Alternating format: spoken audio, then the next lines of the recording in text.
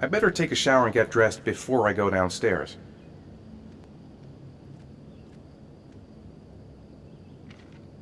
Gone shopping. I'll pick the kids up from school at lunchtime, and then I'll come home to get things ready for Jason's birthday party. Don't work too hard. I love you.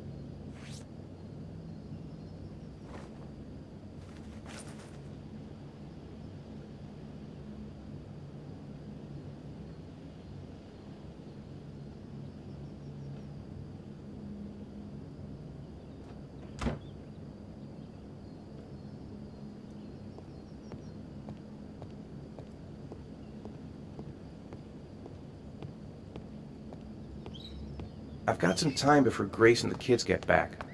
Better get some work done. Nothing like a refreshing shower. I almost feel awake. Nice day outside. Maybe I could squeeze in a little garden time.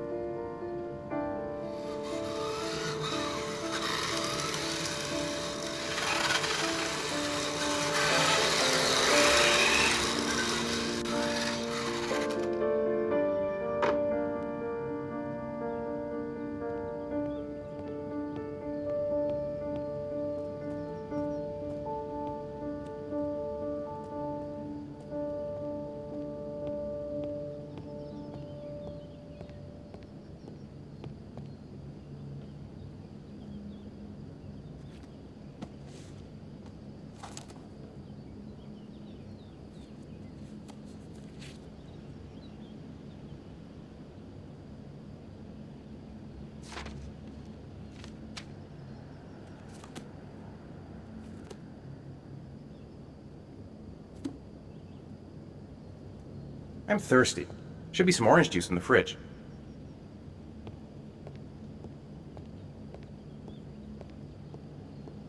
I could go for a cup of coffee.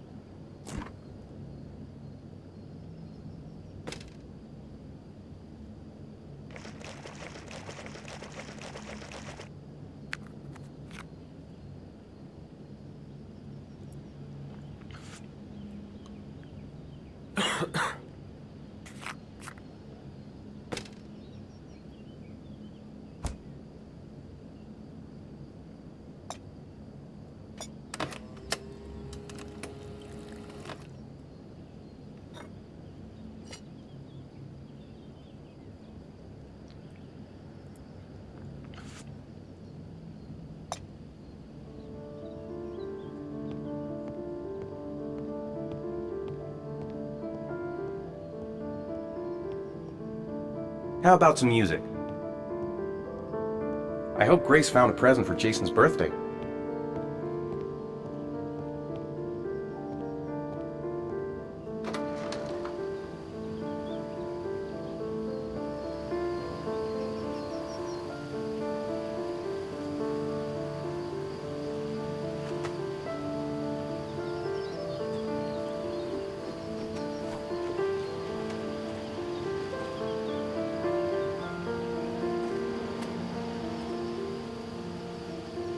Maybe there's something on TV. I could just relax on the couch until Grace and the kids come back. It's almost lunchtime. Grace and the kids will be back any minute.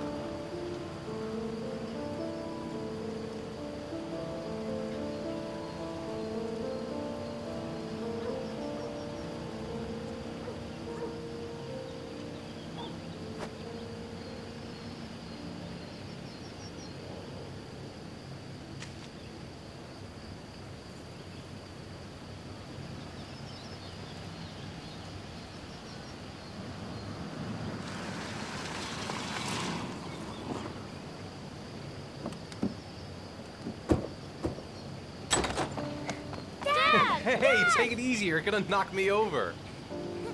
So this is your big day, huh? Am I grown up now? 10 years old, that's not exactly grown up, but you're getting there. Now, can I drive your car?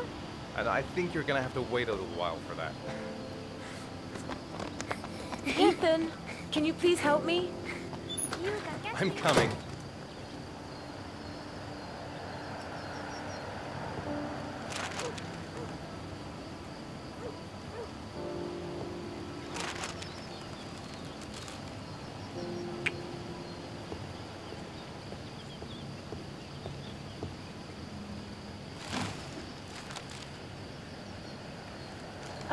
They've been so excited since this morning. I could hardly keep them in line in the supermarket. How's your day been? Managed to get any work done? Not really. I tried, but I didn't really nail it. I hope I get inspired because we're supposed to be presenting the plans to the clients next month. I've got a billion things to do. It'll never be ready before Jason's pals arrive. Can you please help me? There should be plates in the living room cupboard. No problem, leave it to me.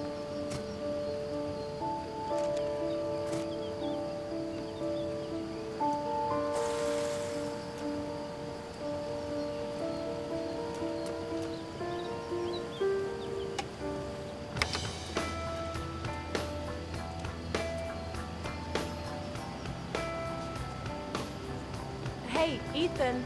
I thought I asked you to take care of the plates. I forgot, they're in the living room cupboard, right? Yeah, they haven't moved since last time I asked.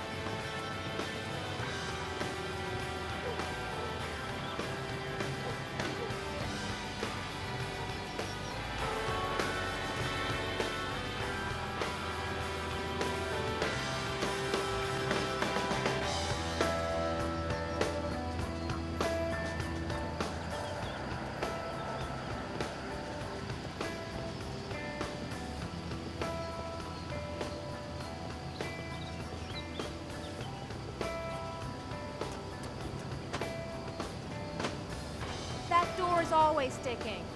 Give it a big tug.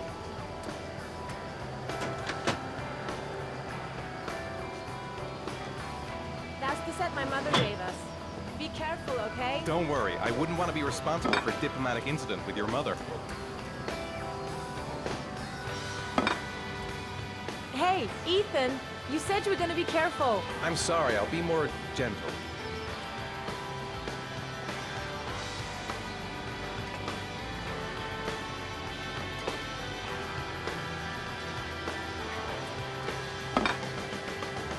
Ethan!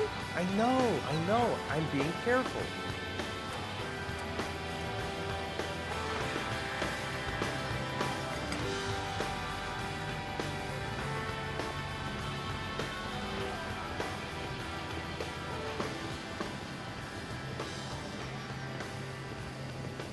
I think I'll go outside and play with the kids. She's more goddamn beautiful with every passing day.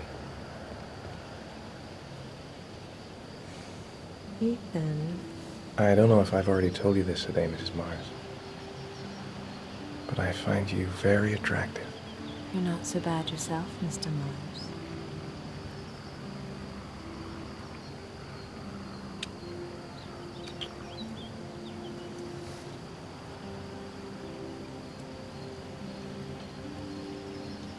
I know what's on your mind, Ethan. But now is not the right time for it. Shame. I've really got to focus on this party. We'll continue this little conversation later. Can I do anything to help? No thanks. I should be able to manage. Did you find the present for Jason? Yeah, I picked it up from the store this morning. Oh, we were lucky. It was the last one in stock. Jason looks happy. Yeah. It's hard to believe he's 10 years old today. It seems like only yesterday he was 30. We're getting old, Ethan.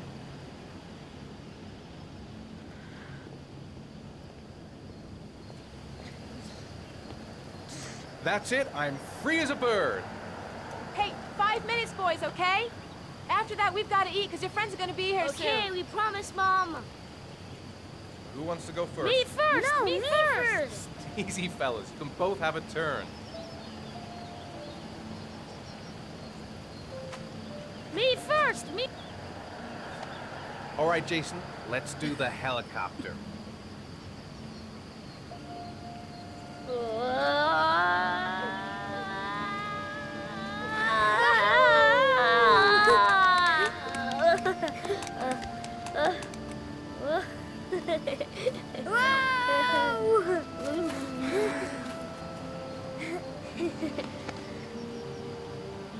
It's my turn now. It's my turn.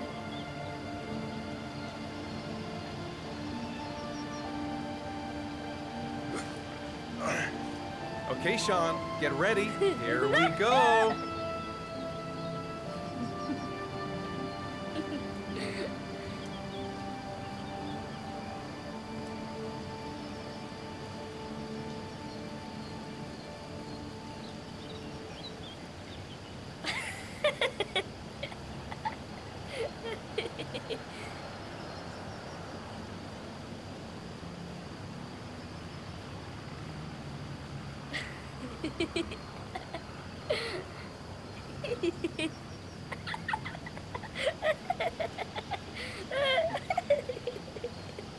Come on, Dad. Show us how strong you are. Big muscles.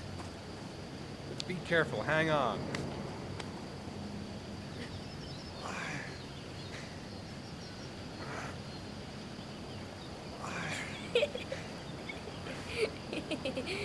Ah.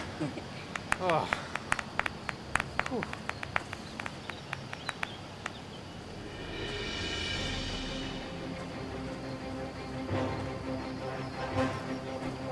This time you're done for.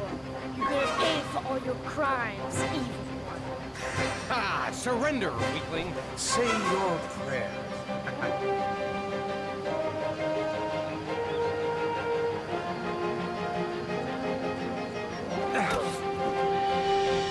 Come on, Jason.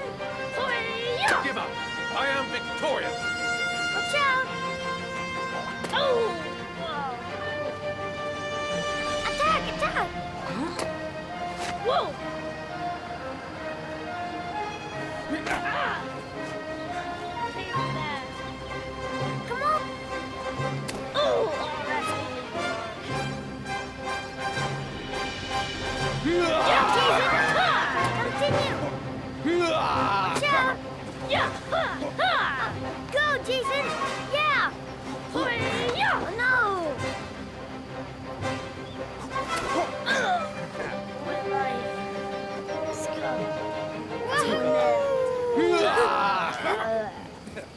ready, kids. You coming in?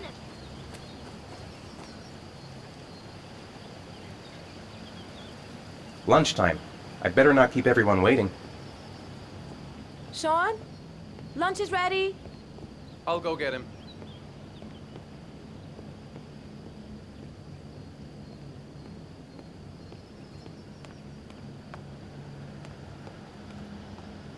Why isn't Sean at the table? He should be around here somewhere.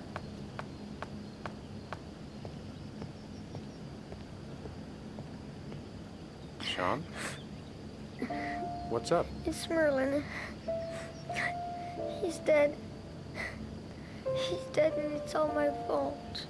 No, it's not, Sean. Of course it's not your fault. I'd give anything if you could come back to life. You know, Sean, there's some things which just have to happen. Even if you don't want them to. It's not fair, Dad. It's not fair. I know. I know.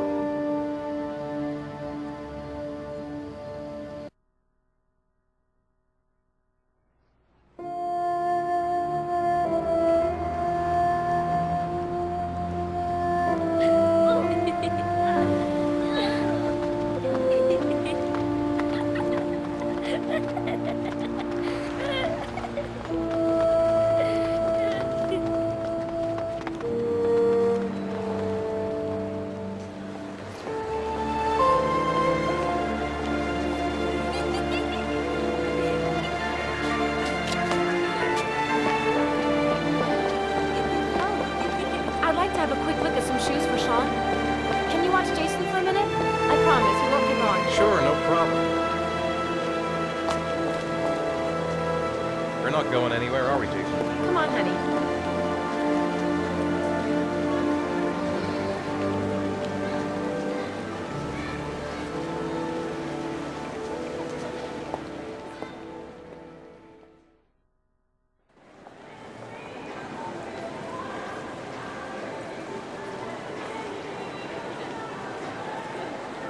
Jason! Jason! Jason! Jason! Jason! Jason! Jason! Jason! Jason! Jason!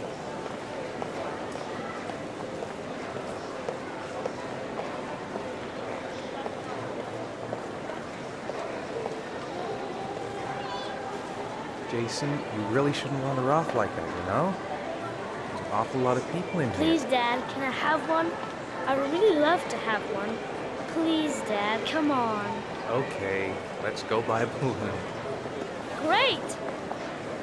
Hey, champ. What's your name? Jason, Which balloon would you like, Jason? the red one. Here you go.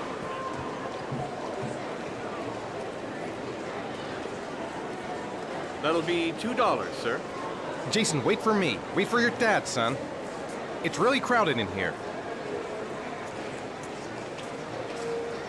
Keep the change.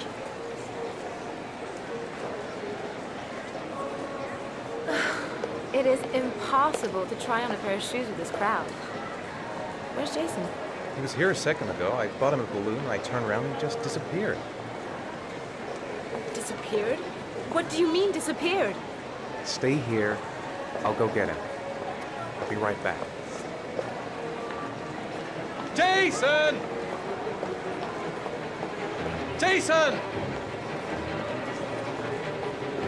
Jason! Jason! Jason! Jason! Jason! Jason!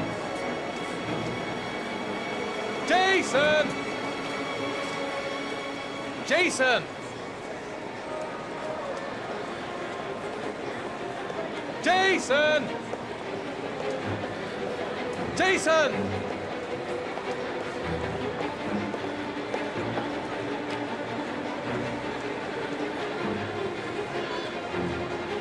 Quick, I need to go downstairs now or I'm gonna lose him in the crowd. Jason! Jason! Jason! Jason! Jason! Hey! Jason! Jason! Watch out! Jason! Jason! Jason! Watch it! Jason! Jason! Jason! Jason! Jason! Jason! Watch it! Jason, God, you really had me scared there.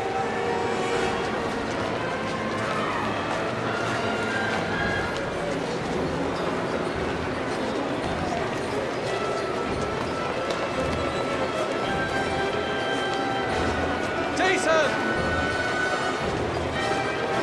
Jason! Jason!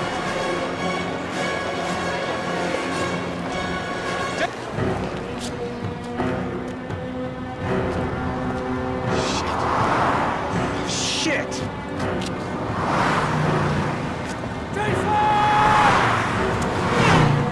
Dad!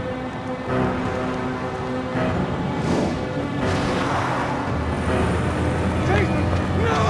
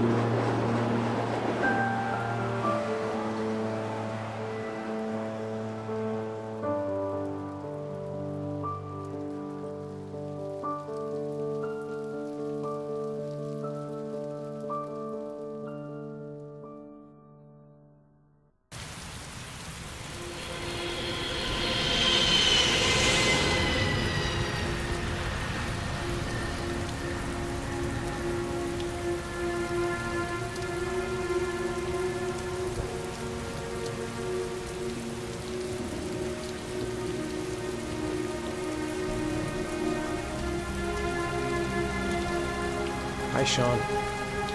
My dad.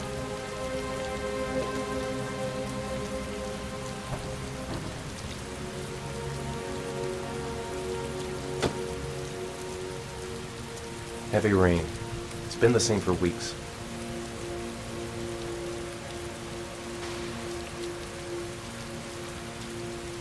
I know he doesn't like being the last one left at school. Sean's waiting for me in the car. I better go back.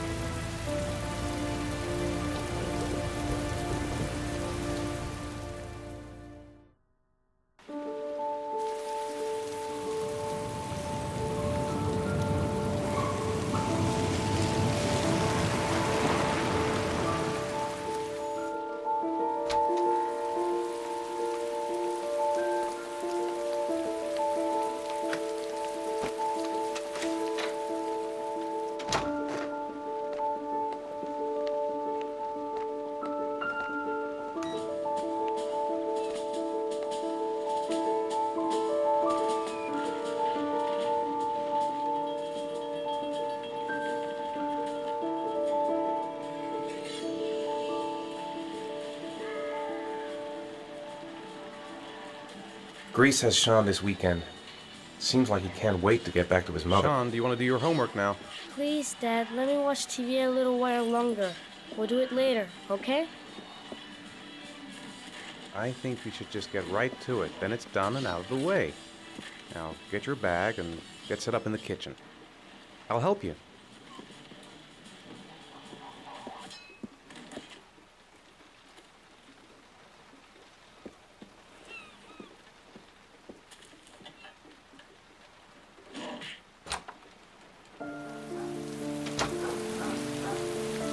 It's raining.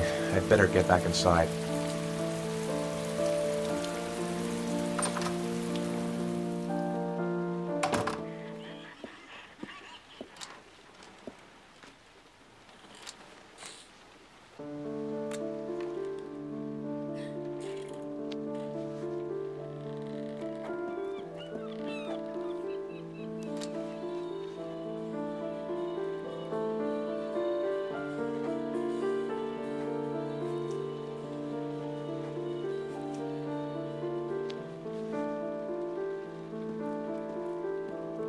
If Sean is hungry, he can find something for himself. Time for a snack. Maybe Sean is hungry.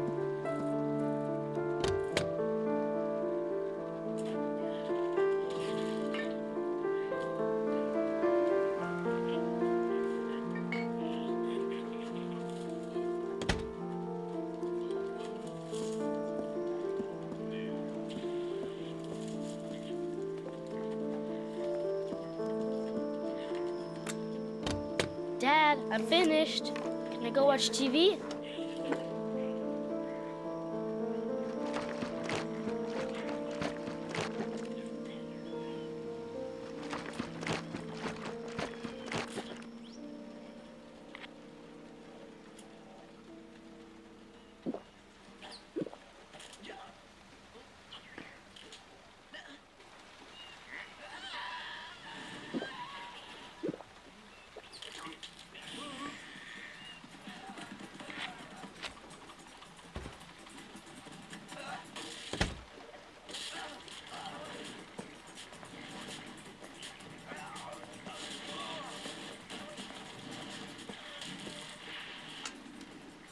Let me have a look. Pretty good. Looks like you're done. Off you go.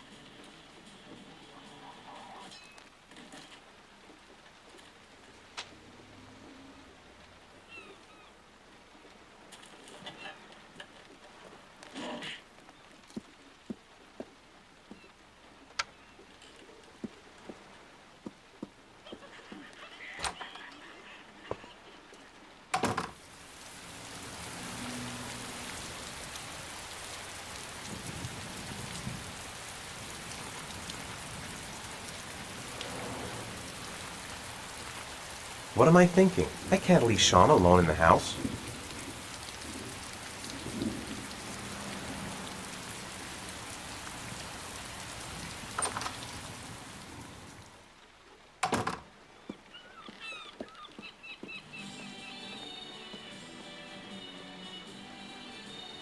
What do you say we play together for a while? I'd rather watch TV. Do you want me to get your dinner? No thanks, I'm not hungry yet. How are things at school? Is your teacher nice?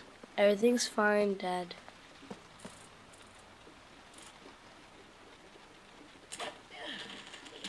So, do you want to talk a little? Talk about what? I don't know, about you, your friends, how things are going. Nothing special. Do you want me to get your dinner? No thanks, I'm not hungry yet.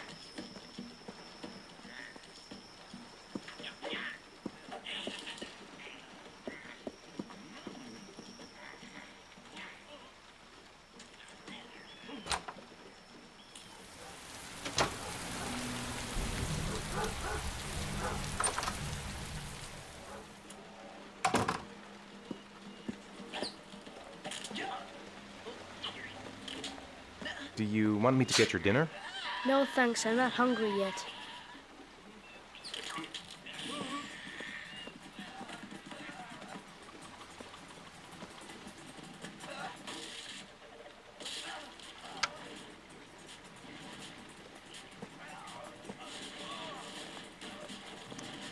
You've got a cold coming on.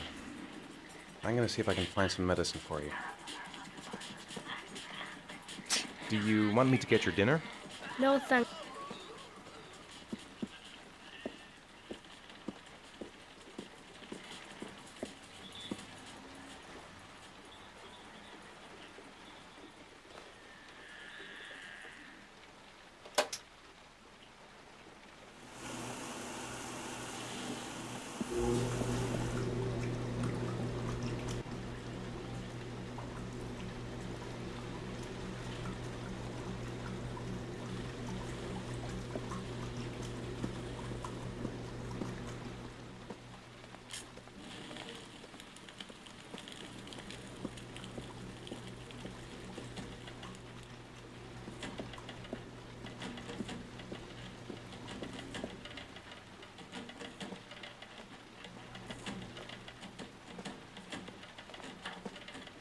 Do you want me to get your dinner? Oh yeah, I'm really hungry. Okay, I'll go see what I can find. I'll call you when it's ready.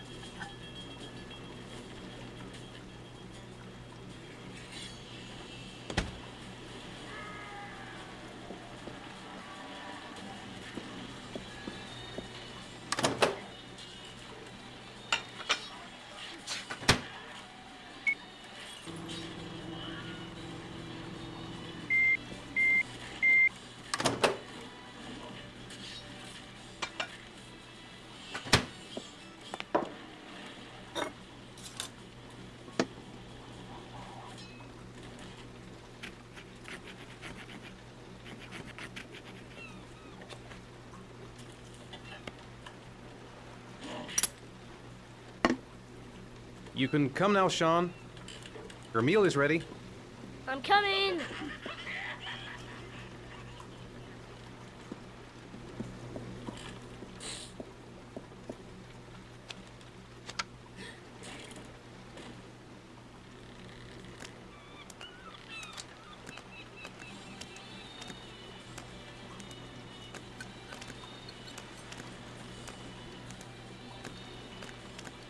Hey, Dad, I didn't know you could juggle.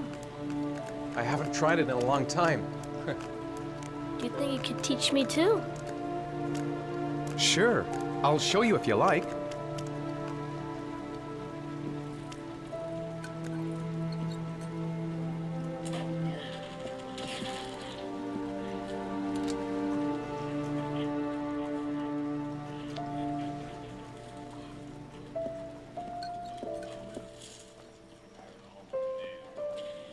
I think there's some medicine in the bathroom cabinet.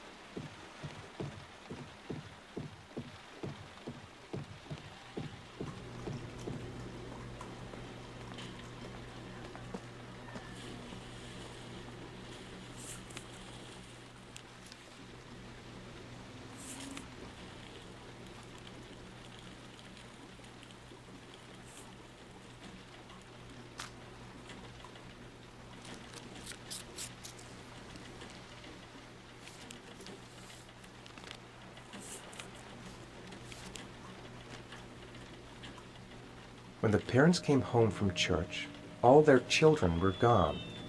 They searched and called for them, they cried and begged, but it was all to no avail. The children have never been seen again.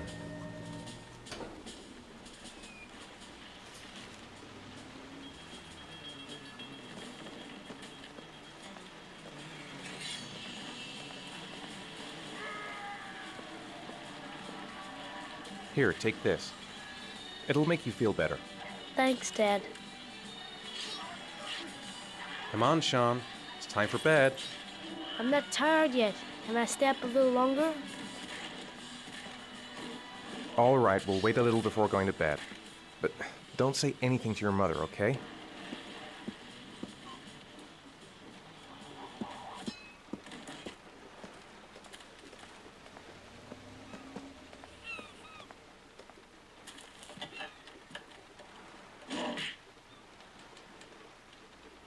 Come on, Sean. It's time for bed. I'm not tired yet. Can I stay up a little longer? Now, that's not very reasonable, is it? You have school tomorrow. You have to get some sleep. All right, I'm going. Are you coming with me? Go brush your teeth and put on your pajamas. I'll come up.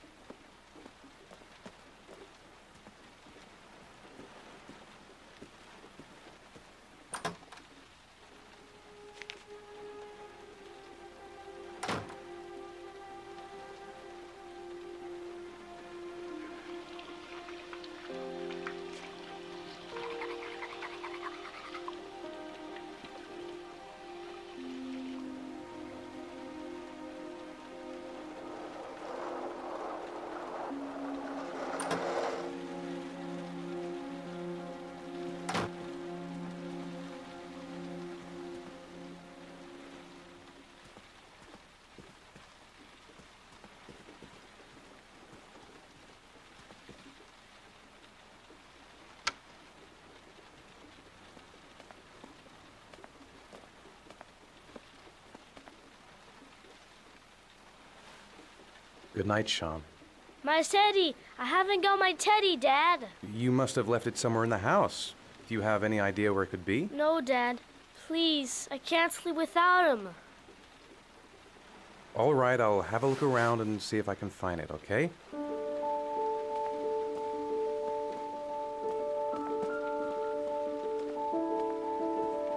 Sean wants his teddy. He must have left it lying around here somewhere.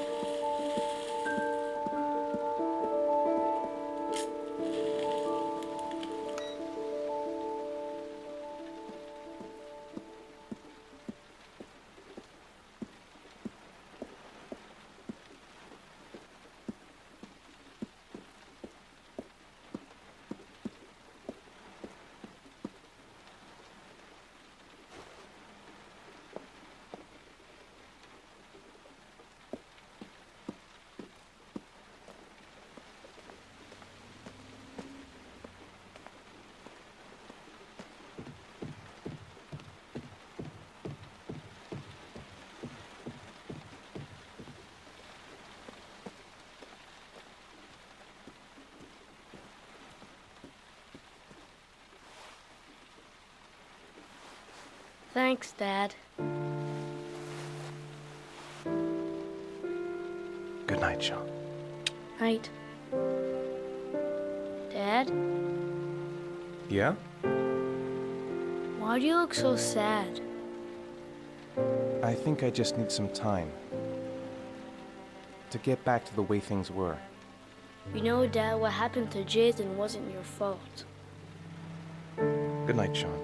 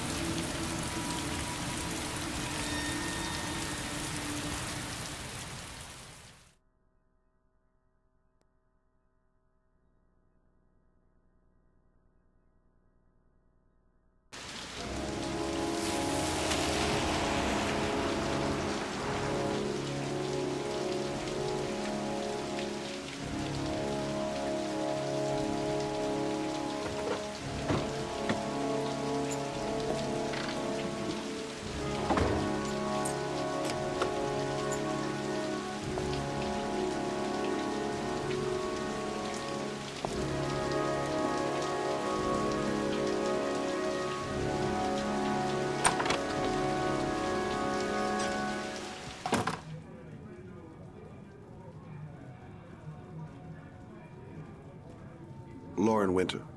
Ring any bells? Nope, can't say it does.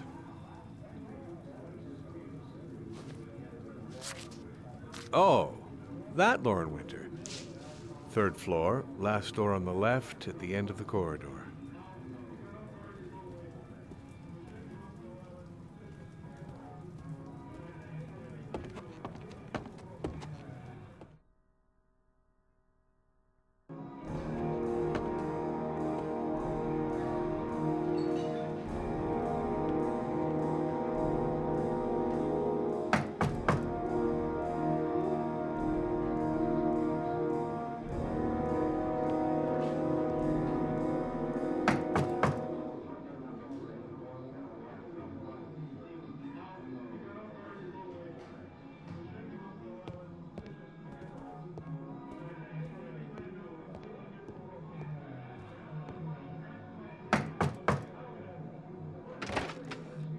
Lauren Winter?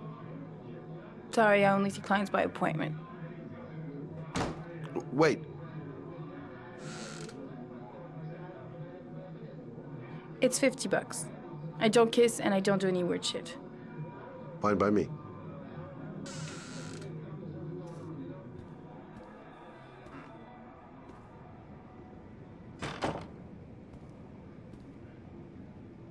Put your money on the table. You got exactly 10 minutes. When the alarm rings, it's over, okay?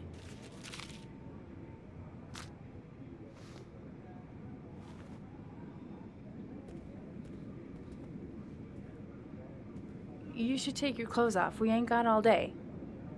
Actually, I'm not a customer. Shit, a cop. I should've known. What do you want, a freebie? Is that it? My name is Scott Shelby. I'm a private detective. The families of the victims of the origami killer asked me to investigate the murders. I came here just to ask you some questions about Johnny. I already told the police all I know and I have nothing to add. Leave me alone.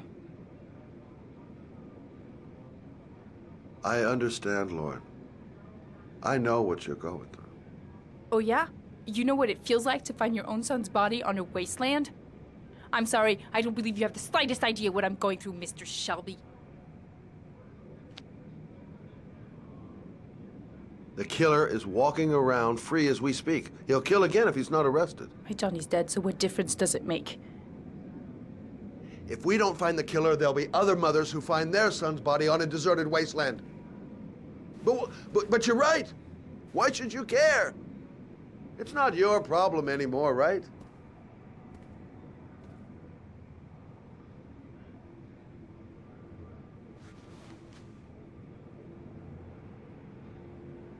What do you want to know?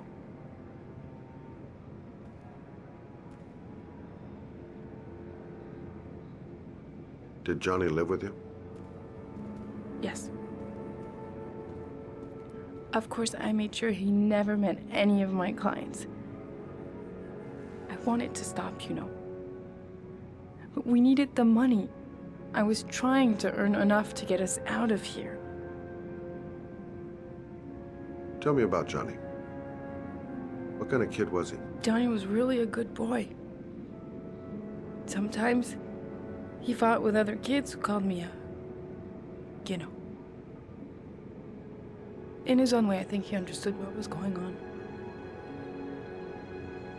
Tell me about Johnny's father. A loser without a job who liked to beat me after a few drinks. He left the day Johnny disappeared. I ain't seen him since. Coward. Good thing he left. Did you suspect anyone after he disappeared? I meet a lot of pretty shady characters in my line of work. Sure, I thought of it at first. But it didn't seem to make any sense. I don't believe any of my clients could have done that to my Johnny and all those other kids.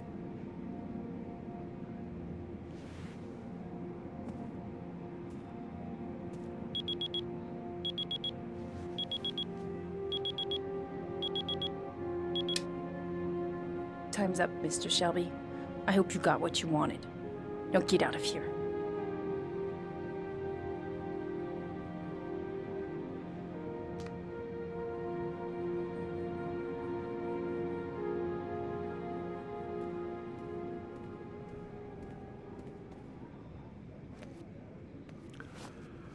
Well, if you remember anything, the smallest detail, give me a call.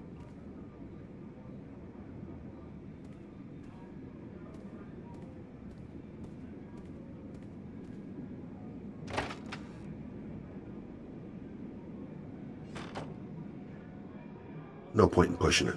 She's not going to tell me anymore. I didn't learn squat. Well, it's worth a try.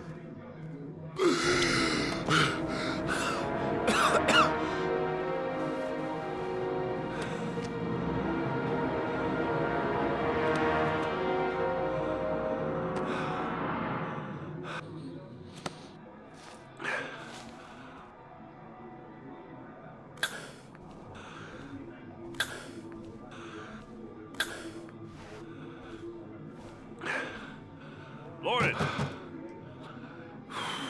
Lauren, open up, baby. It's me. Troy, what are you doing here? I already told you I don't want to see you anymore. Sorry, Dal, but I really wanted to see ya.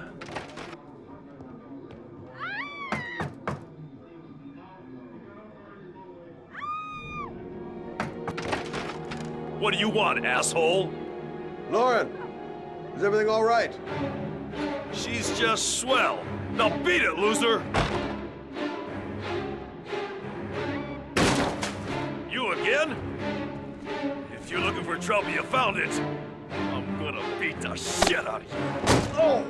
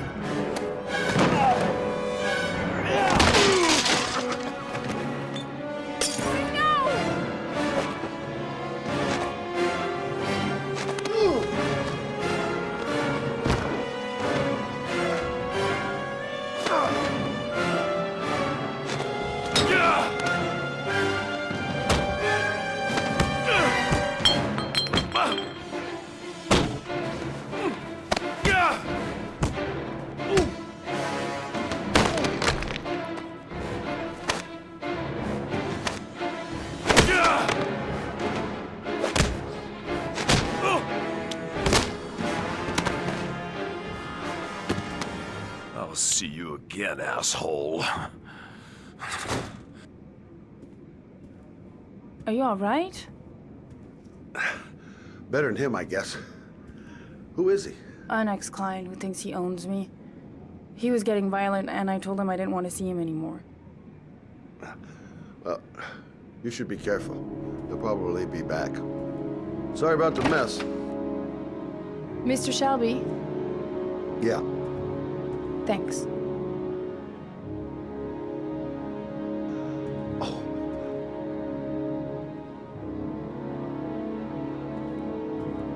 Oh, God. Oh.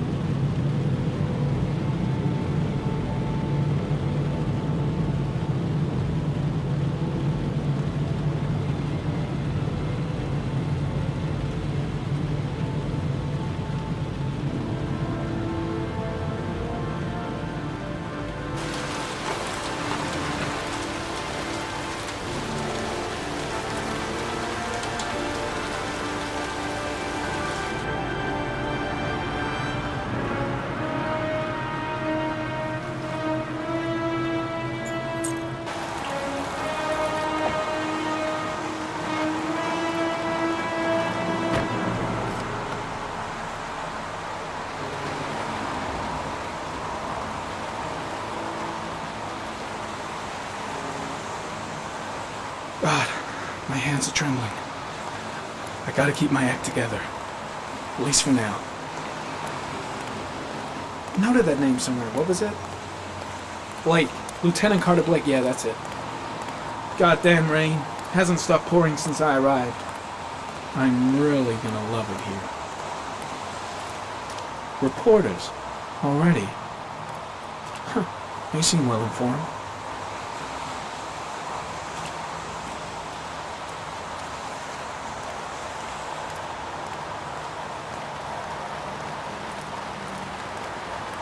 The zone is sectioned off, sir. Please step back. Agent Norman Jaden, FBI. You got a badge or something, Mr. Jaden? Yeah. Yeah, of course.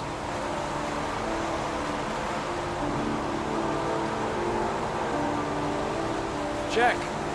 You can pass.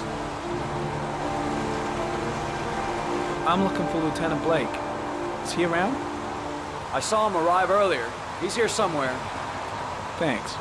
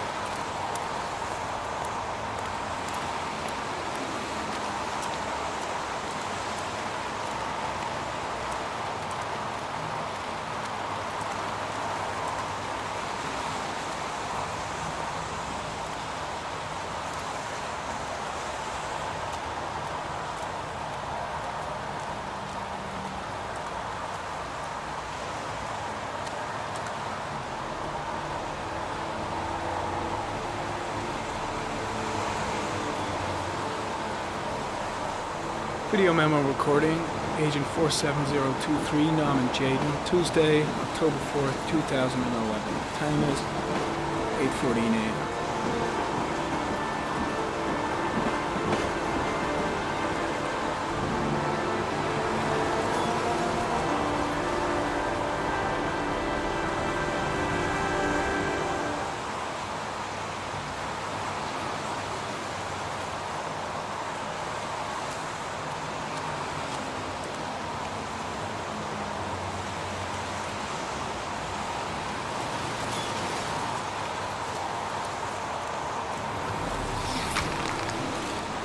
I'm looking for Lieutenant Carter Blake.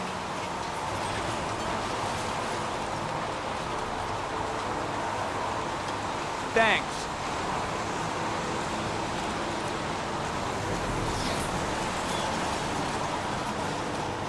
I'm looking for Lieutenant Carter Blake.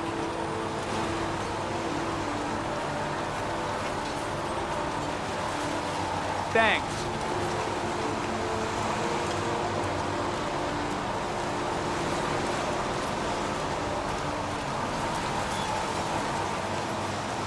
Lieutenant Blake? I'm Agent Norman Jaden from the FBI. I went by your office this morning. They told me you'd be here. Now, if you're looking for rain, dead bodies, and highways, you come to the right place. Mike, will you tell that asshole with the bulldozer to stop for 5 minutes? I can't hear myself think here. Right away, Lieutenant. Well, are you coming, Jaden? So, what happened? Some guy taking his dog for a piss found a body about 6 o'clock this morning. We don't know much more right now. Based on what we've seen, looks like the work of the origami killer. Has the body been identified? No, not yet. We should know more later today. Has the time of death been established? Based on the rigor mortis, must be less than 6 hours ago. We should know more once the coroner has had a look. Any news on the coroner? He's on his way, Lieutenant. We've been waiting for an hour, for fuck's sake. Do we know the cause of death? There are no marks on the body. Chances are he was drowned, like the others. There are a lot of people on the crime scene. Aren't you afraid your men might destroy some clues? You don't find proof sitting behind a desk. We're not in the habit of trampling things into the ground, even if we're not in the FBI. No, of course not. That's not what I meant. Tony, I don't want to see a single shit-stirring journalist within a mile of here. You got it? Yes, Lieutenant. Do you have any leads? My men are going over the scene with a fine-tooth comb. If the killer left anything behind, we'll find it. Listen, I'm a little busy here. Why don't we discuss all this a little later, back at the office? Oh, no problem. I understand. Do you mind if I have a look around? Be my guest. Hey, Jaden, you come and see me if you find anything, okay? We're on the same team now.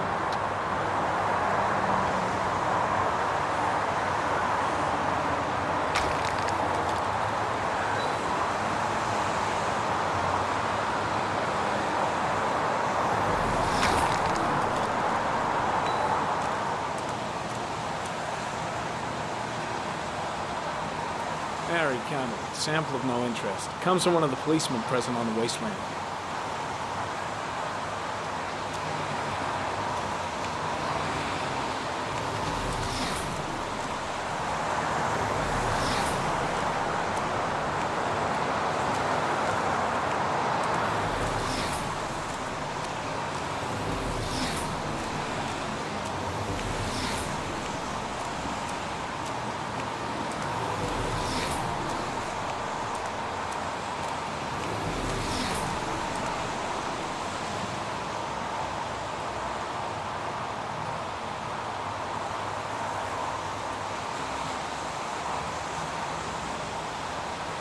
Unrelated to the investigation.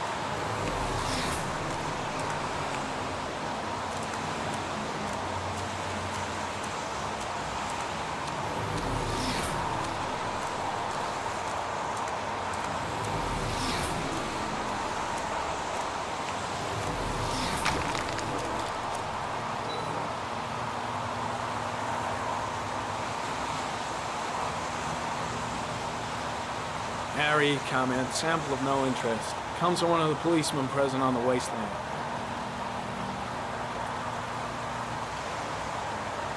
Strange character, that Blake. Didn't seem too pleased to see me. The body is still here.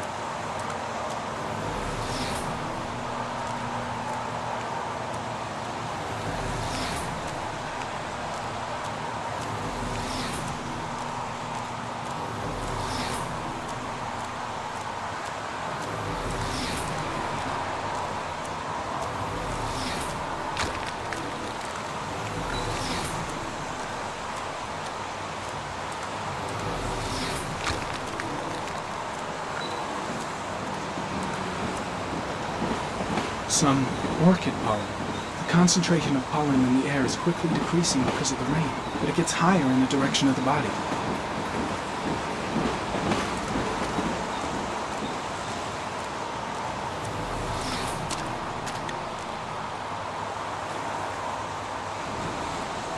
Harry, comment. The victim is lying on his back. No visible signs of violence.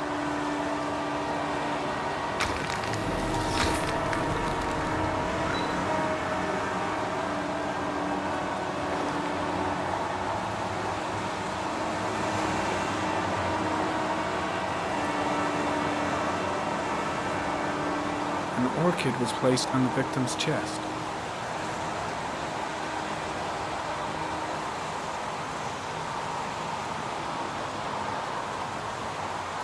A small origami figure in the right hand. Fingers were probably closed after the time of death. The victim is Jeremy Bowles, declared missing 5 days ago. See reference file.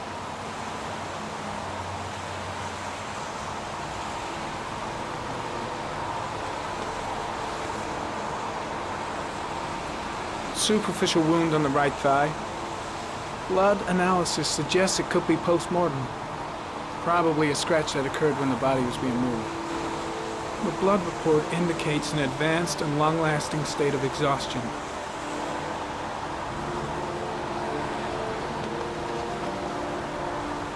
His face is covered with mud, like the other victims.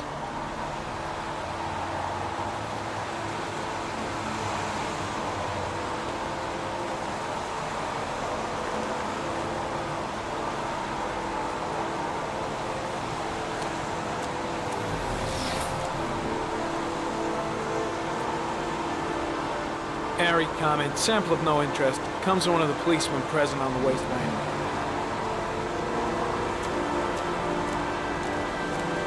Impressive. Seems the only traces the killer left are those he intended to leave. He knew exactly what he was doing. Right down to the tiniest detail. I'm heading back to the office. You staying? No, I've seen enough. I'm leaving too.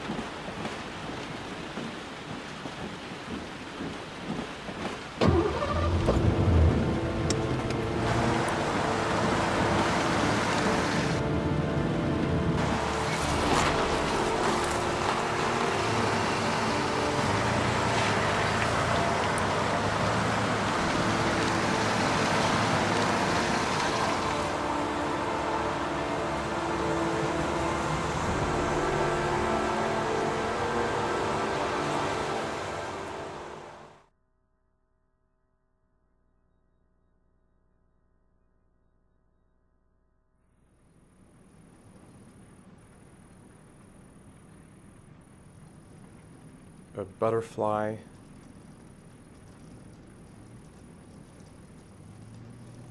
A wolf's head.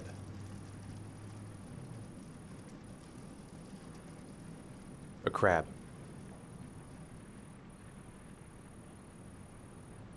Death. Death.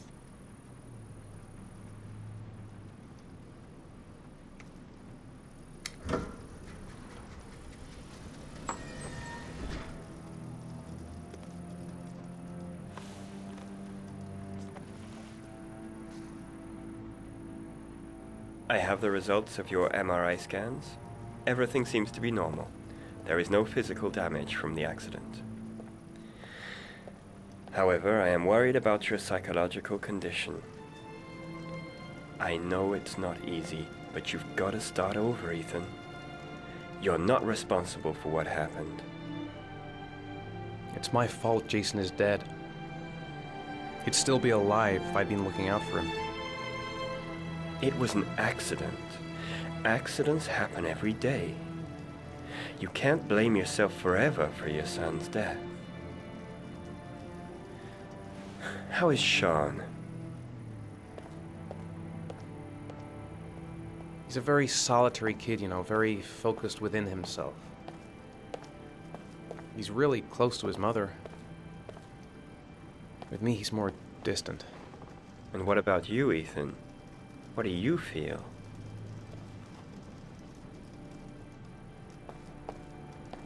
I no longer want to live. I have no reason to continue. Not even for your son, Sean. I couldn't save Jason. Sean doesn't need a father like me. Is there something else you wanted to tell me, Ethan?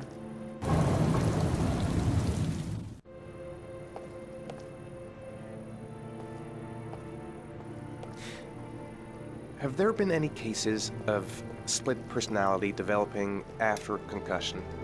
Like people doing things but having no memory of what they've done? Like somebody else had been doing them? We know that in certain cases, a violent shock to the brain can cause serious psychological disturbances, like schizophrenia, for example. That's the end of this session. We'll continue this conversation next week. You were lucky, Ethan. It's very rare to survive such a traumatic accident. I don't exactly feel lucky, Doctor.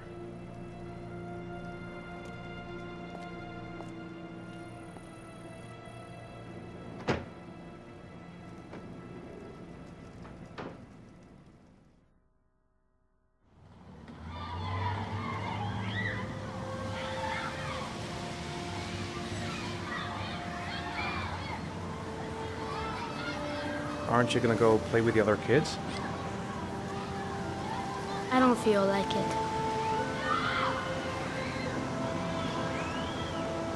Is something the matter, Sean? No, I'm all right.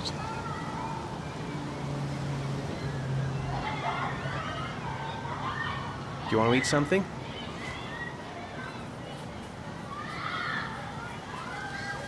How did things go at school today? The teacher yelled at me for being late again. She's gonna send me home the next time it happens. I'm sorry about that, Sean. Next time, we'll really pull it together, okay?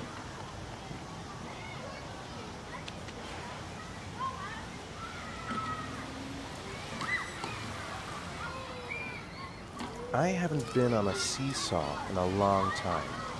What do you think? Yeah!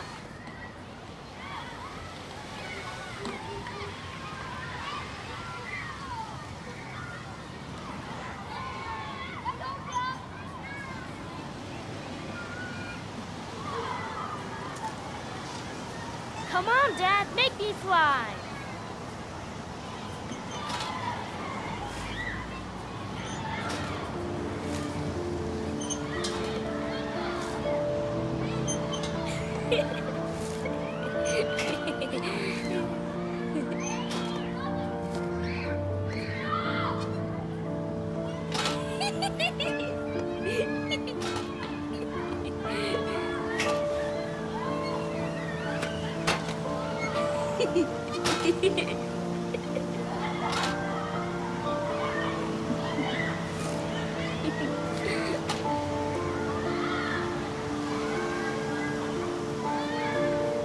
He seems to be having fun.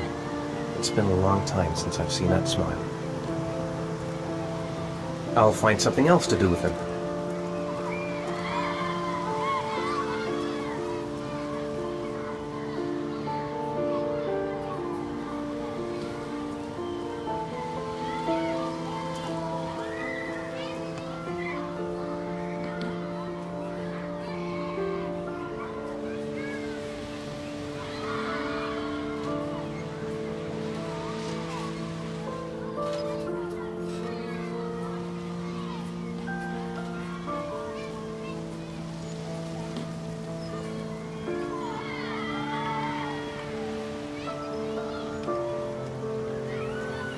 What about that merry-go-round? I bet I can push you so fast you won't be able to stay on it. Great!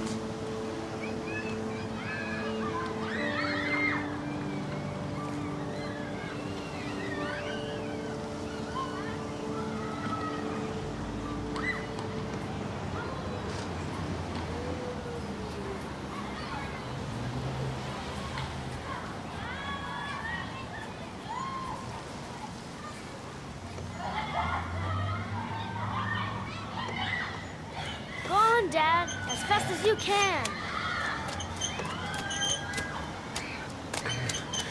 Faster!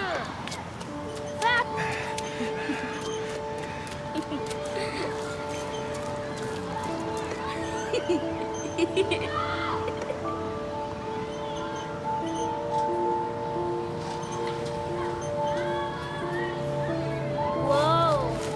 I think my head is spinning. Good training for astronauts, though.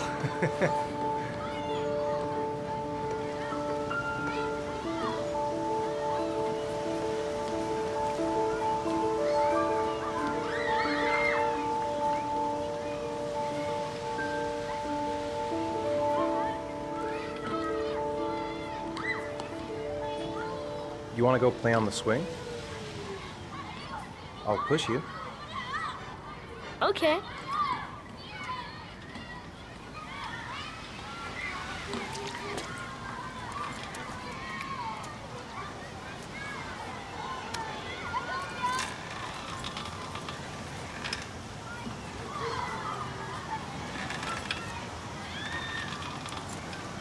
Come on, Dad! Higher!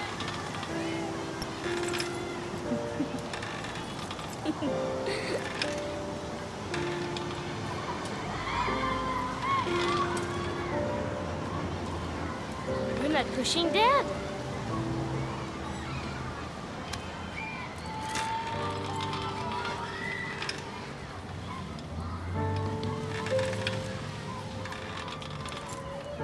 Come on, Dad!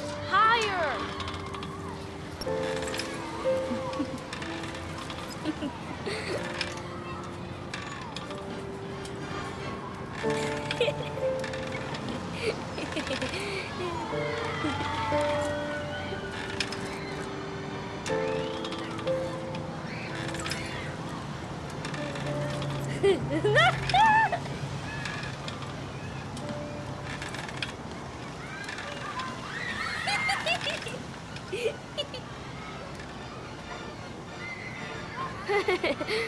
That was cool.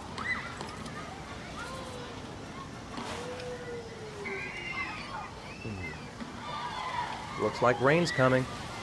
I think you better go. Okay.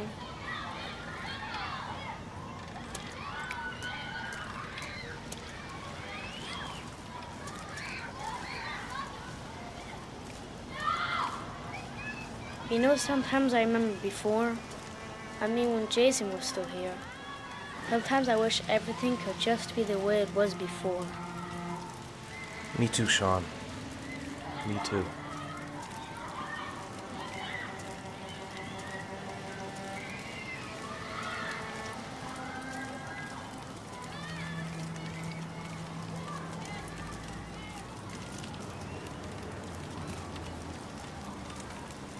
Hey, Dad, can I have a ride on the carousel? Can I? Sure. Go pick a horse and get on. I'll get a ticket.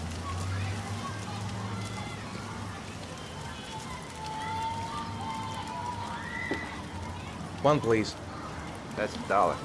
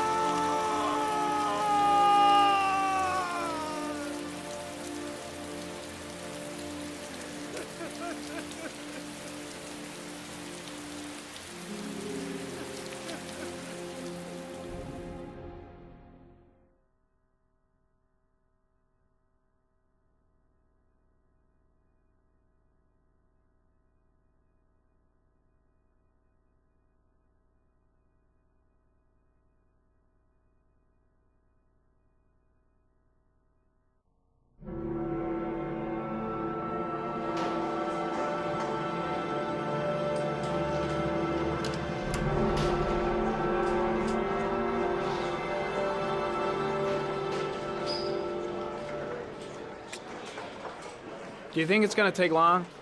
No, he should be finished soon.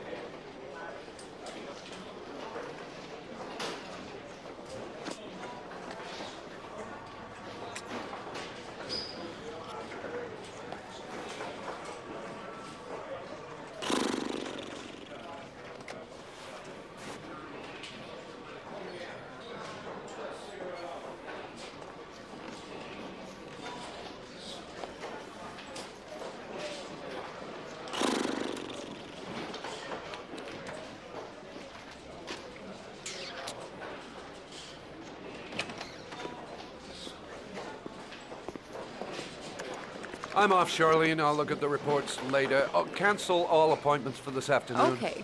Oh, Captain. Agent Norman Jaden from the FBI is here. Jaden, of course. We've been expecting you. I'm in a bit of a hurry. Do you mind tagging along? We can talk as we walk. Yeah, of course. I wanted to introduce myself before getting started, but perhaps there's a better time. No, it's fine. I just have to get to the press conference. We have them every day now. Believe me, it's not always easy finding something to tell them. Fortunately, today we have some news. Have you met Lieutenant Blake yet? Yeah, we met this morning. Hey! Have you met Lieutenant Blake yet? Yeah, we met this morning. He has his own methods, but he's a good cop. I'm sure you'll get on well together. Do you know how to tie a knot in a necktie? I guess. To be frank with you, I could have done without the FBI on this one, but the press are all over us. This origami killer case crept up on us, and it's fast becoming a national concern. There are hundreds of killers in this country, but what do you know? This guy is exotic. He leaves flowers and origami figures. Work that one out. Then the press get onto it, and we suddenly become the center of the universe. I'm here to arrest a serial killer. With all due respect, sir, the rest of it, it's none of my business. No, of course not. All I'm asking is that you make progress, and fast. The press want a perpetrator, and we're gonna have to serve him up on a silver platter. Not bad. Oh, go see Charlene. She'll show you to your office. Check in on the press conference if you're interested.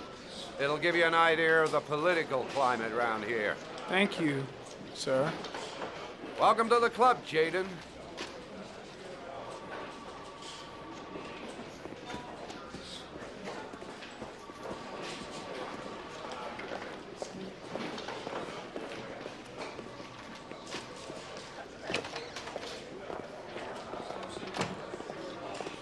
I should get Perry's assistant to show me my office. I can't wait to get to work.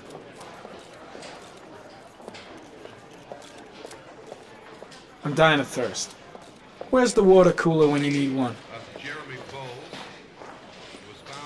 I saw Blake when I arrived. Maybe I should go talk to him. Strange character, Captain Perry. Seems to be more interested in meeting the press than investigating the crime.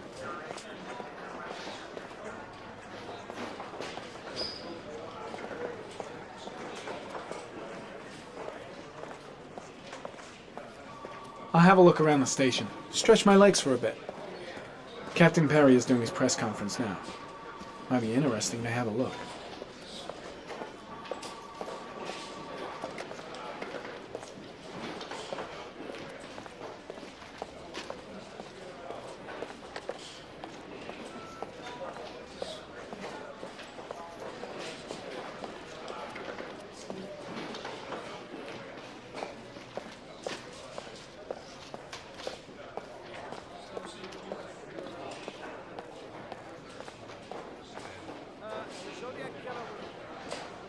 Perhaps the origami killer will never be found either. I don't think there's much chance of that. For the moment, the killer may think he's invulnerable, but in the end he'll make a mistake.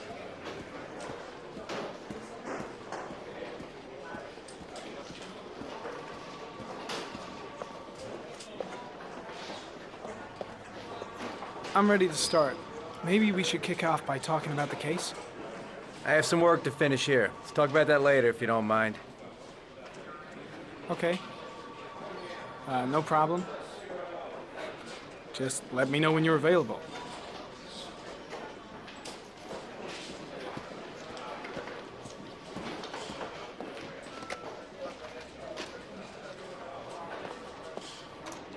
Nice watch.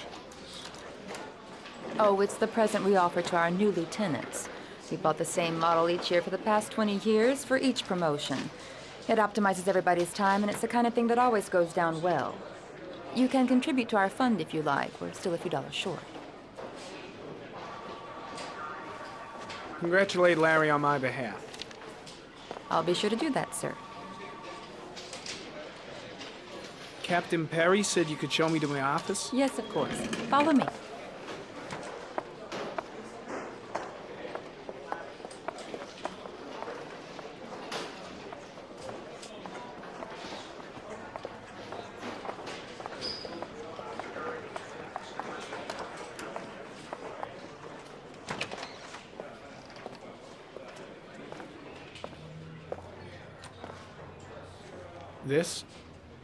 This is my office?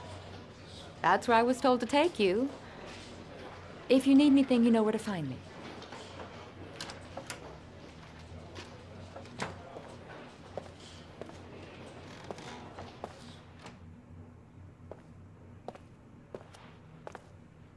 Okay, time to work.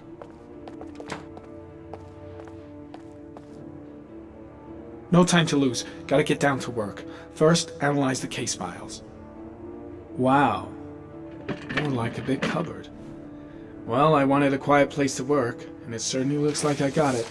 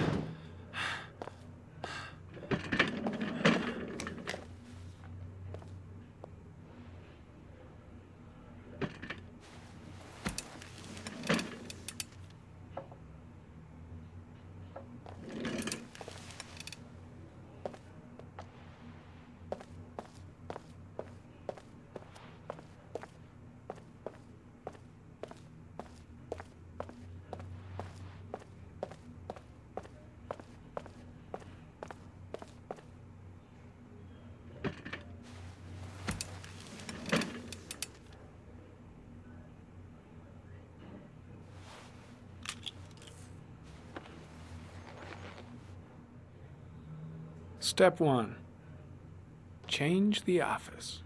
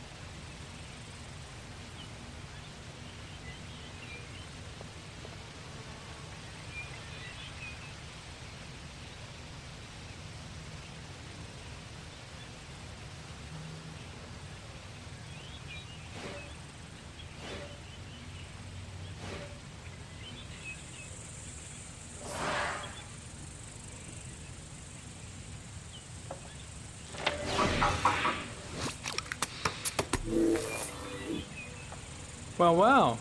Looks like there's something new.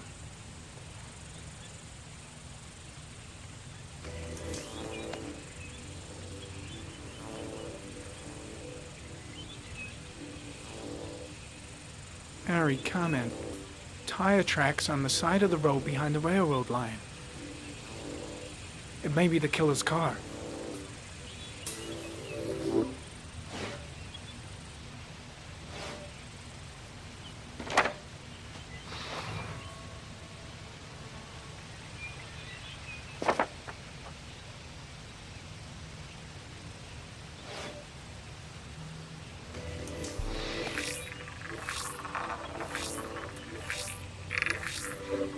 The killer's car is probably a Chevrolet Malibu 83.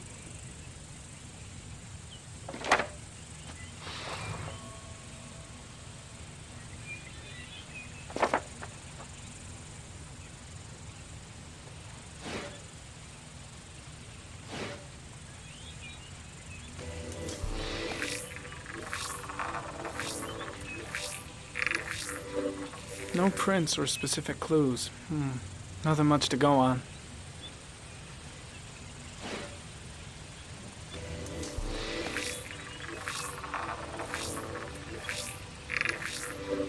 A common species. That doesn't help much.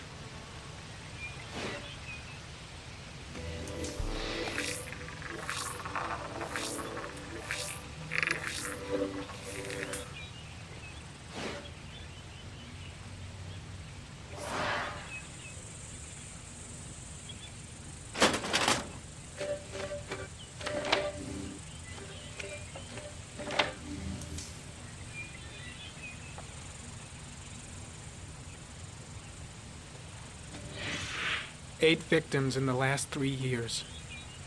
All boys, aged between 9 and 13. No signs of violence. The victims disappear from public places in broad daylight. No one notices anything. Bodies are found 3 to 5 days later, drowned in rainwater.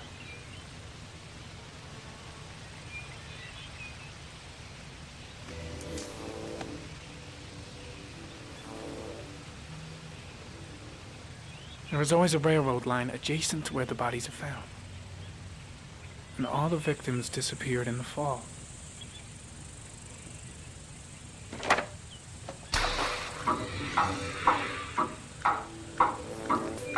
The killer has a large comfort zone. He gained confidence rapidly and moved away from his base. This won't make the geoprofiling any easier.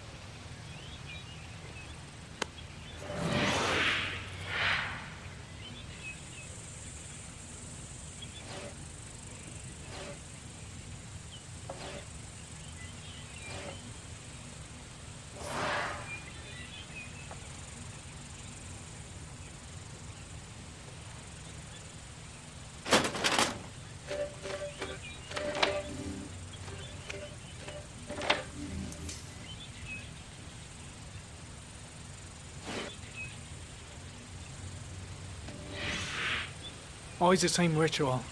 An origami in the hand, an orchid on the chest.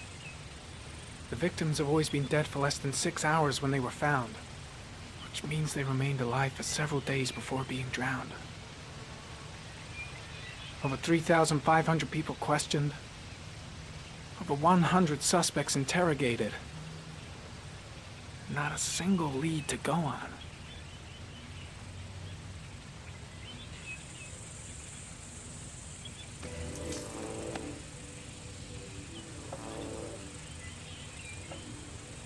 The killer is white, age between 30 and 45. He is intelligent, calm, and determined.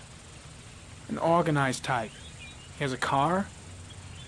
He's probably employed, but his work allows him free time.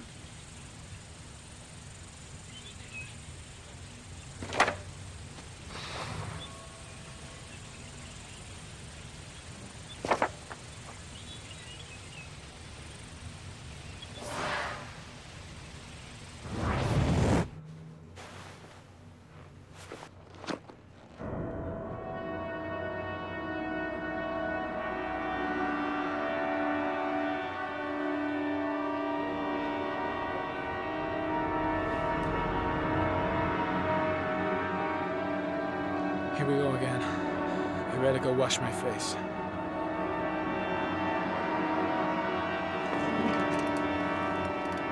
I need to take some. I'm gonna faint if I resist. It's all right. I know I can make it. I know I can make it.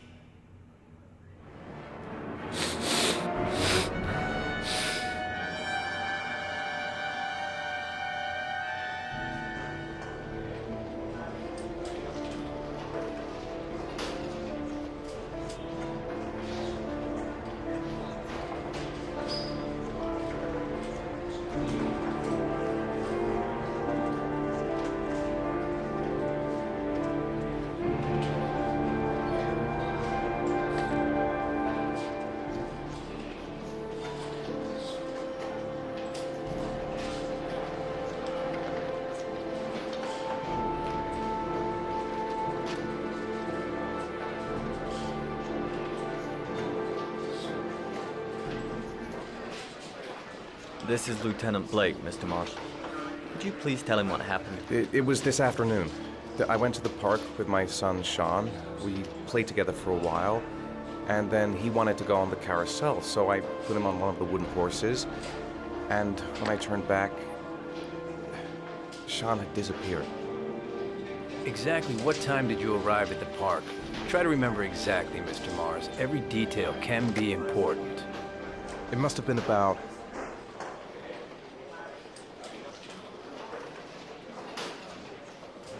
5:30, I think. I'm not really sure. What was your son wearing when he disappeared? He was wearing a coat.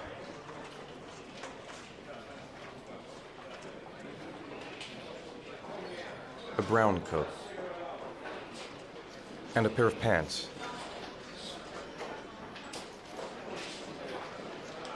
Black pants. How could Sean have disappeared without you even noticing?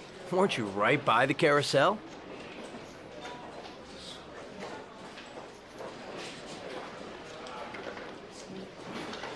I went for a short walk around the park, just for a few minutes.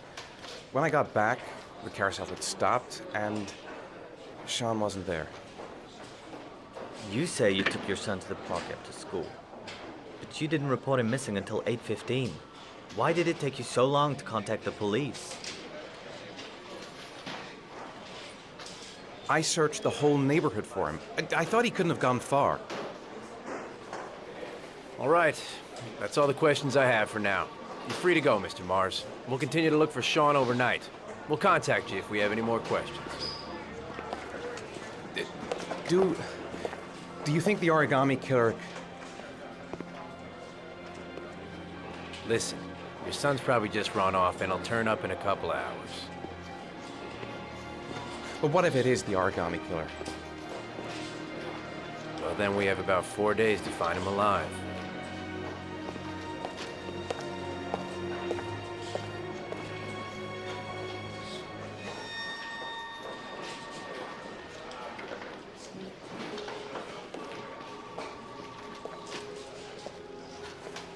Did they find something?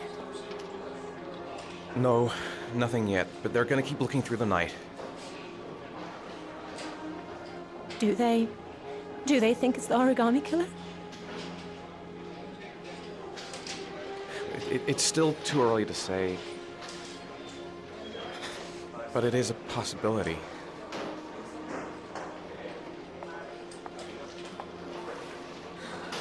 What happened, Ethan? How could you lose Sean like that? You should never have taken your eyes off him. I mean, for God's sake, how hard is it to keep your eye on a child in the park? Why did you leave him, Ethan? Why? Wasn't it enough losing Jason? I'm sorry. It's not what I meant to say.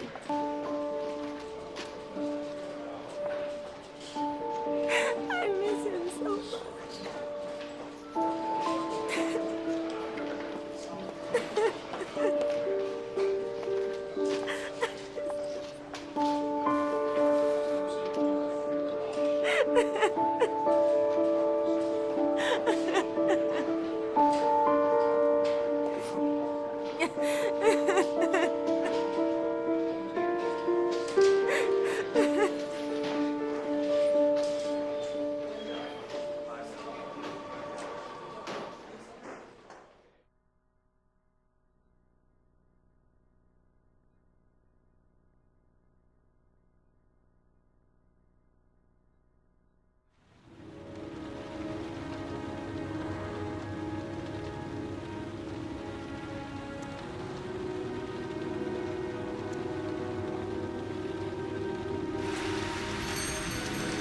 Good evening.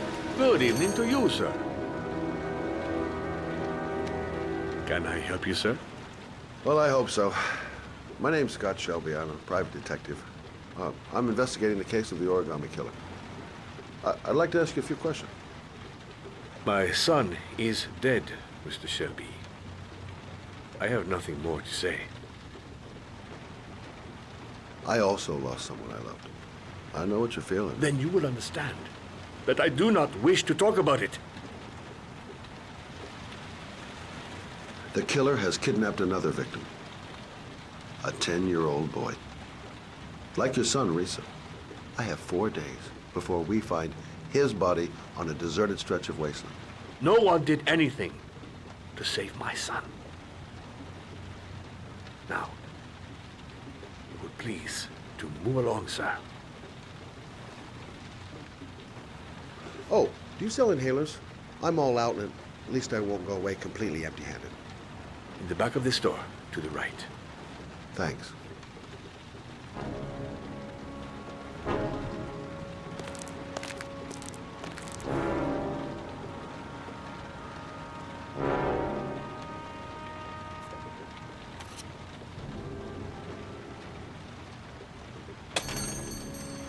Good evening, sir. Are you looking for something in particular? Give me what you got in the register. Don't fucking try anything. Open the register, you dumb fuck. Put the money on the counter. Shit, are you deaf or what? Are you gonna open that fucking register or not? No, sir. You do not have the right to steal that money from me. I have worked very hard to earn it. You cannot have it. What did you say? You're out of your fucking mind, man. You don't get it, do you? I'm gonna put a fucking bullet right between your eyes if you don't do what I say now.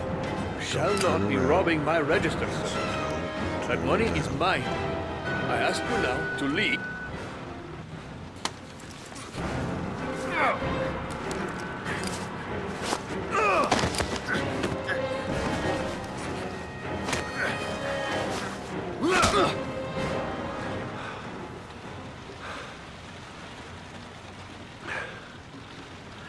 Thousand thank you, sir. I don't know what would have happened if you had not been here. Well, at least I didn't come by for nothing. Have a nice day. When my boy, Reza, disappeared, I received a letter with a locker ticket inside. Inside the locker, I found this box. I do not understand what it means, but I think it must be a sort of message from the man who took my son from me. Can I?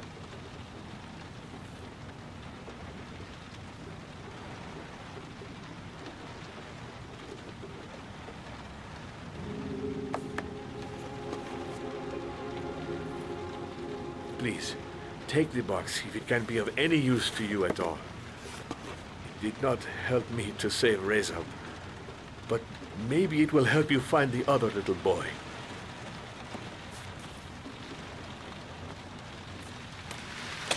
Mr. Shelby, I was beginning to think that there was no good to be found in this place. I can see now that I was wrong.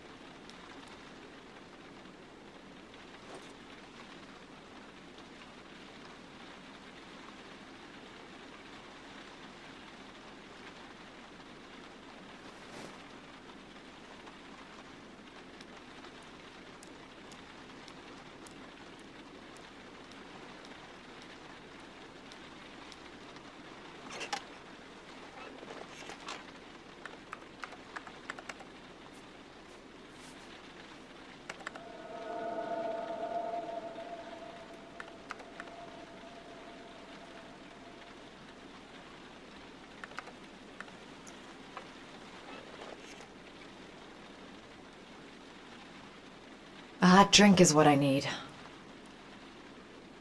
I shouldn't take those damn pills again. Maybe I'll go to bed and give the sleep thing one more shot.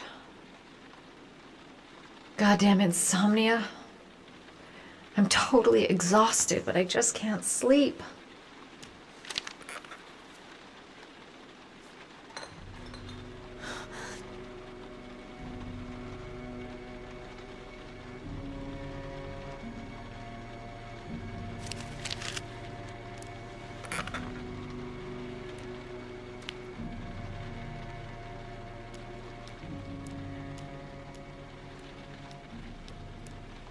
I swear I heard something.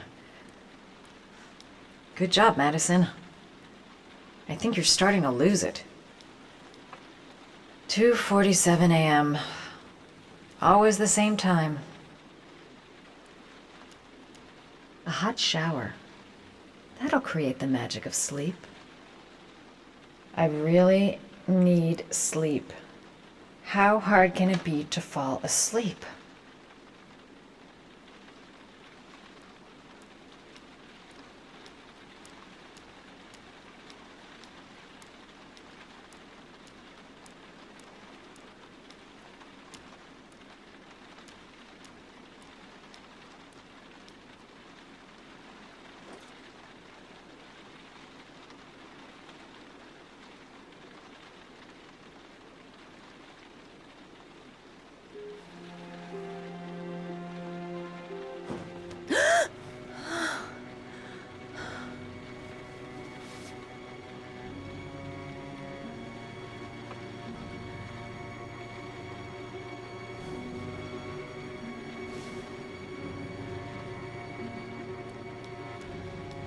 I swear that shadow just moved. It's freaking me out. Girl, get a grip. The door's locked tight, and you're home alone.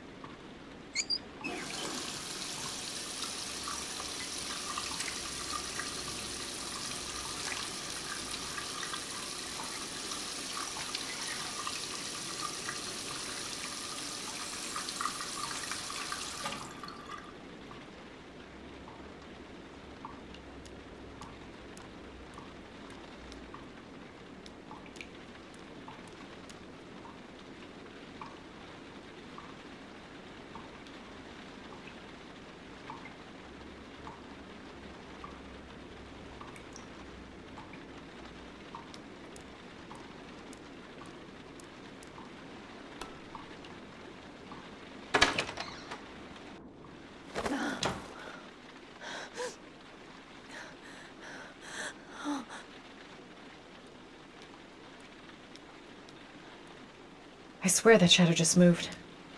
It's freaking me out. Girl, get a grip. The door's locked tight, and you're home alone.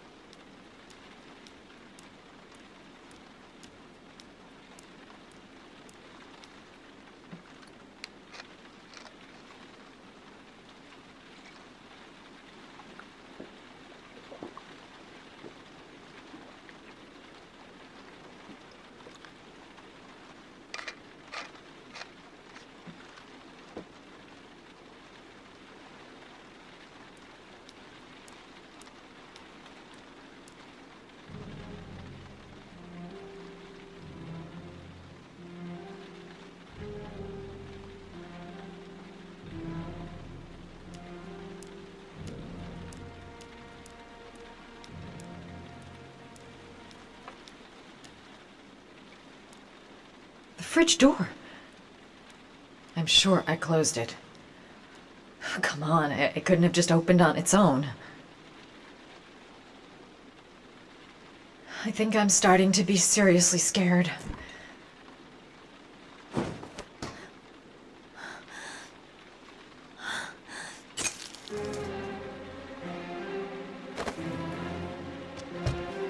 There's someone here.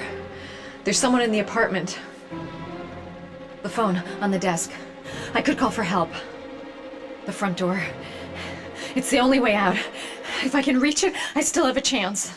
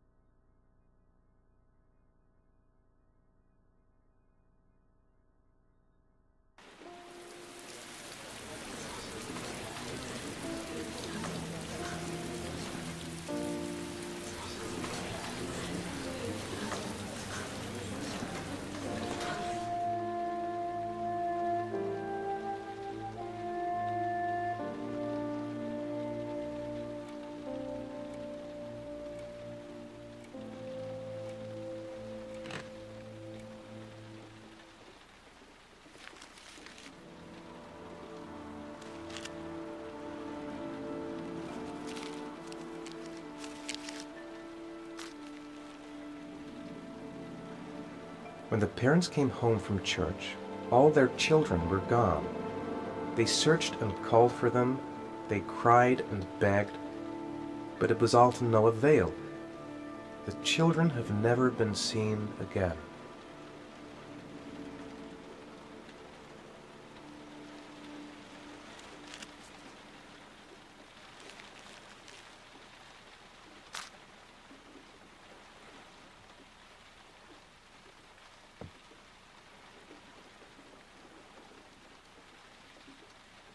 The origami figure in my hand after my blackout.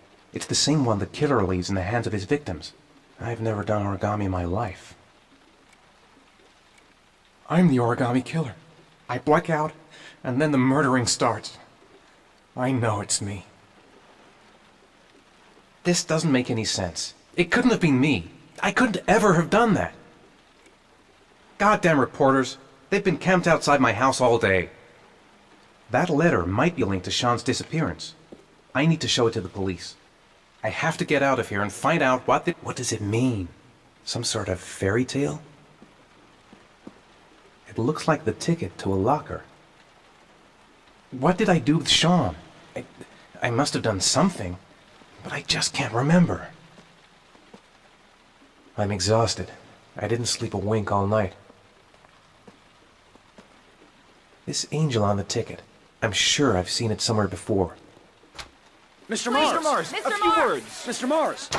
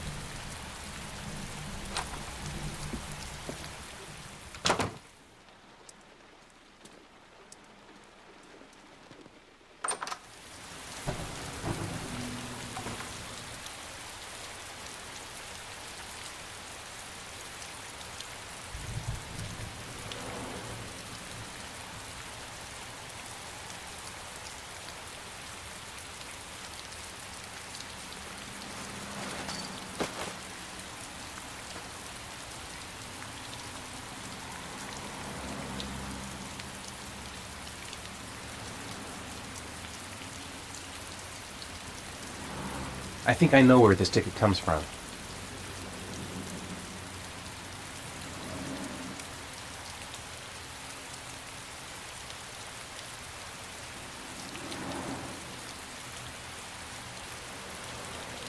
I'd give anything to know where Sean is now.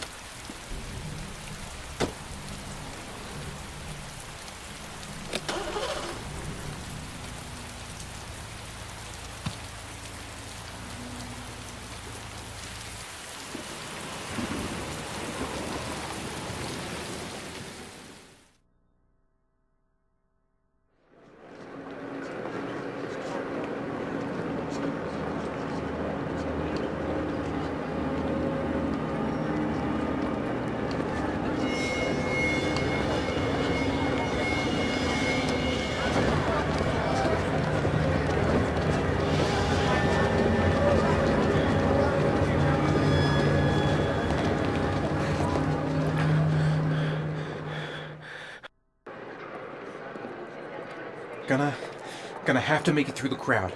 I'm just not gonna make it. I'm tightening up. I can't go on. The luggage lockers. Maybe I could come back later, when there's less of a crowd. No time to waste. I need to find out what's in the... I can't make it. Too many people. Too many people.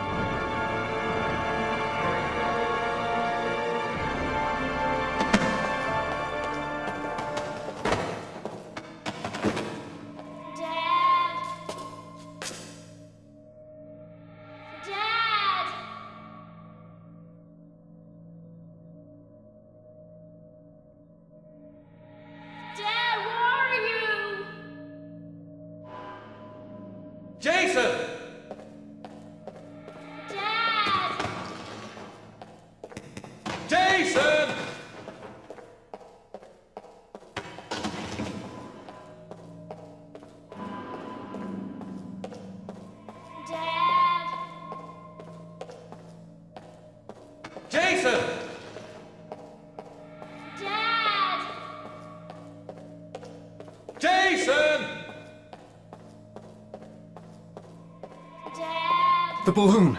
Gotta get the balloon! Jason! Jason! Jason, Dad's here, son! The balloon! Gotta get the balloon! Jason!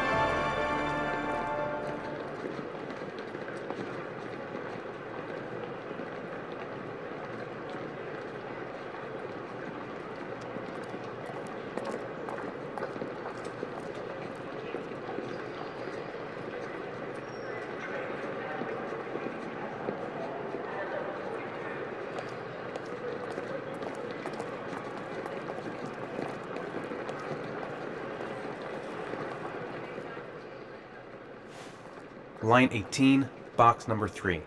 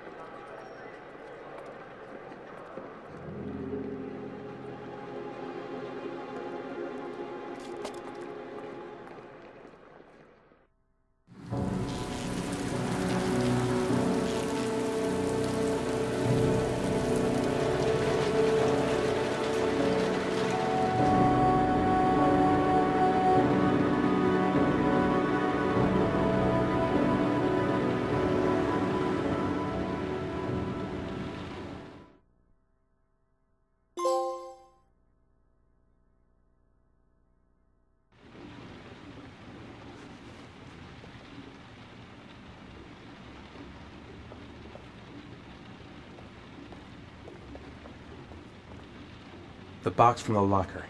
What am I gonna find inside? A shoebox. What's the connection with Sean's disappearance? Gotta open it and find out what's inside. Am I the one who put this box in the locker? I don't remember.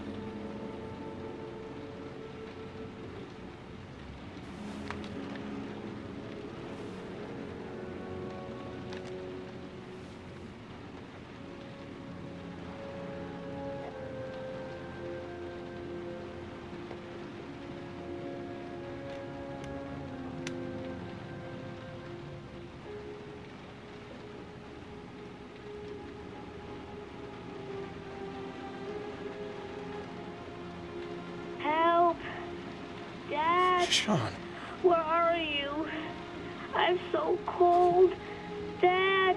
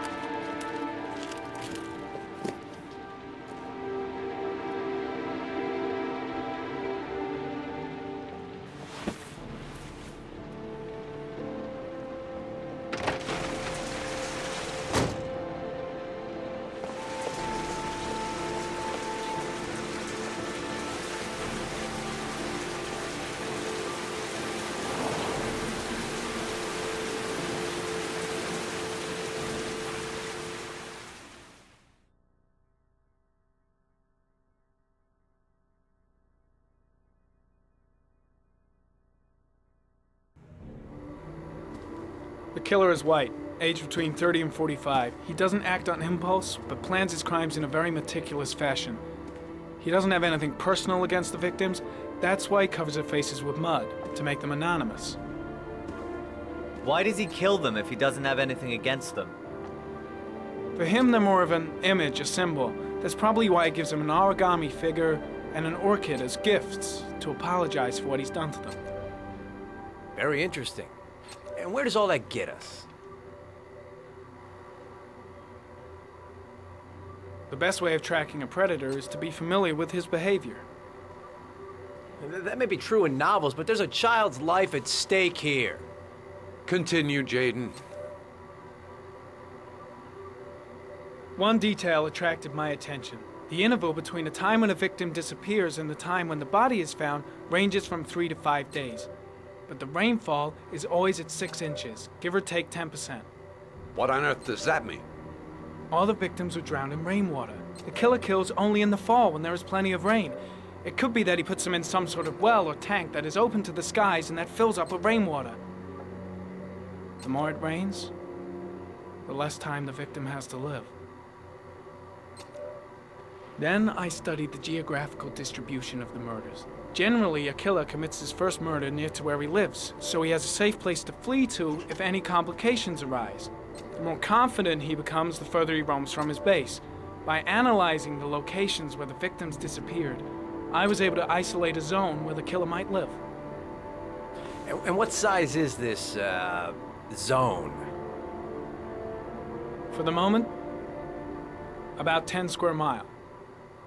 Oh, great. There must be 10,000 people live in that sort of area. You gonna question them one by one? The more clues we get, the more we can reduce the zone. We can then cross-check it with our list of suspects and identify the killer. So what's next? There are 2 suspects whose psychological profile might fit and can be connected to the comfort zone. I'd like to question them. God damn it. We're wasting our time with this bullshit. The killer's out there somewhere, and we gotta get off our asses and find him. The killer is no ordinary murderer. He is intelligent, organized, and methodical. You won't find him by patrolling the streets. Tell me, Agent Jaden, did you get your vast experience on the job, or did you just fucking read about it in some school book? I came here to find a killer. And that is exactly what I'm gonna do. With or without your help. Fucking asshole! That's enough! You said it took 6 inches of rainfall before the victim died. How much time do we have left? If the weather forecasts are right, less than 72 hours.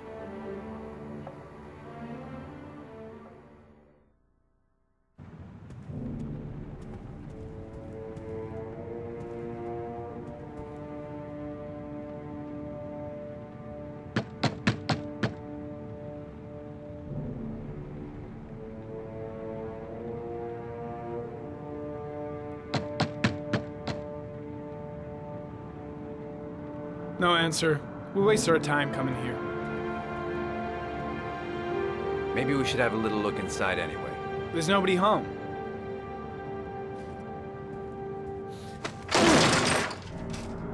There is now. I'm not sure that's entirely legal. Call the cops.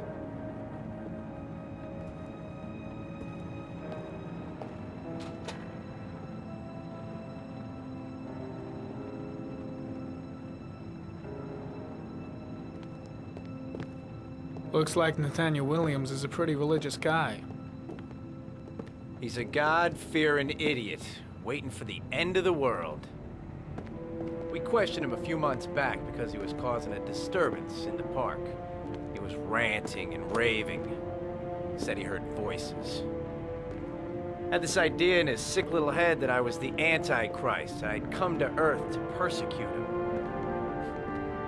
Real twisted.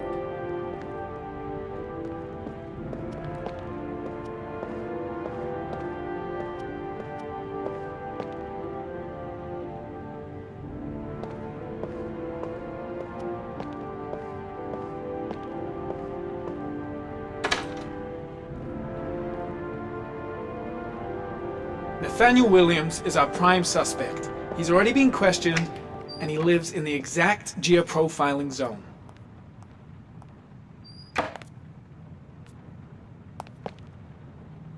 It's stifling in here. Those windows haven't been opened in years.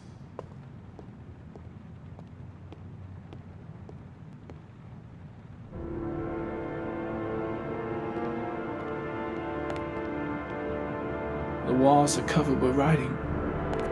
Quotations from the Bible. The guys taking a break from reality holed up here in this crazy apartment. All the signs of a mystical obsessive neurosis compounded by a persecution complex.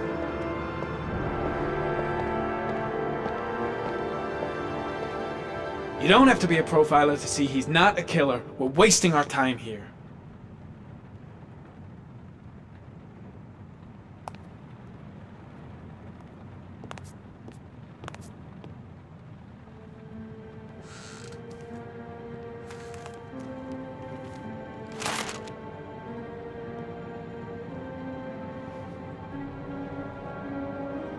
Good timing, Nathaniel. Just the man we're looking for. Angels and ministers of grace defend us. I'm Agent Norman Jaden, FBI. I'd like to ask you a few questions. As God is my witness, I haven't done anything. I'm innocent. Relax. Nobody's accusing you of anything. We just want to talk. Nathaniel, do you remember where you were last Tuesday at 4:30 p.m.? Here? I was here. I was praying. All day. Was there anybody with you? No. No, I was alone. Why all the crucifixes? You afraid of something? The hour is nigh, and the wrath of God shall strike men down. I'm preparing for the end of the world. You were arrested in a case where a child disappeared from a park. What exactly happened? I'm innocent. I have nothing to do with those murders. I was in the park because God spoke to me. I was arrested because I am the chosen one. That's all. What about the voices, Nathaniel? Do you still hear the voices? We know who talks to you, don't we, Nathaniel? Or we both know who talks to you. Don't speak that name. What does he say to you, Nathaniel? Blake, what are you doing? I can't talk about it. You mustn't talk about it. He orders you to go and find That's new enough. prey, doesn't Leave he? him alone. He needs more and more. No. No. You mustn't mention him. You'll bring him here. I guess Blake's trying to break him, but what good is a confession? Find that kid in the park. The Are you voice out of your mind? You all night long. You wanted them to stop, didn't you, Nathaniel? Shit! Blake is totally out of his mind. I can't just stand around and do nothing. So you obeyed them. Better Made just them stand stop. down and You leave took Blake that boy to with it. you and you drowned him. Isn't that I right? gotta stop Blake. He's going too far. No! Stop! Stop! You killed them, didn't you, Nathaniel? Are you gonna confess, you bastard? You are the Antichrist. Put down the gun, I shall Nathaniel. dispatch you to your father in hell. He is the son of Satan. He was sent to earth to destroy us. For Christ's sake, shoot!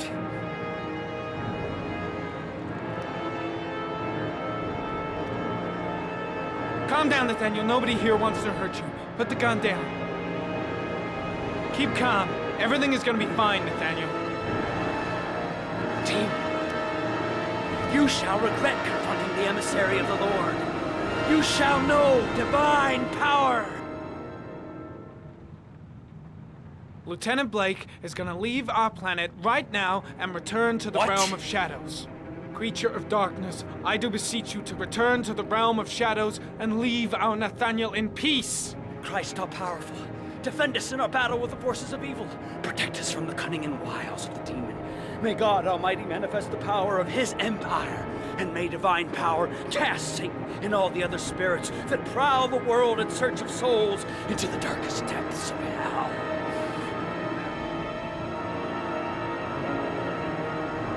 Gently put the gun down on the floor. Back away, slowly.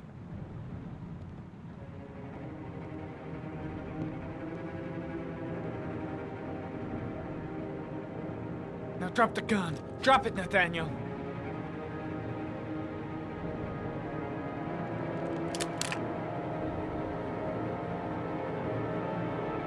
Put your hands on your head. Turn around.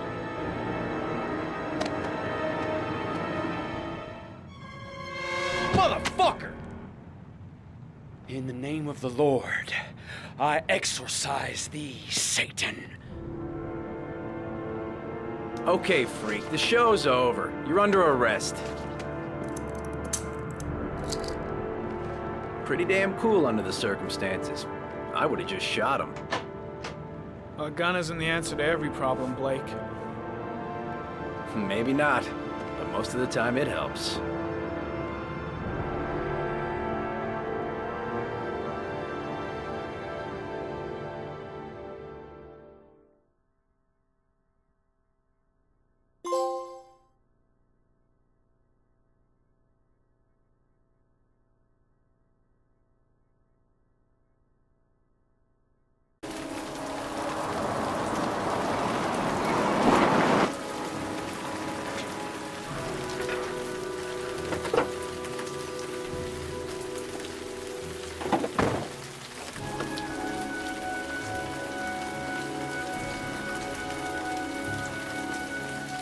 Susan Bowles, mother of the origami killer's latest victim.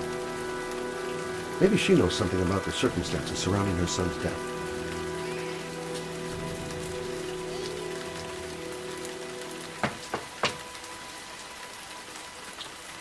Baby screaming and no answers? Don't like the look of this. Asthma free for the moment and loving it. No answer. Baby screaming inside. Not a promising start.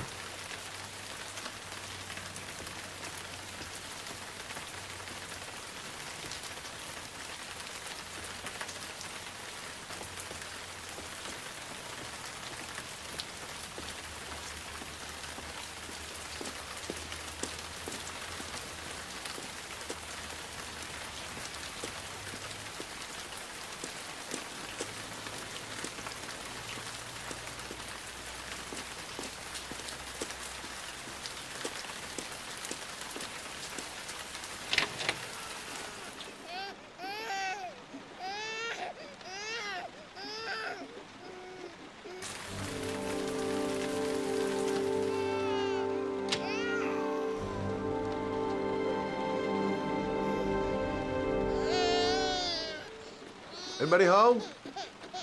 Mrs. Bowles.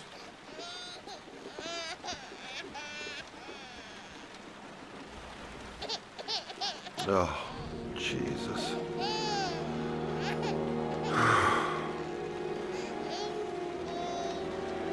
Wait a minute.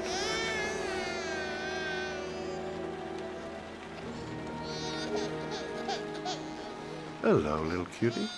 Oh? You looking for your mama?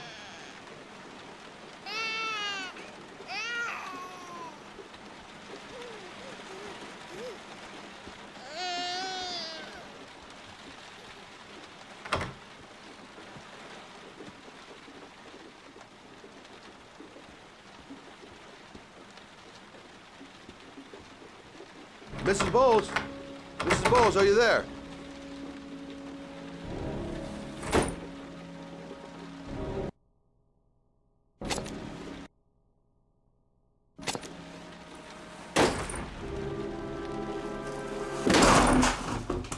Oh, shit.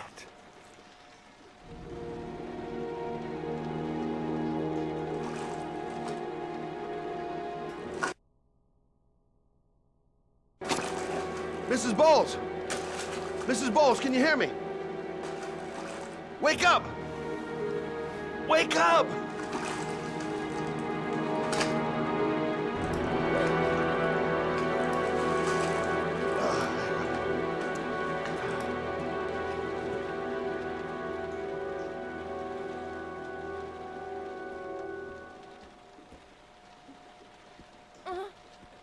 She's lost a load of blood.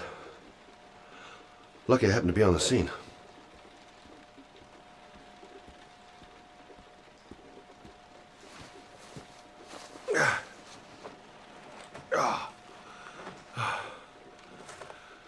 I'm gonna call an ambulance. No, I don't want to go to the hospital. Please.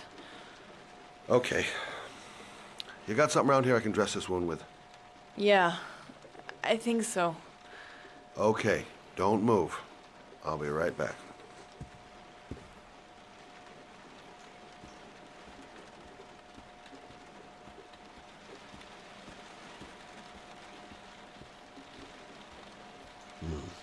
Need some bandages and disinfectant. Gotta be here somewhere.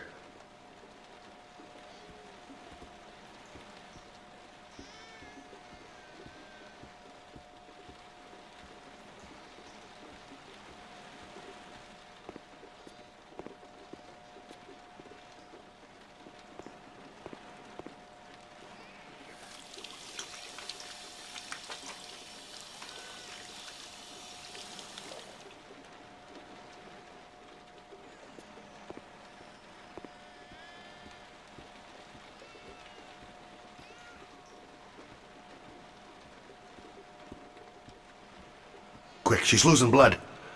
I gotta hurry.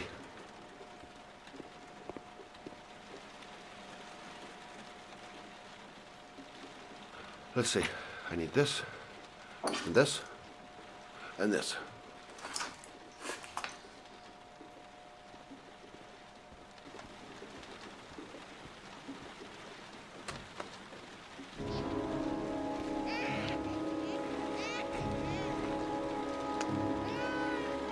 I need more. Still bleeding. I'm here for you, Susan. You'll be all right. I'll take care of you. Not perfect, but it'll do. Stay with me, Susan. Susan, do you hear me? Susan, stay with me. Can you hear me? Stay with me. Okay, come on.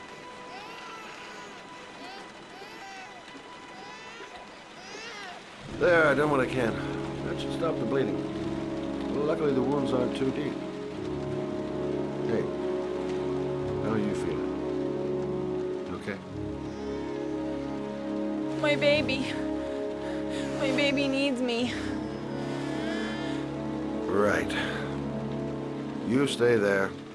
I'll take care of the baby. Okay? Do you know what to do? With a baby, I mean.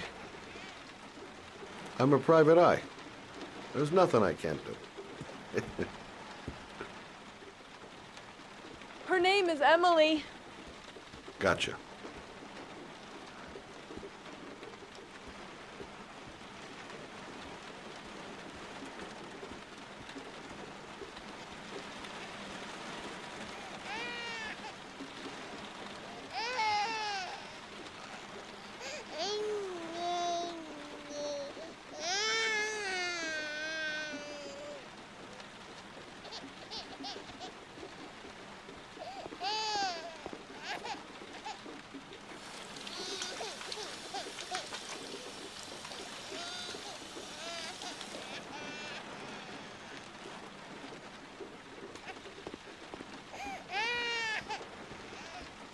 Hi there, Emily. So, what seems to be the problem, huh? Oh! Going by the smell, I got a pretty good idea.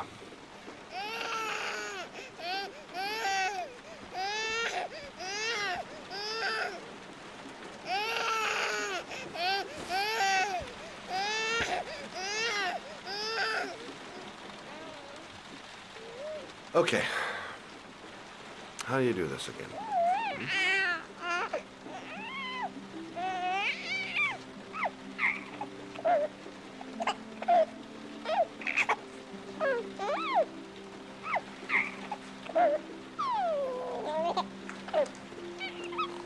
No, brother, that's not the right way.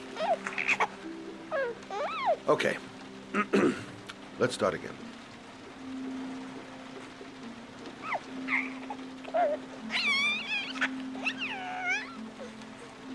There you go, fresh new baby. That should feel better. Right, Emily?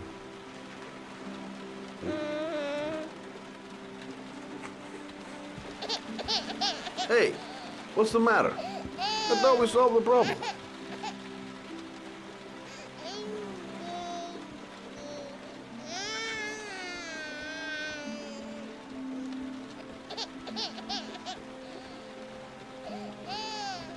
Of course. Now I know why you're crying, my little peachy poo. Mother Shelby to the rescue. Susan, I changed her diaper, but she's still crying. She's hungry. There's a bottle in the kitchen. Gotcha.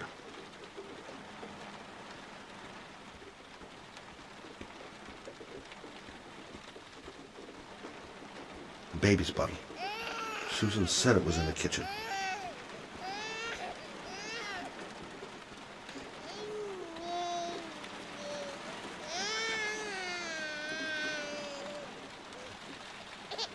I guess I better warm this thing up.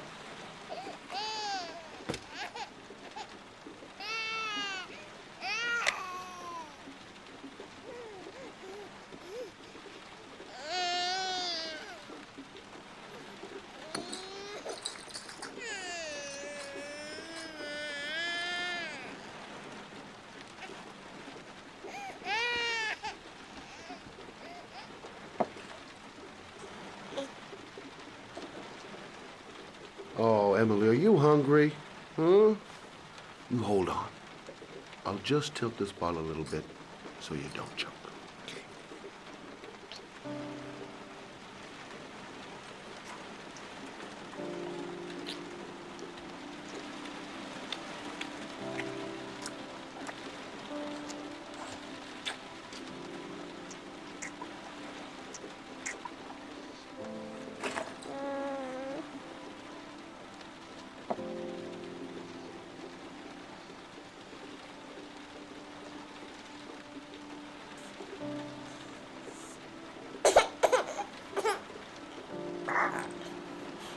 Oh, good job, Emily.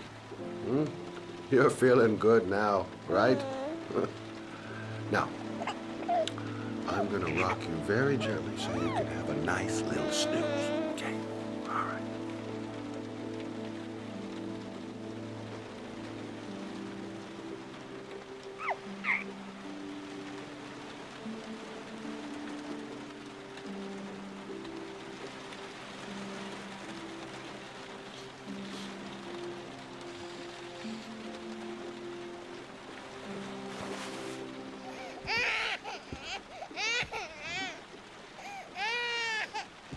Oh, sorry, kid.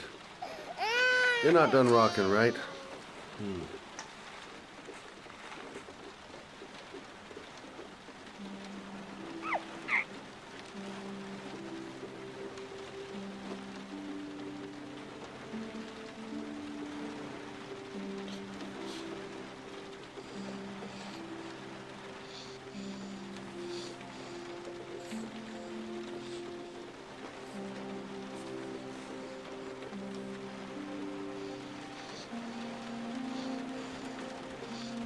Right. That's about the limit of my maternal powers. Poor kid. Life ain't gonna be easy for her.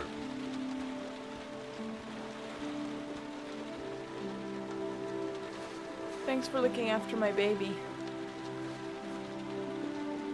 I didn't want to leave her. I just couldn't cope anymore. Just not having Jeremy around. He was such a good boy. Can't understand why anyone would want to hurt him. Do you take care of this baby on your own? Doesn't Jeremy's father live with you anymore? He disappeared. The day after Jeremy. I don't know what happened to him. Maybe he couldn't take it. Ever since I've had to look after Emily all on my own, and I couldn't do it anymore. I understand. Did your husband say anything before he disappeared? Did he leave a note or something? No. He left the house without a word, and there was just the cell phone. A cell phone? Yeah, I found a cell phone in his dresser. I'm sure it wasn't his. I'd never seen it before. I tried to turn it on, but it didn't work. Do you still have it? Yeah, it's in a drawer in the living room. You can have it if you'd like. I'm sure it's of more use to you than to me. Do you have any family or anybody to help you? Yeah. My mother. I didn't want to ask her for anything. We don't really get along. But I guess I'm out of options. Well, look after yourself. And Emma. I will. I promise.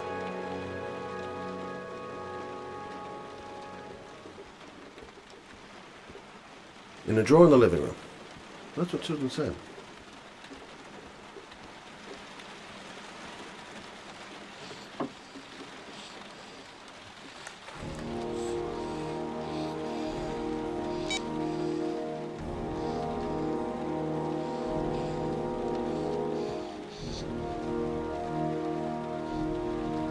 Good luck, Emily. You take care of your mom.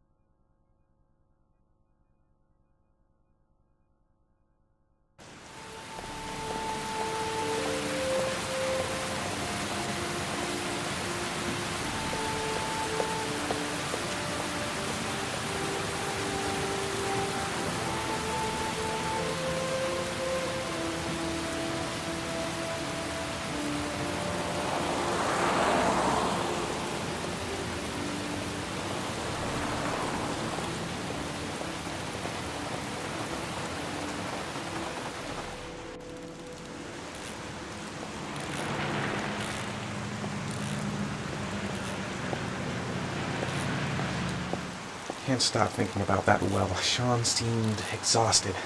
But at least he's alive. I'll do anything to get him out of there. The parking lot ticket and the origami figure leads to this garage. What am I going to find here? Excuse me?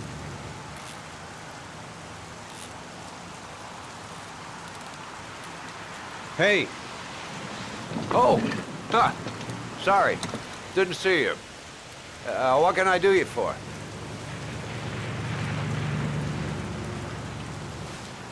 I'd like to get my car.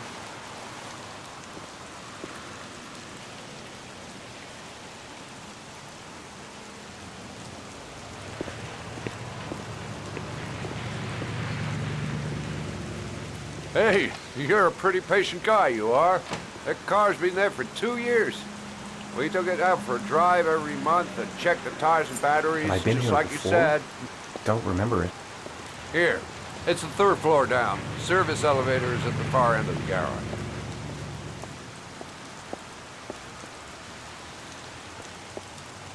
A car? Why am I being sent to look for a car?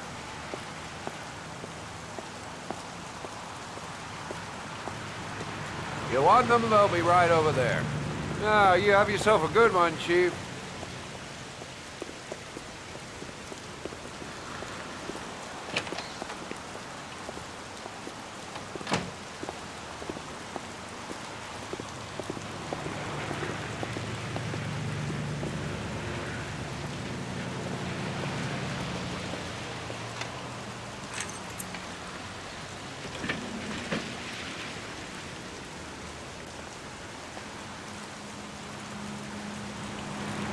car's been here for 2 years. What does that mean?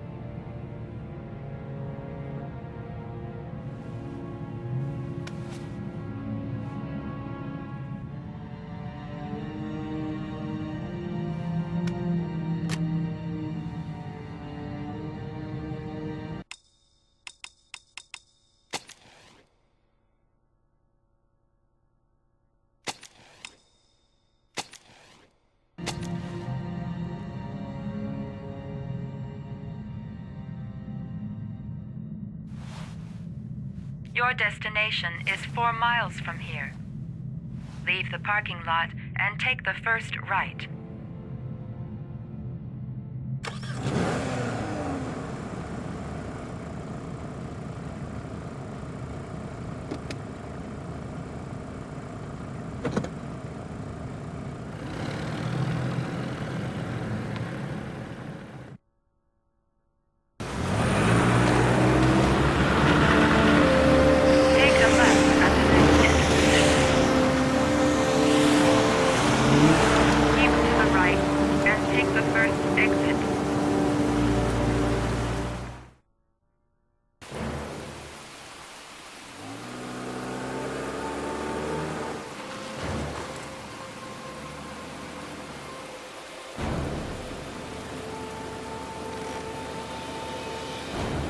Have reached your destination.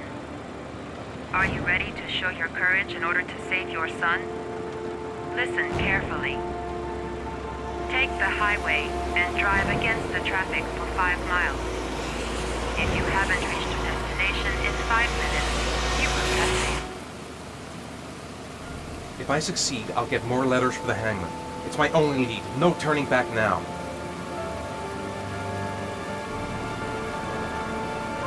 I can do it. I'd do anything to save my son.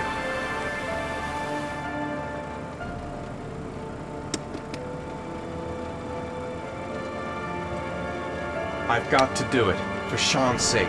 I have no choice.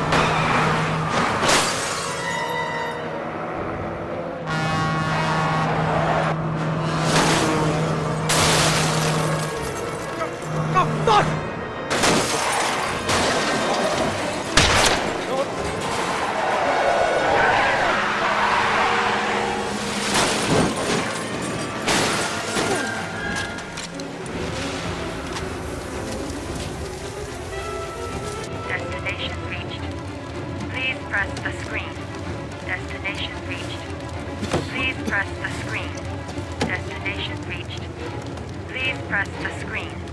Destination reached. Please press the screen. Destination reached. Your reward is in the glove compartment. The key is inside the GPS. Your reward is in the glove compartment. The key is inside the GPS. Your reward is in the glove compartment. The key is inside.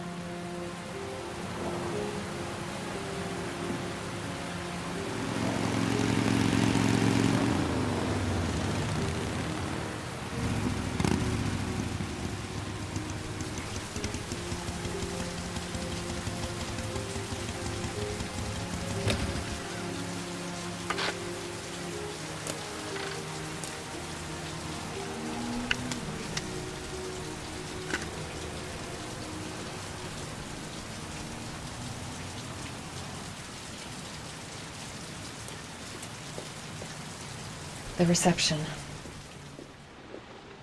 The atmosphere here is one of concern, as there is still no news of 10-year-old Sean Mars, who disappeared yesterday. A recent report indicates that the police are now treating this as another kidnapping by the origami killer. If this information is confirmed, he may Hello still there, be alive, sweetheart. as the previous victims What can I do for you? 3 to 5 days I'd like a room. For you? Anything. Feeling the register.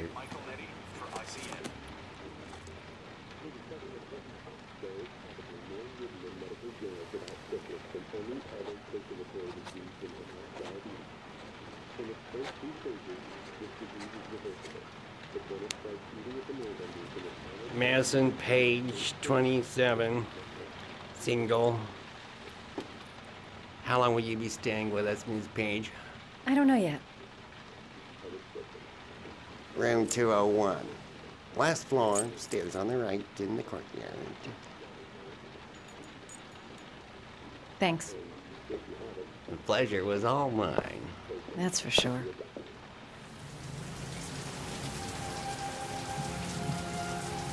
Room 201.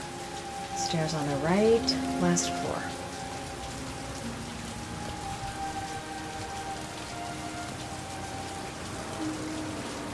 That obnoxious receptionist better not have a spare key to my room.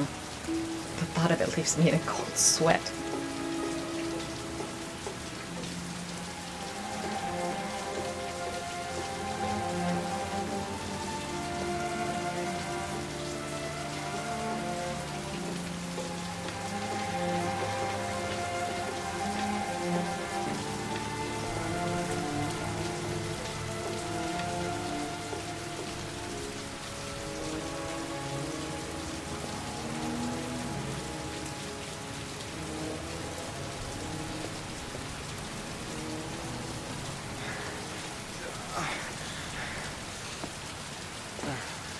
Sir? Are you all right? I'll call an ambulance. No ambulance. You're badly hurt. You need a doctor. Please, just help me to my room. It's number 207.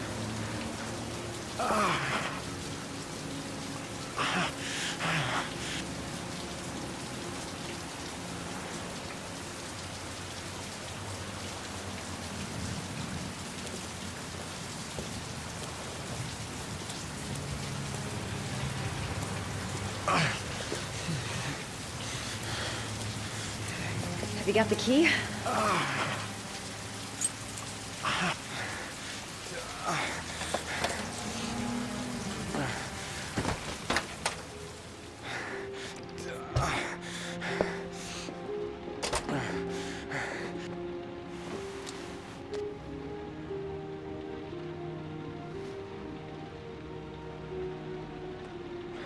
You're really in bad shape. You should see a doctor.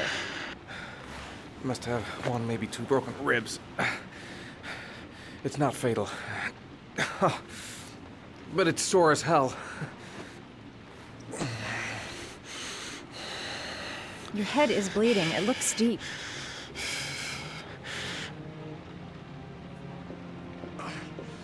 He's in trouble. I can't just walk away and leave him like that. I'll help him first and ask questions later.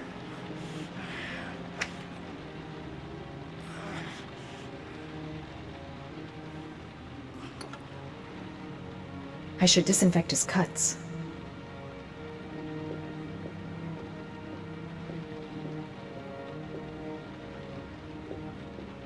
I'm gonna disinfect your wound. This might hurt a little.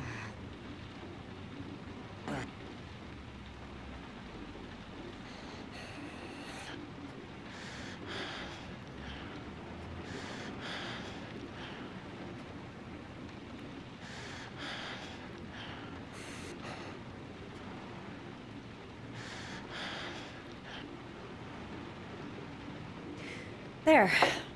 At least it won't get infected. Thanks.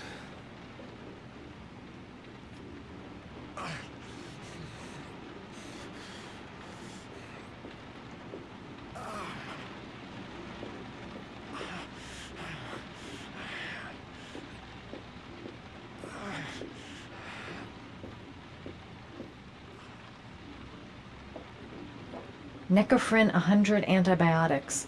Administer to combat infection. Here. Take this. It should do you some good. What is it? It's an antibiotic. An antibiotic? I'm no doctor, but I don't think there's any risk of infection with a broken rib. Okay, I'll see if I can find anything else.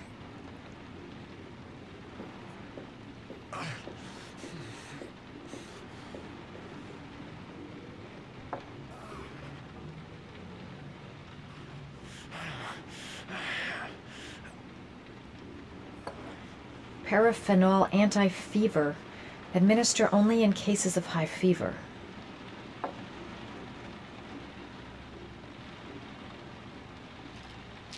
paracetamol painkiller. Administer in cases of intense pain. Do not take more than 1 pill every 24 hours. Here. Take this. It should do you some good. It's a painkiller. It'll help reduce the pain. It says on the box to take 1 every 24 hours.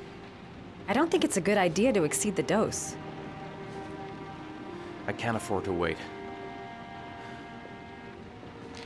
I wouldn't move around for a few days if I were you. I'm gonna take a shower.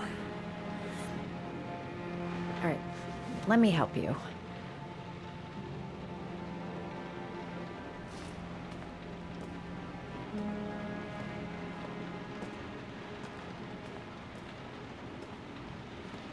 I'll wait here until you come out.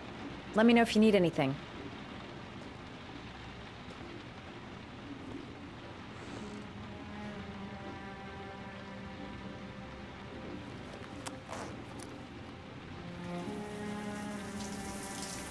Talk to me. That way I'll know if you pass out. What's your name? Madison. Are you staying in the hotel? No, I live in town. I suffer from chronic insomnia. I seem to only be able to sleep in motels. Don't ask me why. Whenever I get too exhausted, I come and spend a night here. I'm just passing through. And what else do you do, Madison? Apart from fixing up strangers. I'm a photographer. I take pictures of furniture for fashionable design magazines. And you? I'm an architect.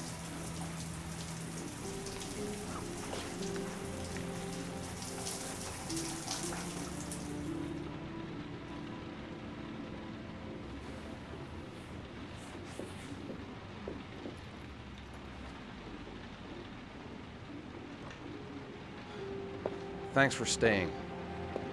I feel a lot better now. Okay. I better get going then.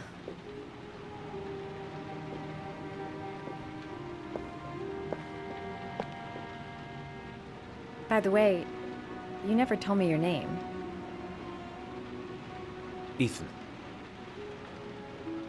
Be careful, Ethan.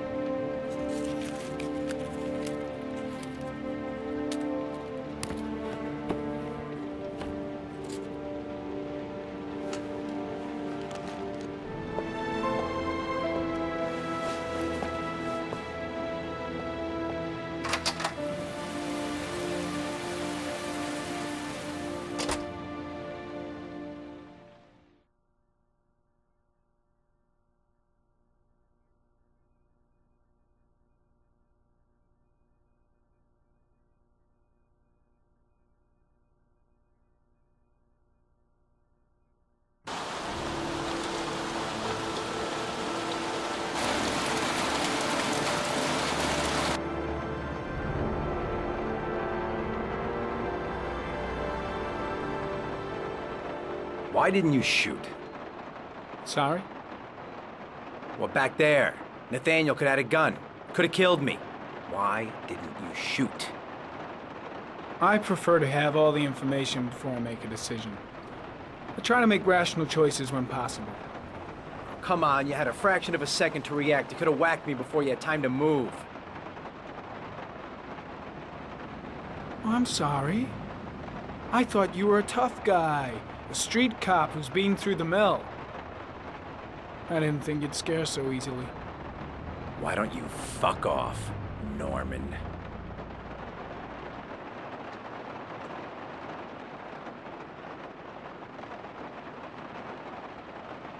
That's him.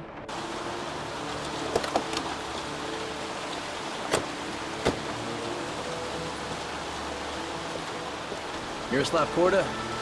Yeah? Lieutenant Carter Blake, I'd like to ask you some questions.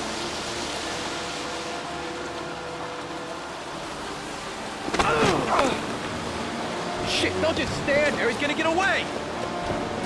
Ah! Hey man, watch it, dude! Hey, what's the matter with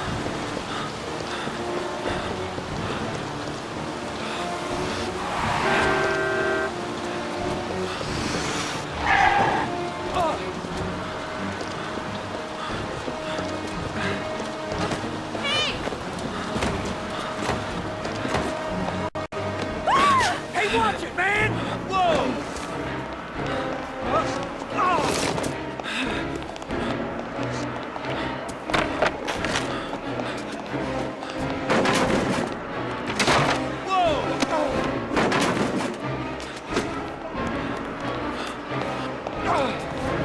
Hey, man, watch it! Stop that guy!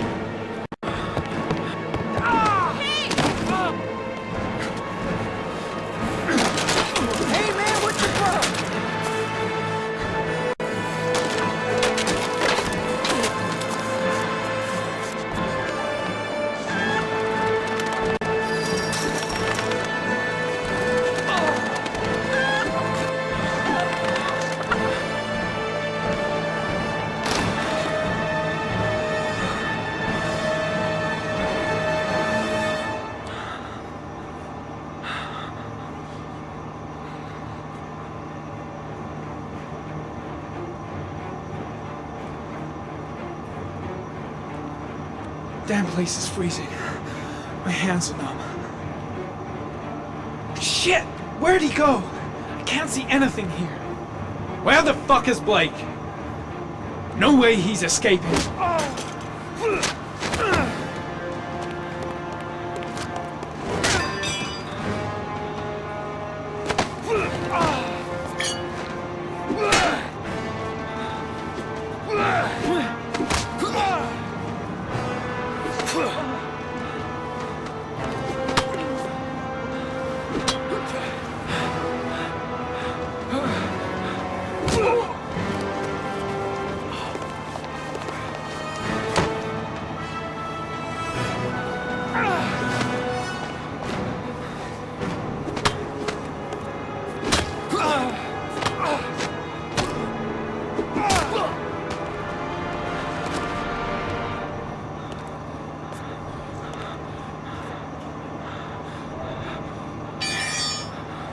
This time it looks like we got our origami killer.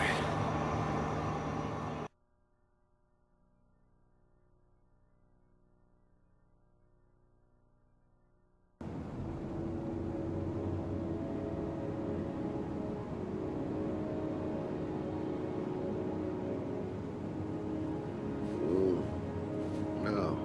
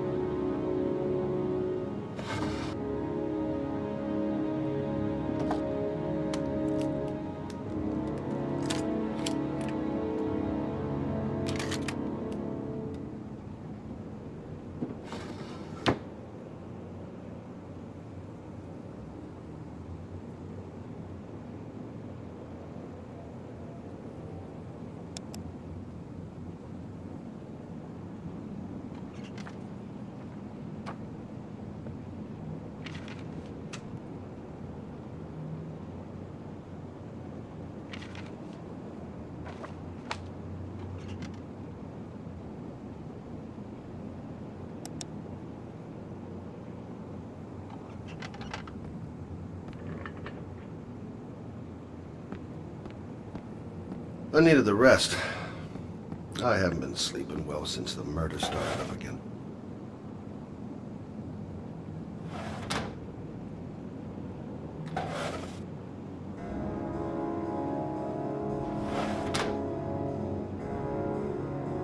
I've seen the parents of all the victims. And all I've come up with is this telephone and a box of origami figures.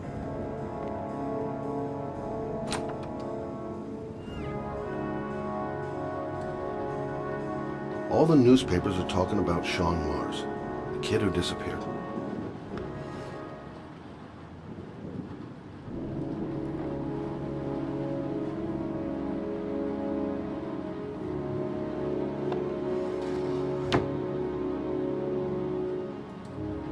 Can't breathe this goddamn humidity. Hope it stops raining soon.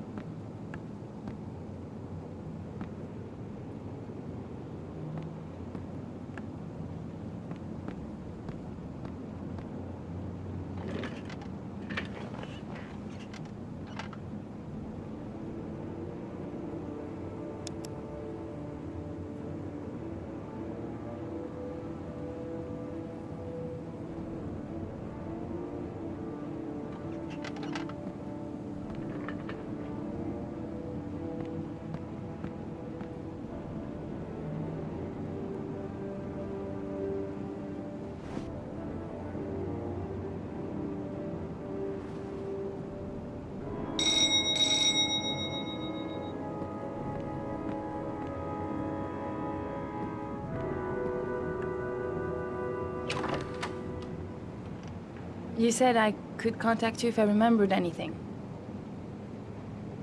Can I come in? Sure.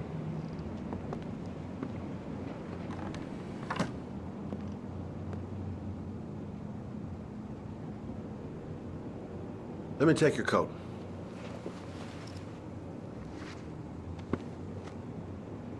Please, take a seat.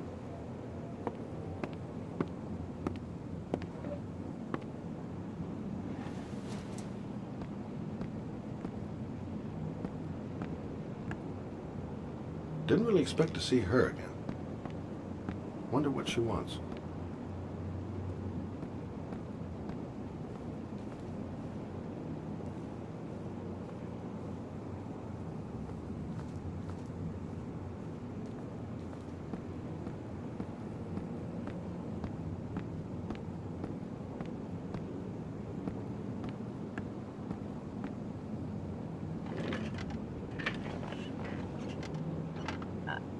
I just remembered something. Maybe it's not important, but a letter arrived in the mail the morning Johnny disappeared. A letter? What kind of a letter? It was addressed to Johnny's father. I don't know what was inside it, but he read it and then he left.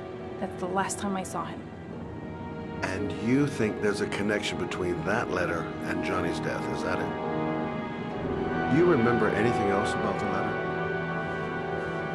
Well, I don't know why, but I kept the envelope.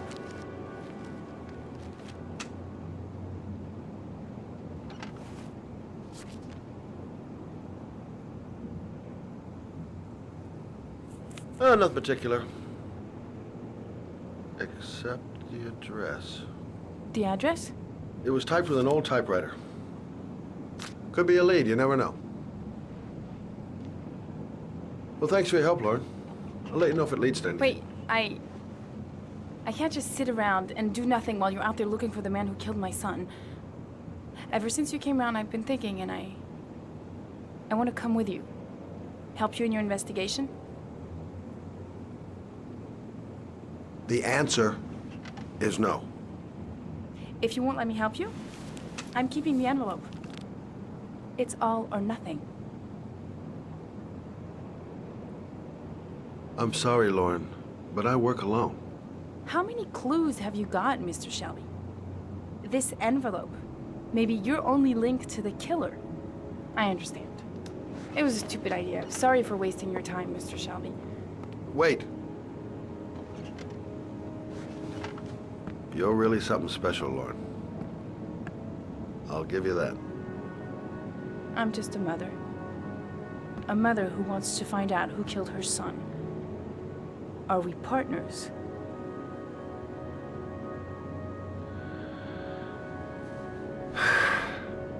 We're partners.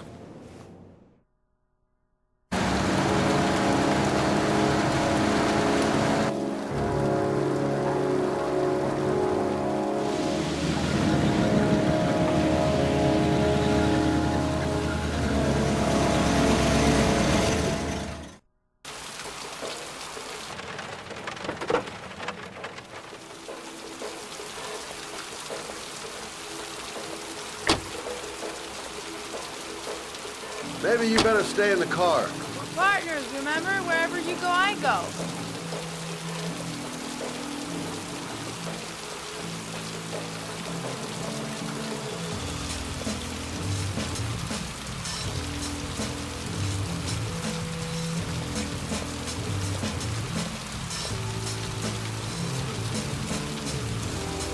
What are we doing here? We come to see Gordy Kramer. Kramer? The bigwig tycoon from Kramer Construction? No, his son. You think maybe he's the origami killer? For now, I just have a few questions that need answers.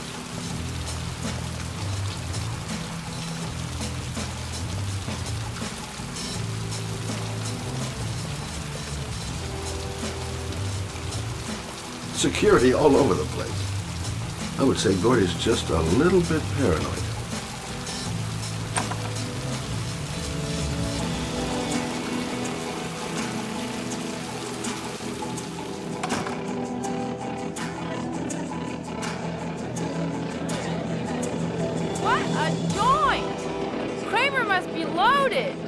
What'd you think he paid for all this shiny crap? We'll discuss Kramer's decor another time. Are we gonna be here long? This place gives me the creeps. I'm gonna go find Gordy Kramer. You stay here till I come back, okay? Okay. Just let me know if you need me.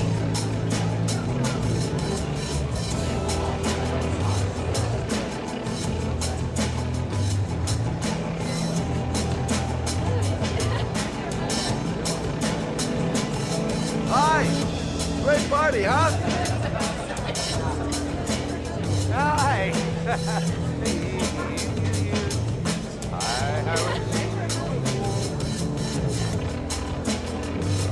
Well, let's get better acquainted, pal. Oh, you're my kind of guy. I like you. My friend. Maybe this job does have its perks. Now I got me a new friend.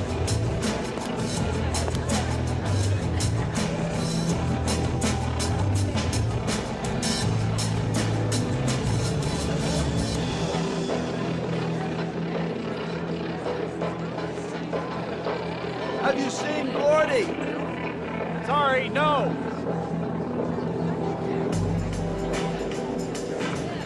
Whiskey straight up, no ice.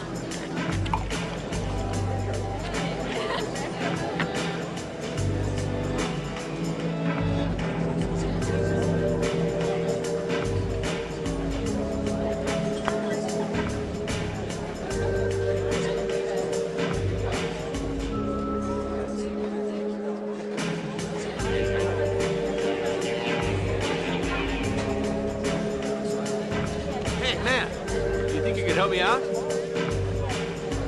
Do I look like a dealer? Get out of here!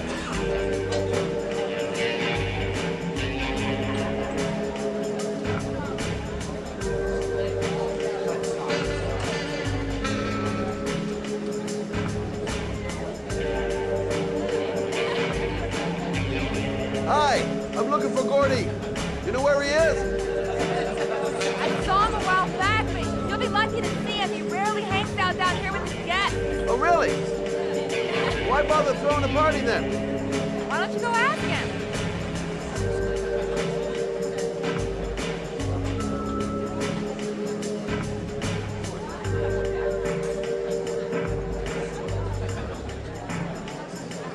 Hi, I'm Scott.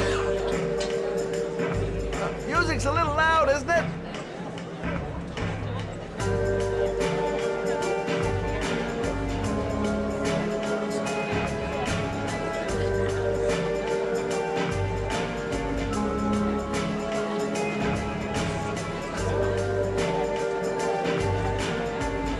I'm a private detective.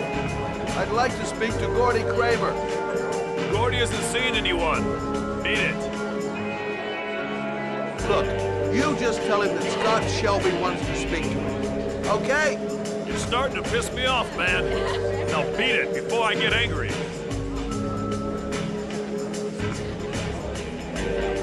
If I want to see Gordy Kramer, I'm gonna have to go about it some other way.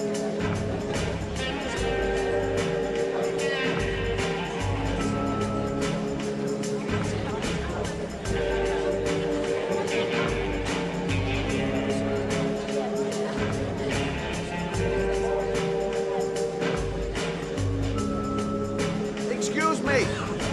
I'm looking for Gordy. I saw him going upstairs a while ago. I'd be surprised if he comes down again this evening.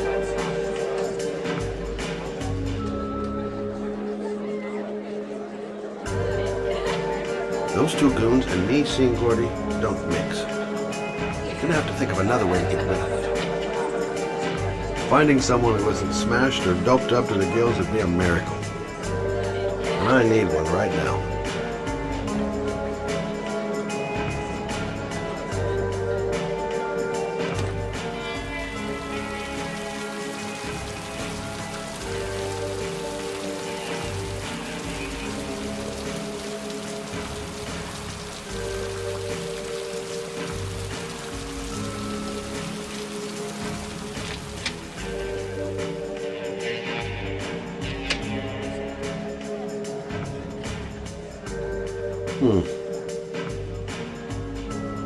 Not gonna be easy to find Gordy behind that big wall of paid gorillas.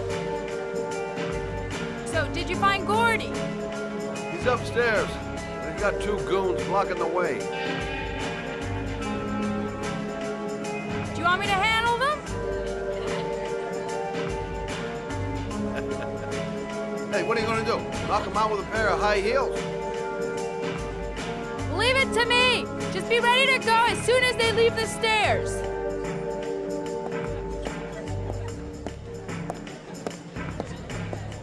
Wait, Lauren.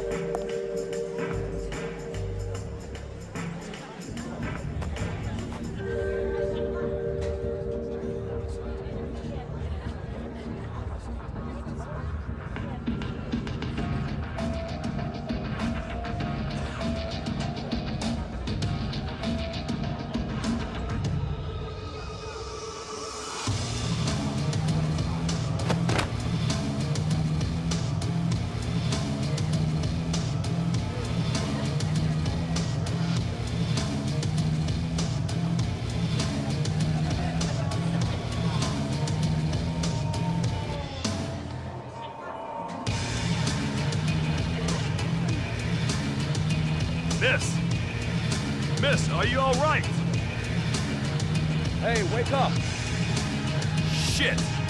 Another one's gonna OD on the dance floor.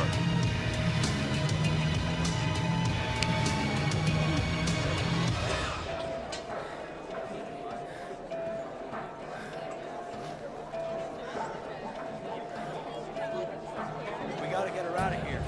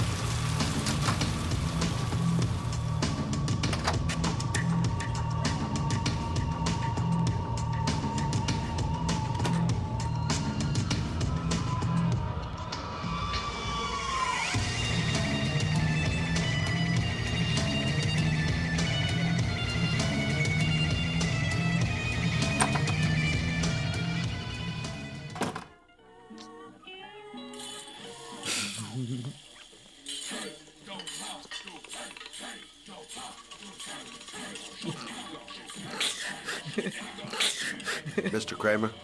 Shh! This is the best part.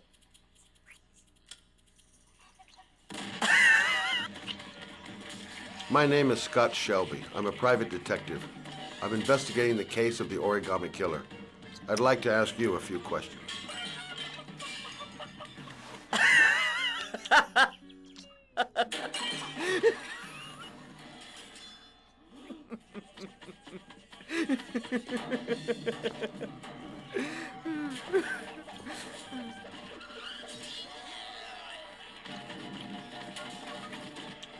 I'd like to know exactly what happened to little Joseph Brown. Beat it! You hear me? Get the hell out of here!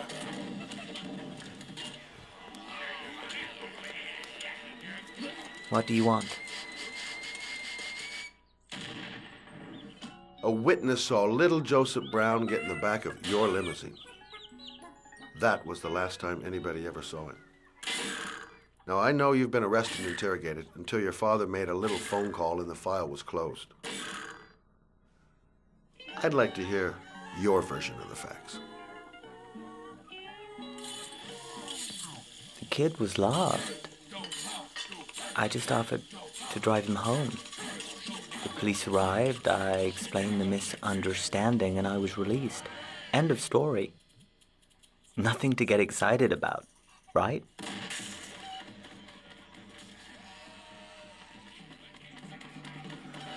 I don't know why, but your story just doesn't check out. You're giving me the crap now. Tell me something I can't believe.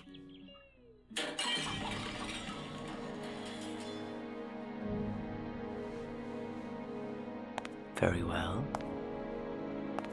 I'm the origami killer.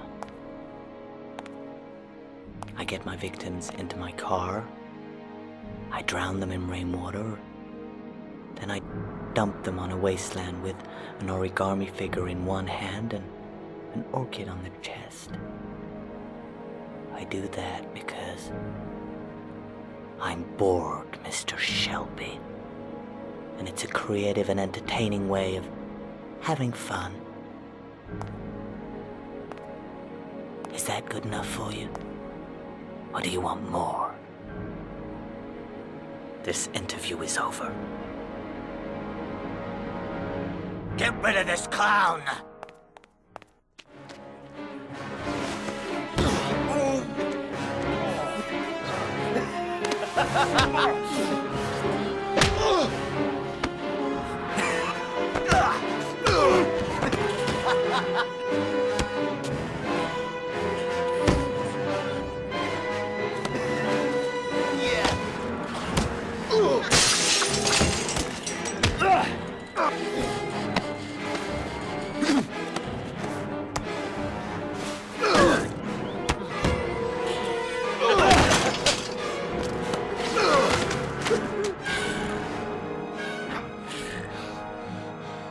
It's a dangerous game you're playing, Kramer.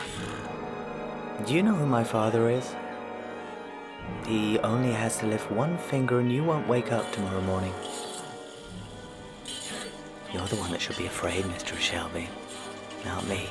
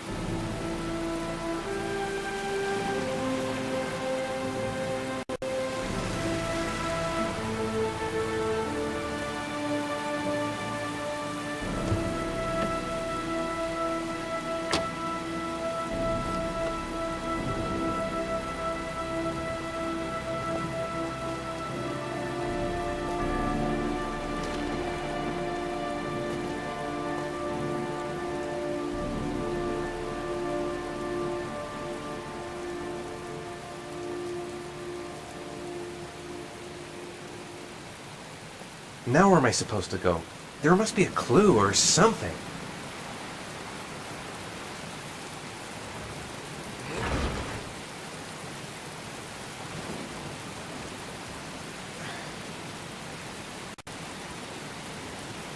The origami figure was in the form of a butterfly. So, am I looking for a butterfly?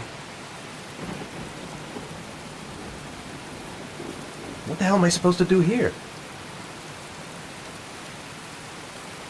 It might be a trap. I'd better be careful.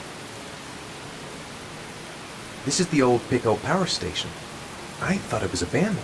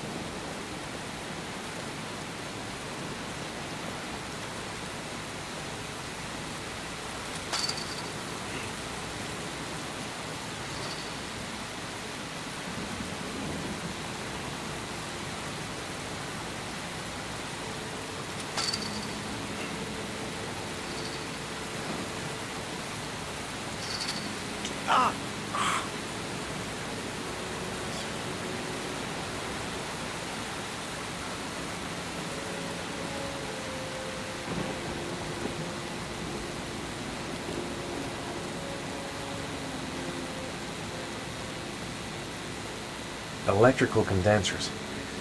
Going by the sound of them, they're still active.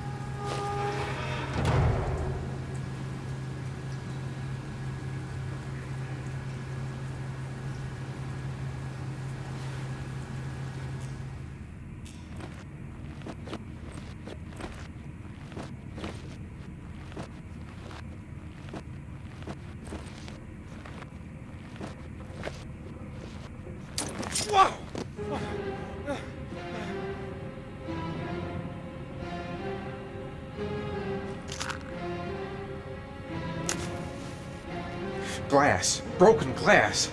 Sharp as a razor. Impossible to go back. I'm gonna have to crawl through it, slowly, so I don't tear up my arms.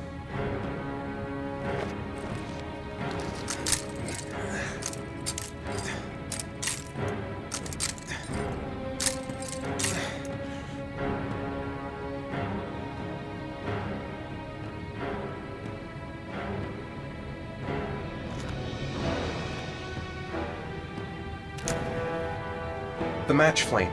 It indicates where the fresh air comes from. All I have to do is follow the wind.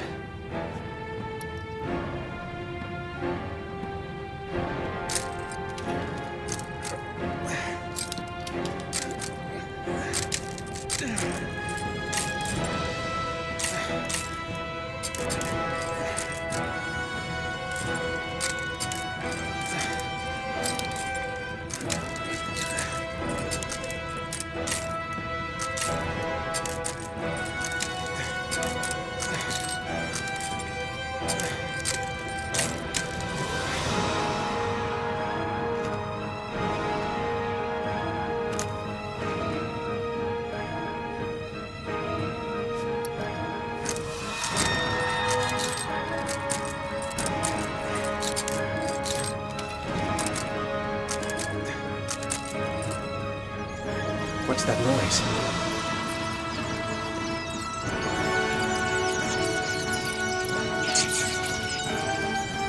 Rats. Charming. If they got in, then maybe I can get out.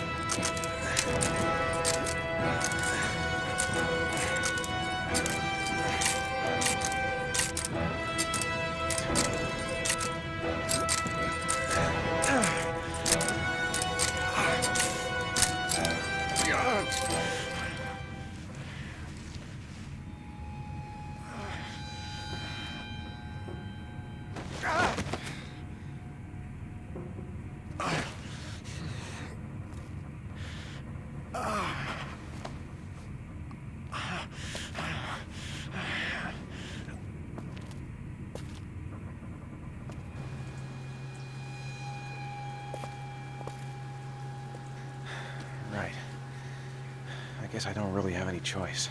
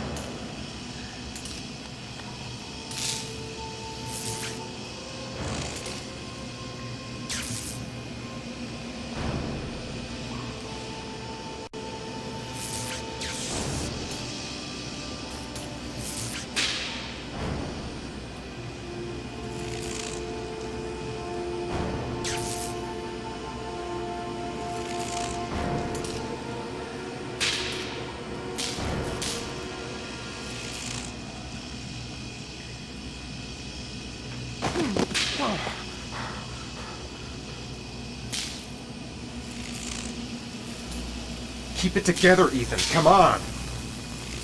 Better have a good look at each one of those condensers. If I choose the right route, I'll have a better chance of coming through this in one piece. A field of electric condensers. I've got to go through them to reach that butterfly.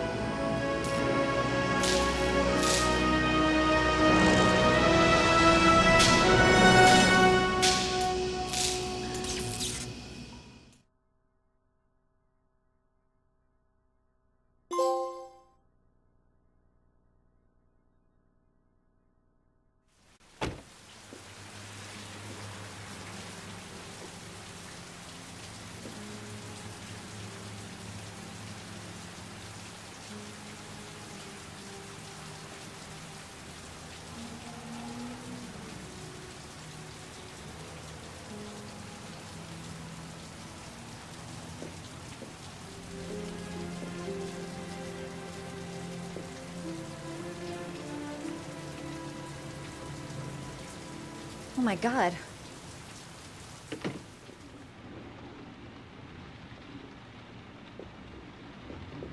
I gotta call a doctor. I can't just leave him like this.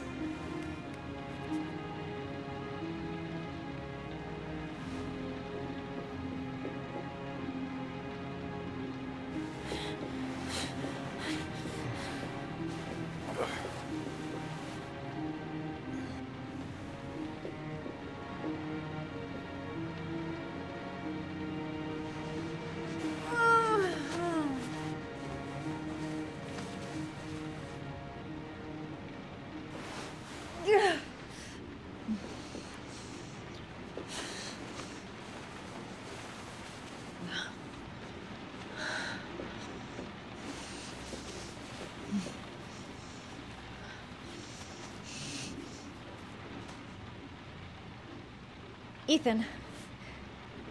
Ethan, can you hear me?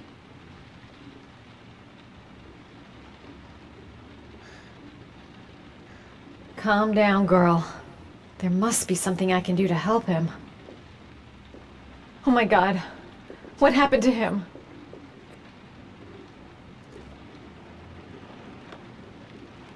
Origami figures. What is he doing with them?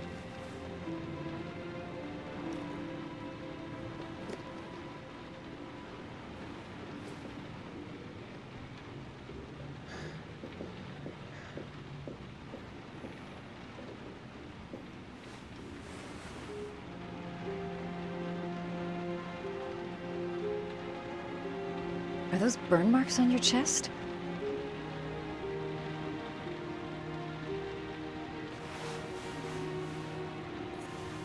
I'm gonna have to get your clothes off to disinfect those wounds.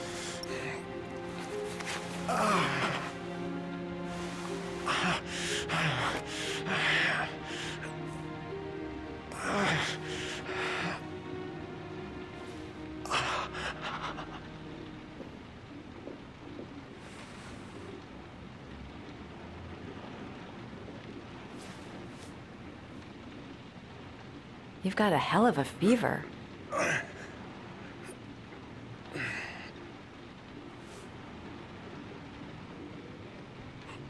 Those are serious burns. I don't know if I can do anything for you.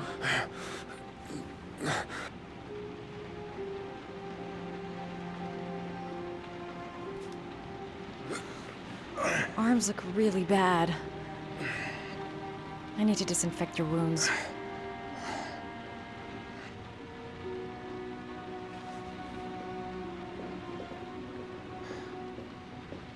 Okay. The first thing is to keep calm. I'm gonna give him first aid.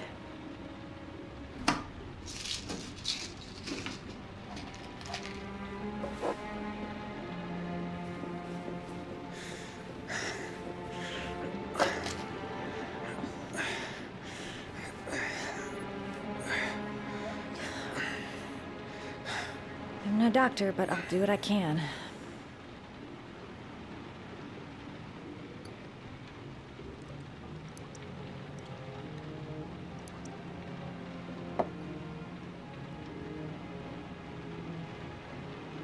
Crap. That's disinfectant. Not terribly good for burns.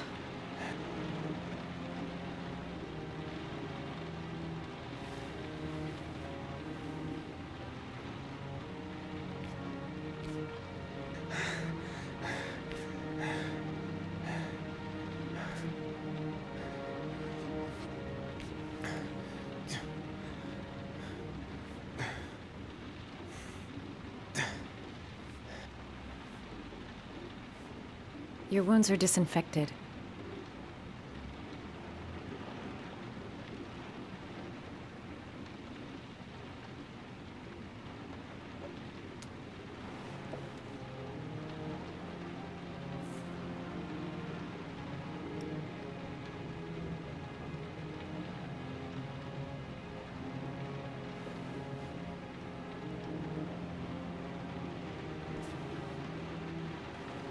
Can't put on a bandage yet.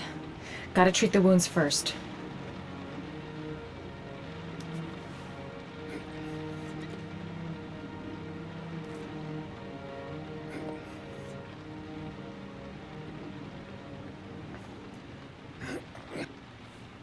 God! Sorry. I'll take it easy.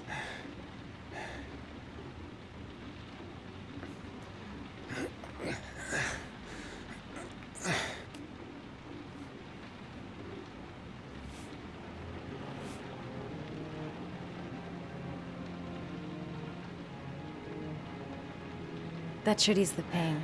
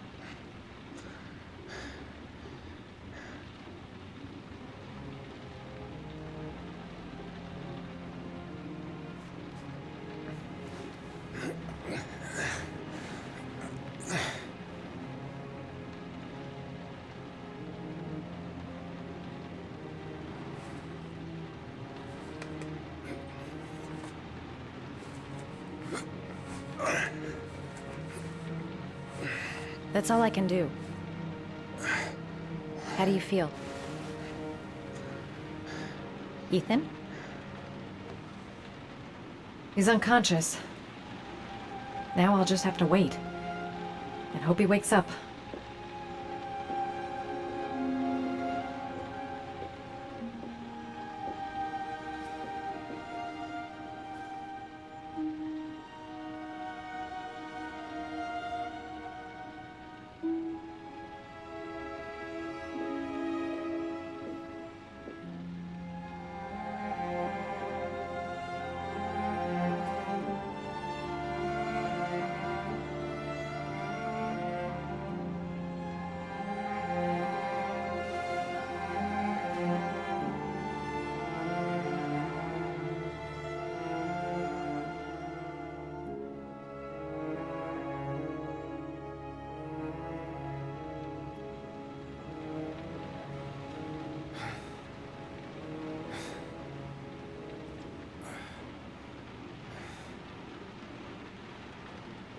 How do you feel?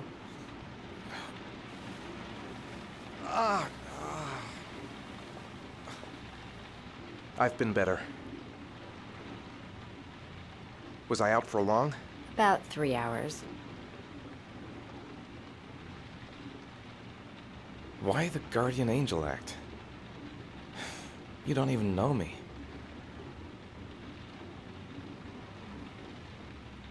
When I was a child, I was always the one who used to fix my brothers up when they'd been fighting with the other kids on the block. I suppose I like to play the guardian angel.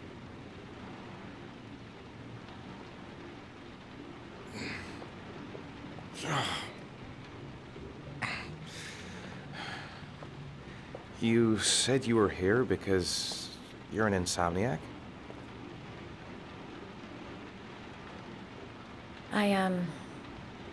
I've been going through a bit of a tough patch the last few months. It's the kind of stuff you prefer to forget. I do what I can to live with it, but, it's not easy.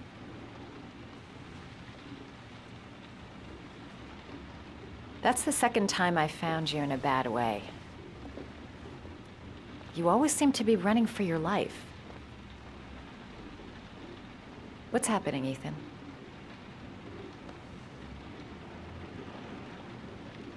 You mixed up with the mafia? Owe someone money? Something like that?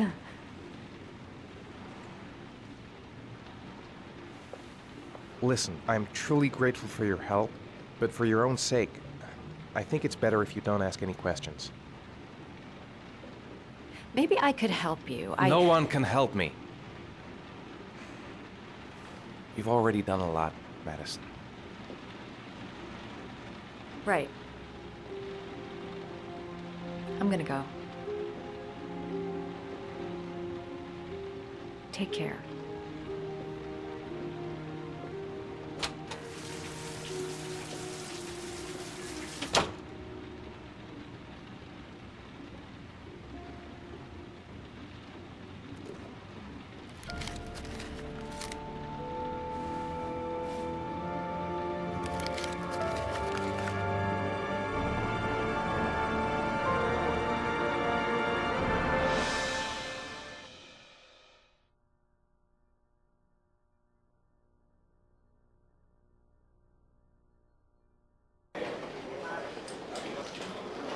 I didn't do it. I swear I didn't do it. I've got nothing to do with that business. I never killed nobody. Oh, no? Then why did you run away when they came to question you? I already told you I forgot to report to my parole officer. I didn't want to go back to prison. When I saw the cops, I just bolted. I wasn't thinking straight. We checked out his statement. He has an alibi for at least 3 of the murders. Fuck, that bastard was a perfect fit. Shit!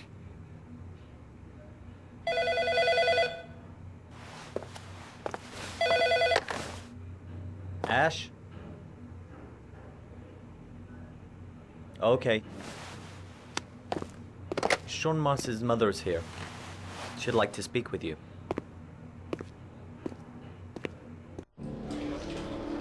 It was a few months back, the middle of the night. It was pouring down. Ethan came home completely drenched at about 3. I asked him where he'd been. He spoke about drowning, the rain. He didn't make any sense. There was something in his eyes. As if it wasn't really him. There may be no connection, but the next day there was that announcement about another victim of the origami killer. Find my son. I'm begging you.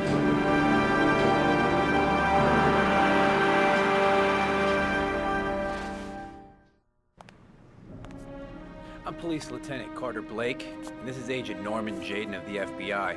According to our information, Ethan Mars is one of your patients. We'd like to ask you a few questions about him. I'm sorry, that's impossible. I beg your pardon?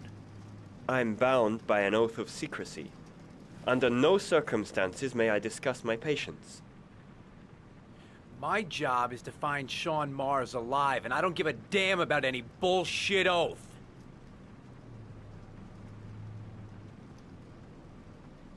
I know you don't want to protect a murderer. If you know anything, you must tell us, Doctor. I'm sorry, I can't help you. And now I must ask you to leave. You need to cooperate. For your own sake.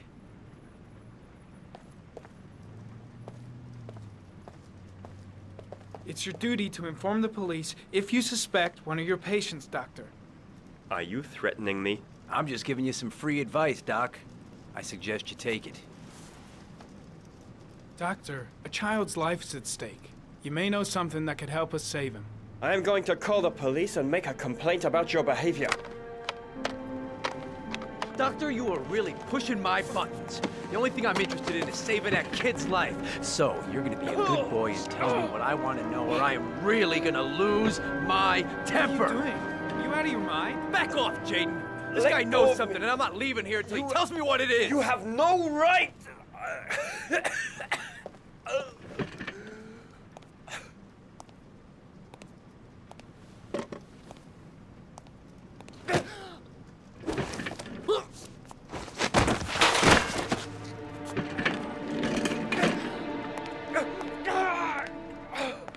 Come on, Doc.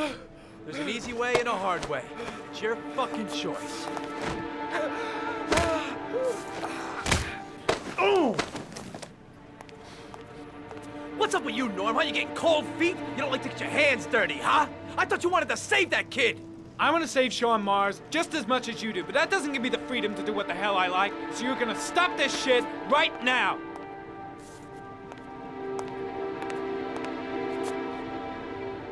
I'll get you for this, Jaden. Don't worry. I will not forget. Ethan Mars has had psychological problems since his first son died. Feels responsible for his death. A sort of morbid neurosis. He is haunted by visions of drowning bodies. A few weeks ago, after one of our usual sessions, I found this on the floor. It must have fallen out of his pocket.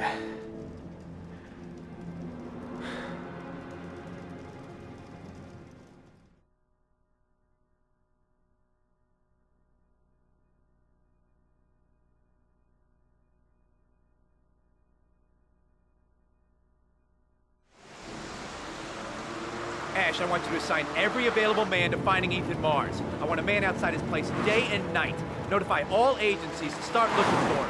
I want you to keep an eye on the train stations, the airports, the bus terminals. I want every cop in the city on his ass, so that if he moves, we know about it. Yes, Ethan Mars is the origami killer.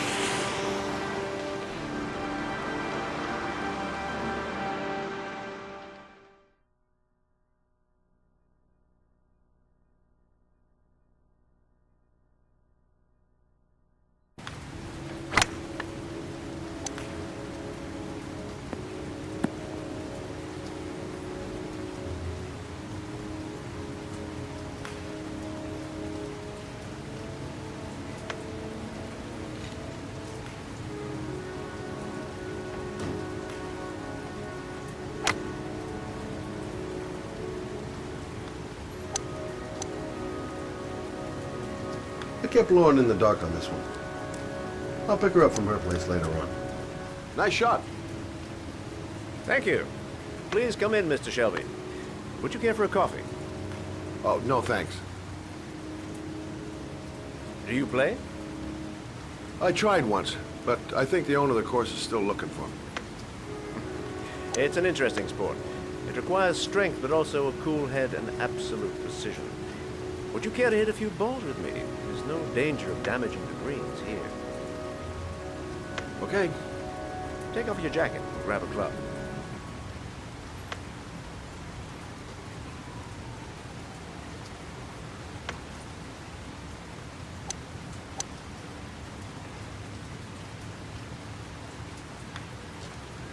The balls are in that basket.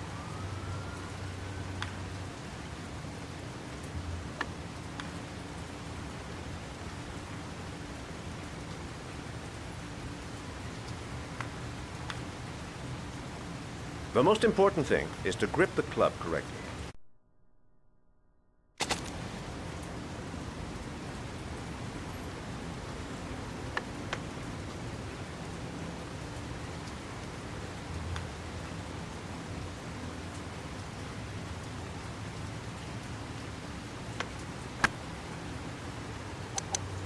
Well, it's only your first ball.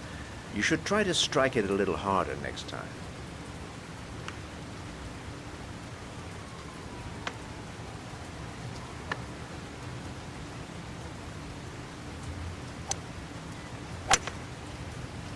I'm assuming you didn't invite me here just to play golf, Mr. Kramer.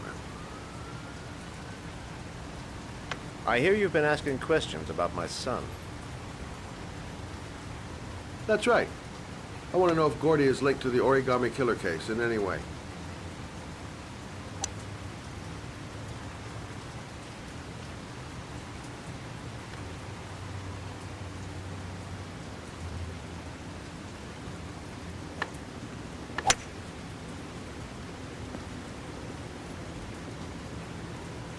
My son had nothing to do with that sordid case. Well, then he has nothing to fear from my investigation.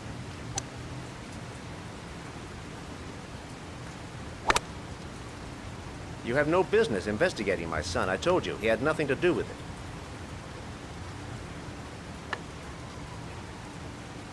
With all due respect, Mr. Kramer, it's up to me to decide who I want to investigate.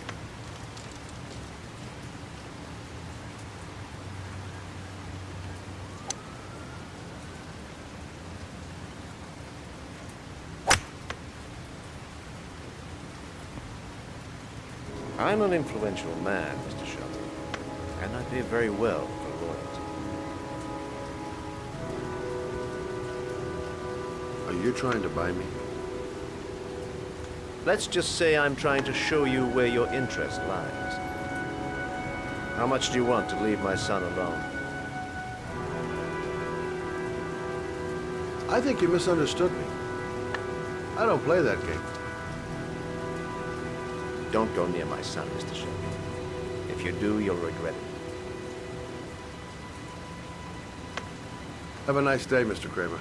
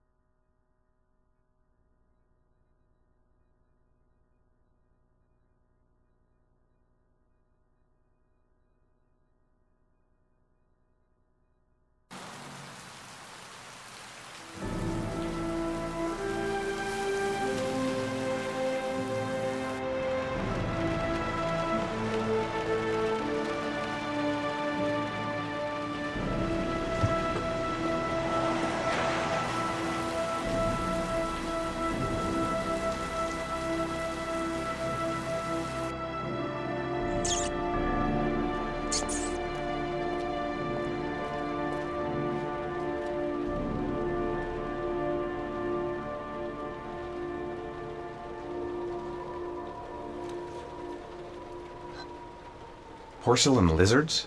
They look new, out of place with the rest of this old beat-up stuff.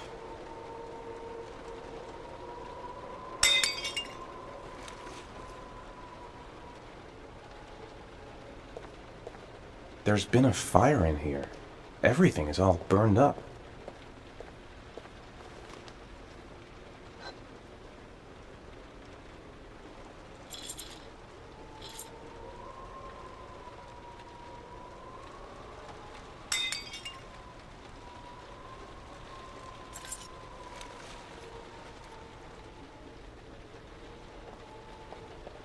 The pain's coming back.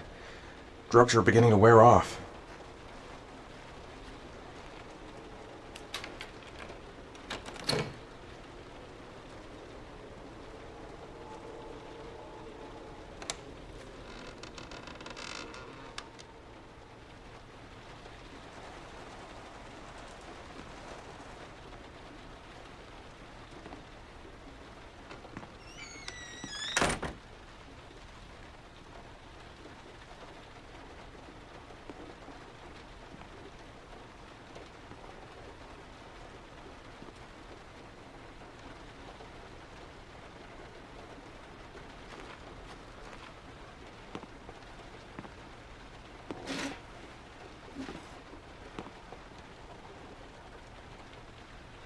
Are you prepared to suffer to save your son?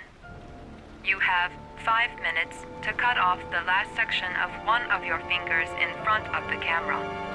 If you succeed, you will get your reward.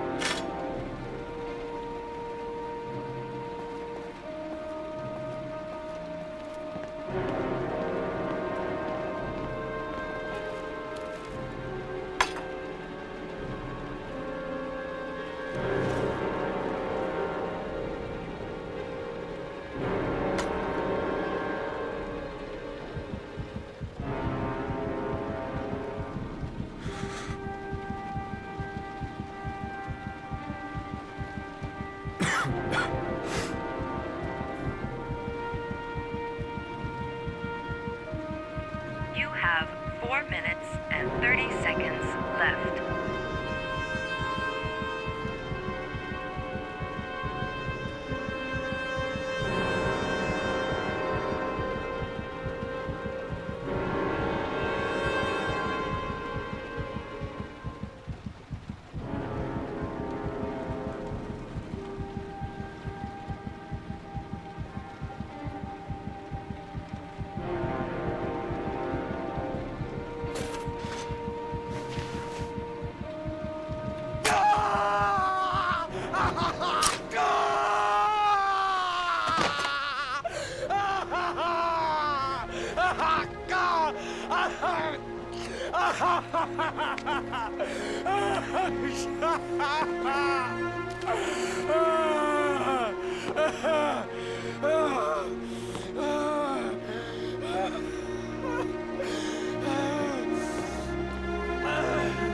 Under the desk.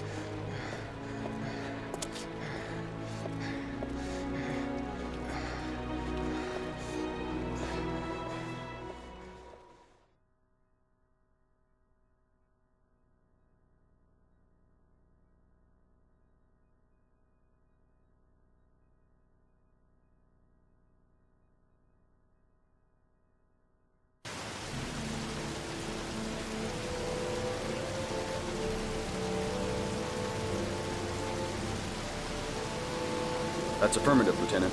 We're in position. Perfect. Nobody moves until I give the signal. Is that clear? We nail him as soon as he sets foot outside. Right, Lieutenant. Lucky that patrol spotted his car. What's he doing in... Beats me. You're the profiler, right? I thought you were supposed to be right inside the killer's head. Well, that's just it. What I know of Ethan Mars doesn't match the killer's psychological profile. I know what the jury's gonna choose between your theories and concrete proof.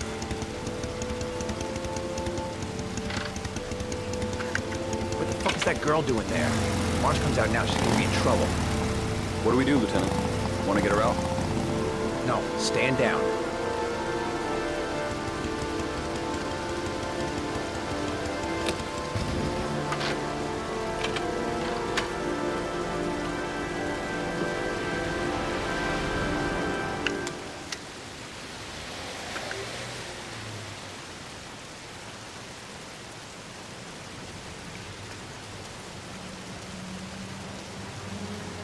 The police.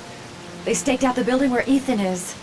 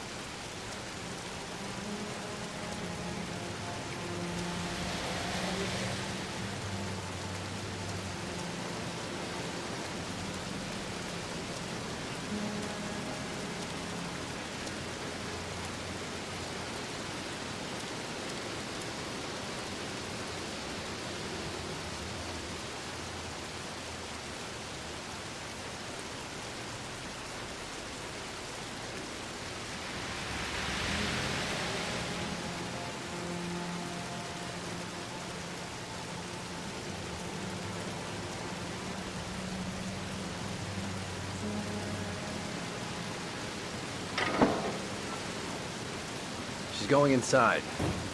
Maybe she lives there. Well, it's just as well. We don't want anyone hanging around if Mars comes out. Ethan, what happened? The police. They're out there. I think they're here to arrest you. We've got to find another way out. Shit. What's he up to in there?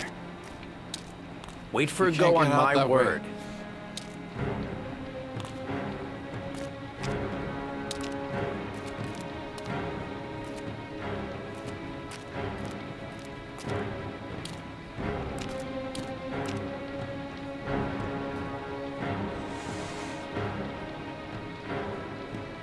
They're still out there.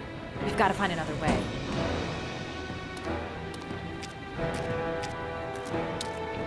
Come on. Think of something. Think of something fast.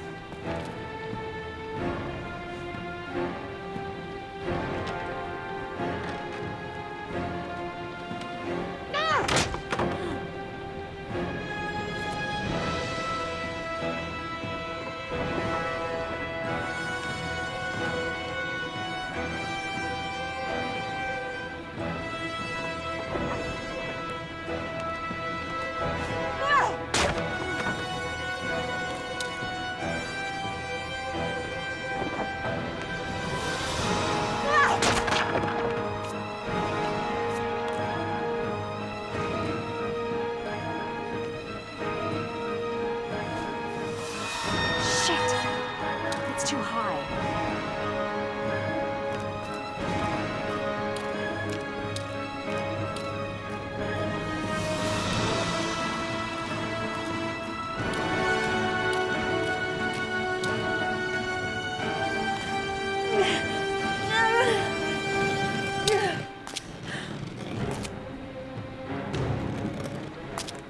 Ready on my go. Stay here, Jaden. Out of the question. I'm coming with you. 2 men at the door, hold your positions. It's a go.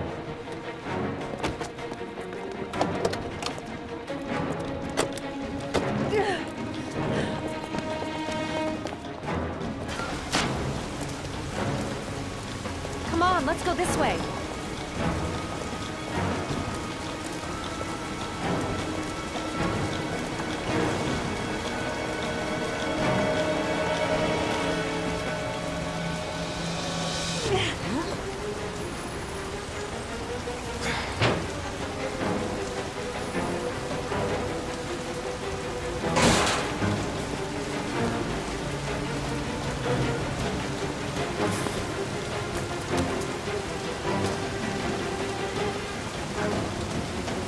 Hey, you, don't move! I'll shoot!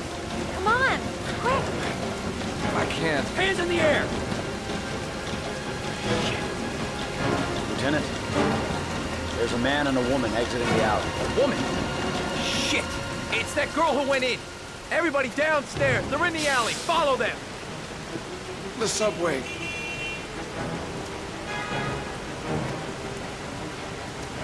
Shit! They spotted us! We need to move while we still have a chance.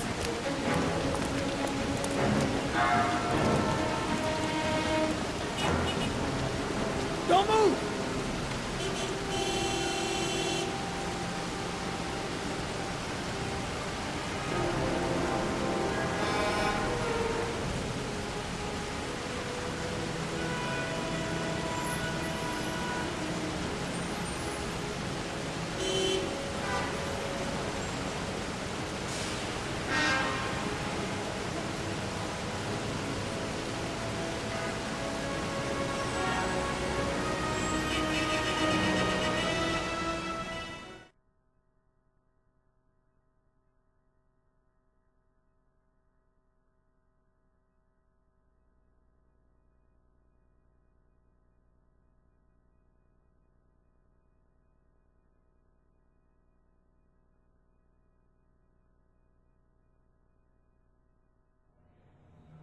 I'm not here to judge you, Ethan. I'm trying to save the life of your son. We still have time, but it's running out. Help me, Ethan. Tell me what you know. Ethan, I'm trying to help you. I just want to understand what happened. But you have to trust me.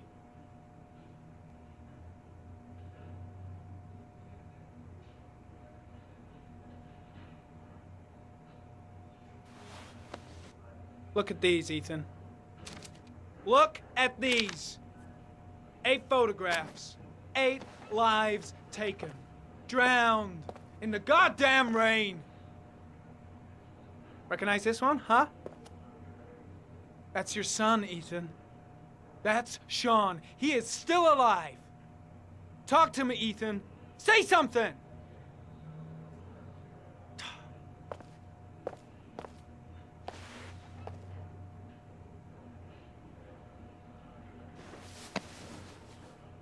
You've lost, Ethan. What will you gain with one more victim? Huh?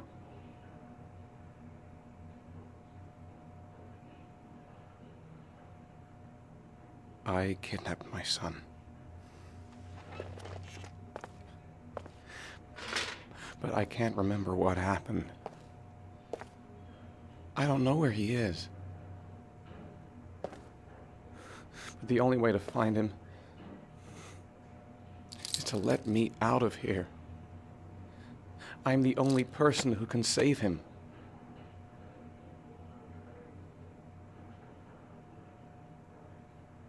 You don't remember anything, but you think you're the origami killer. I'm sorry, Ethan, but you're gonna have to do a lot better than that if you want me to believe you. I love my son. I love my son. If you keep me here, Sean is going to die.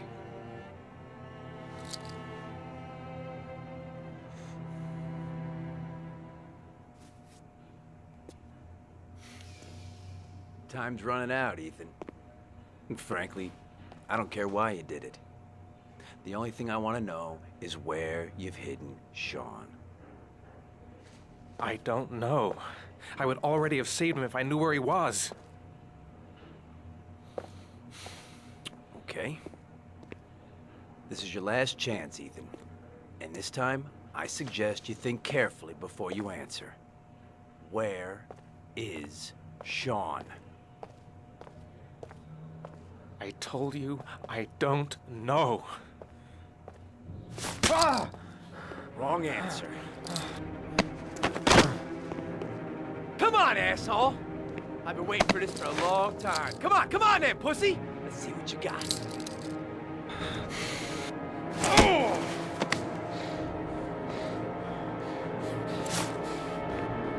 Wanna play games, asshole? Come on, let's play a little game. You're out of your mind, Blake. This is gonna cost you your badge. You better get the hell out of here, Norman, before I give in to the temptation of painting the walls with your fucking brains.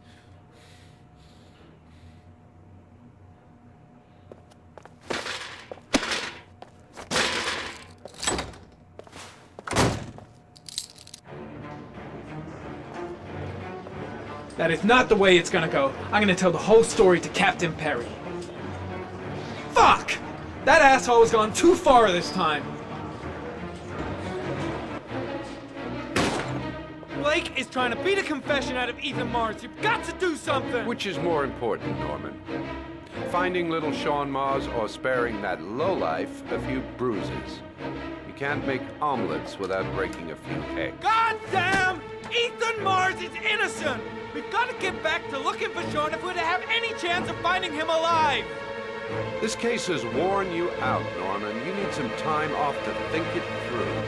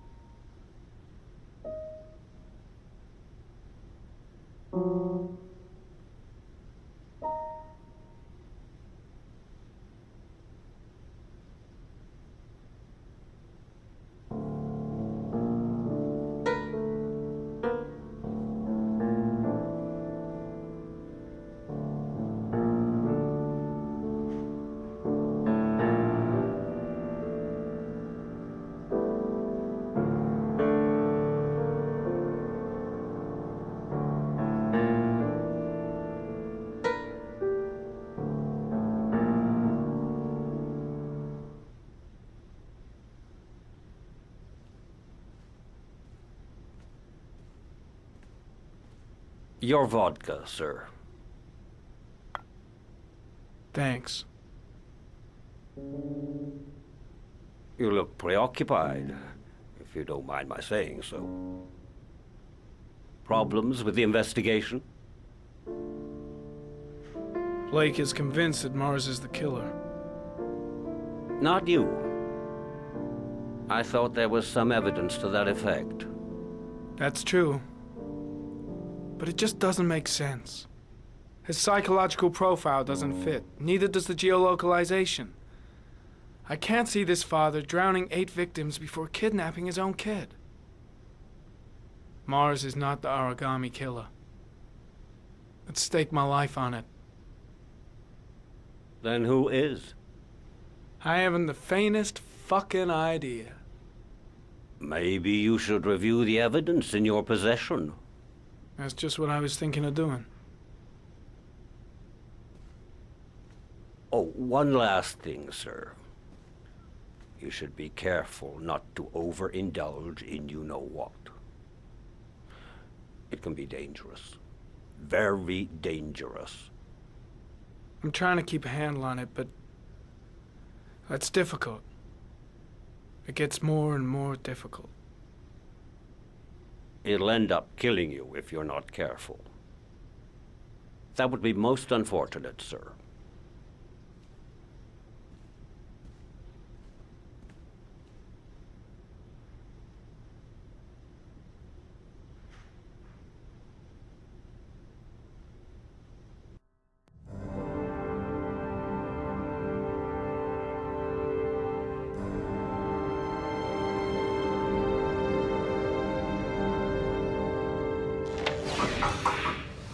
Well, well. Looks like there's something new. The video recording from near the park on the afternoon Sean Mars disappeared. I doubt there's anything on it, but you never know.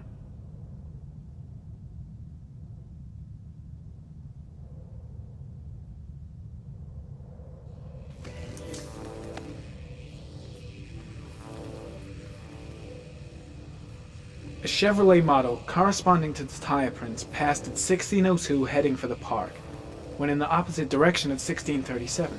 That could fit the time that Sean Mars disappeared. Could it be the killer's car?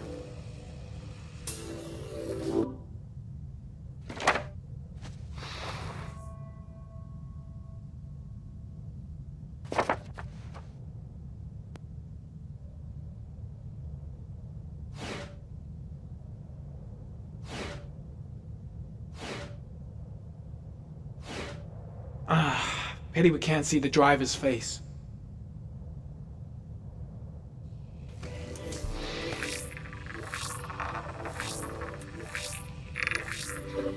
The car was stolen. Let's see. A certain Jackson Neville was suspected of stealing it, but the charges were dropped. Not enough evidence.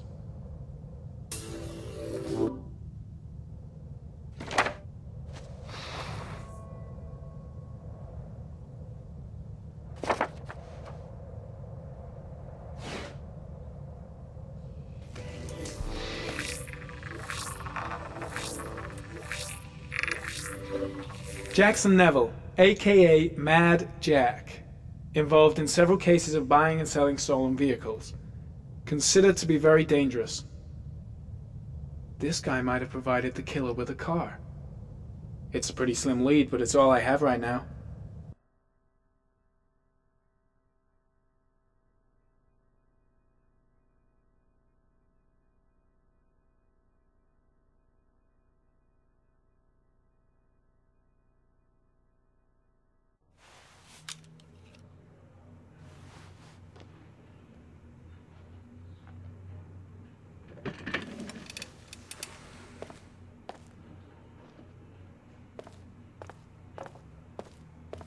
My gut feeling is that Mars is innocent and I gotta get him out of here.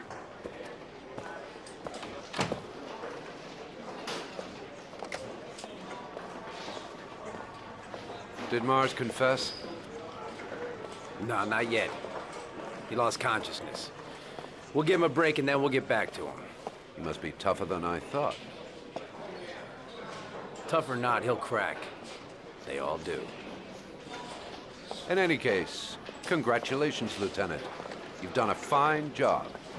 I've called a press conference. Gonna kick off in 1 hour. I expect it'll be quite an event.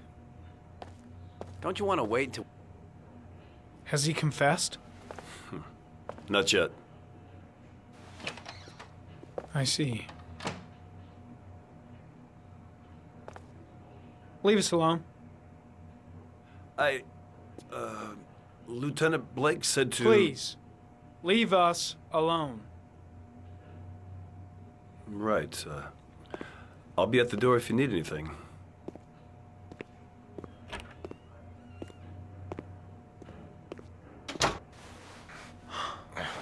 Christ. Are you all right, Ethan?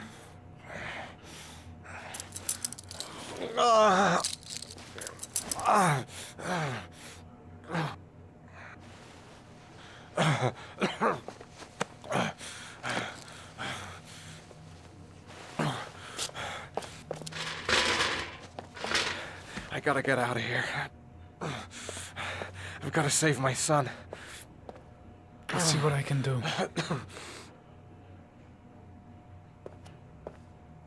Shit! What am I doing? Helping a suspect to escape? That'll cost me my badge and earn me a 10-year stretch.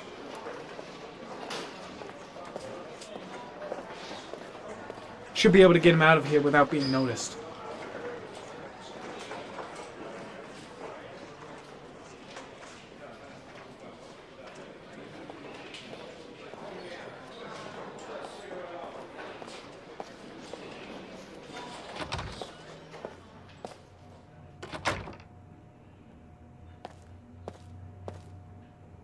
Gary, you can take a break. I'll keep an eye on him. You sure? Actually, I was busting for a piss. If you need to adjust his handcuffs, the keys are on my desk.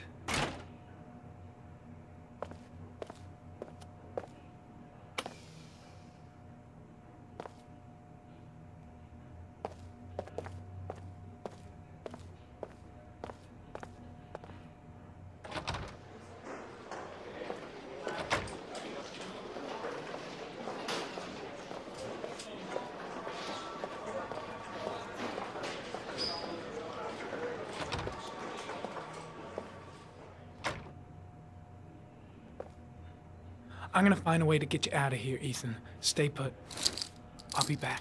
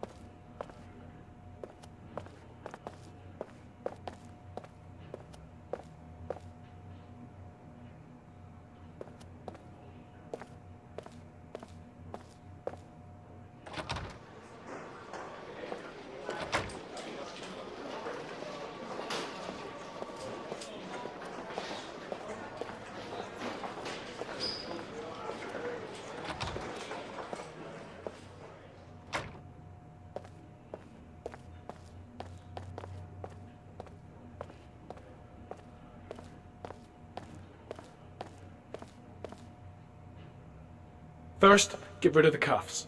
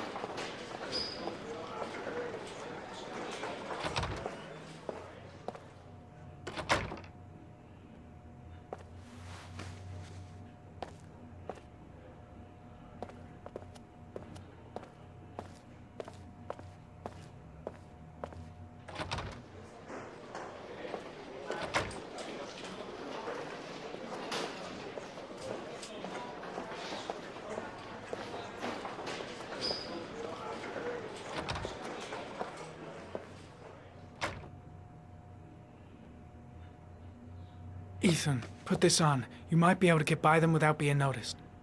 Oh shit, the handcuffs. I forgot about that. Okay, hold tight.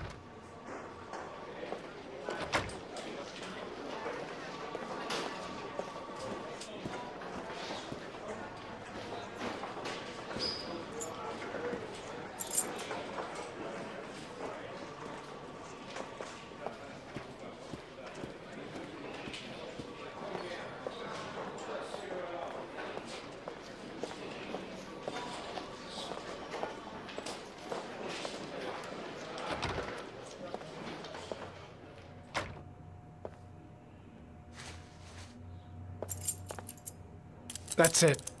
You're free.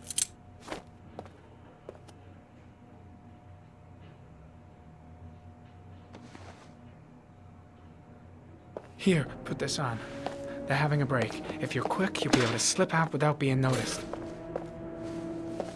Head straight to the exit. Don't stop, don't talk, don't even think. Just walk. I don't know what to say. Just say you're gonna save your son. I hope I won't regret that.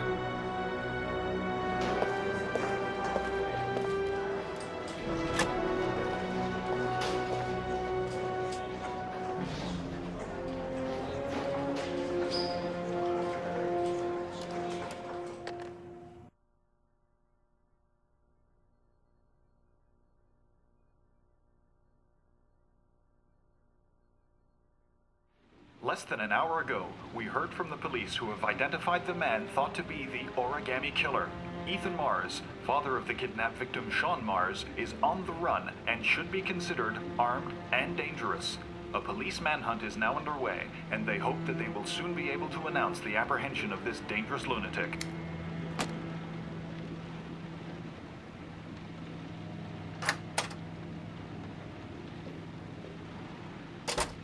I brought some food. I didn't know what you liked, so I brought some of everything. I hope that's okay.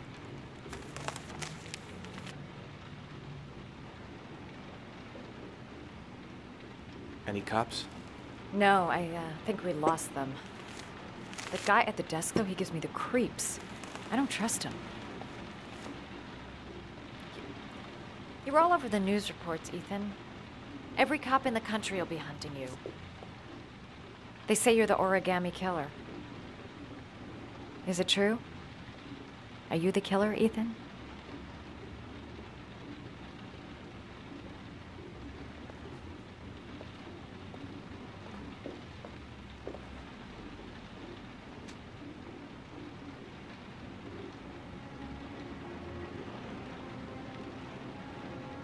I sometimes have these blackouts. Times where I don't know what I'm doing. As if I'm someone completely different. The only thing I remember afterwards is the bodies. The bodies in the water. Why are you hurt, Ethan? Why were you in that apartment? I think my other self is testing me, testing my love for Sean. He wants to know if I love my son enough to save him. That means there's some part of me that knows where Sean is. But the only way to find him is to go through these trials. Why can't you tell that to the police? And tell them what? That I'm a schizophrenic who drowns his victims and has kidnapped his own son? They'd never let me go, and I have to stay free to save Sean. I have no choice. I'm his only chance.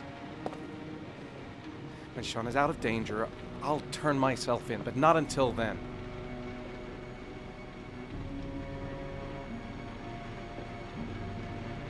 You can't keep going like this. You're destroying yourself, Ethan. Finding Sean is the only thing that matters.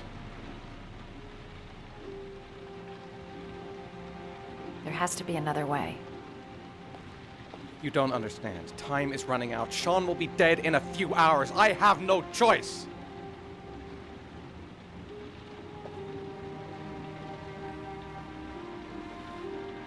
Please, Madison, leave. Forget everything that's happened. There is nothing more you can do for me.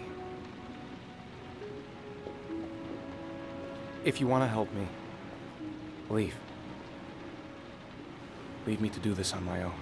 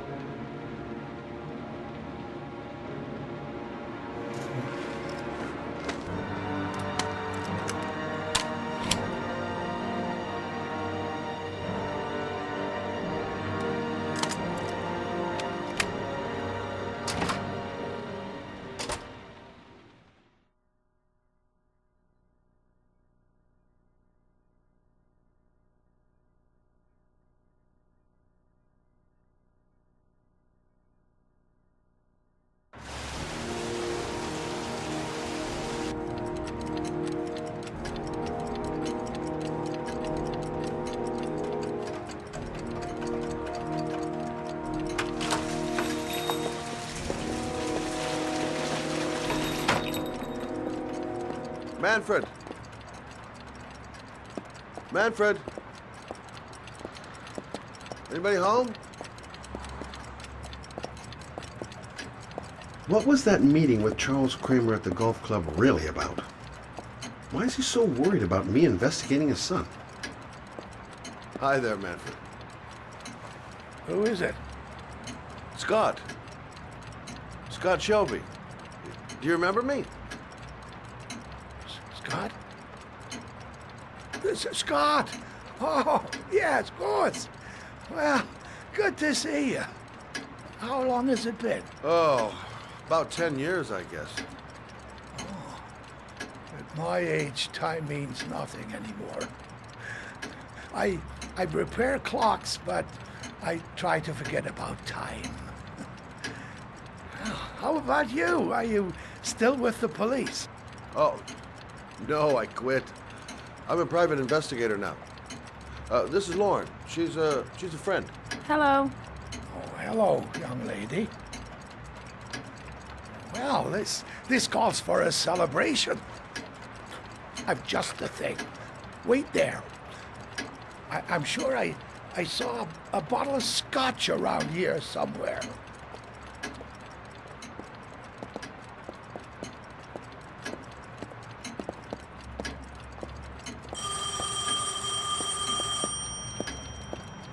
Do an old man a favor, would you, Scott? Tell them to call back this afternoon. Sure, no problem.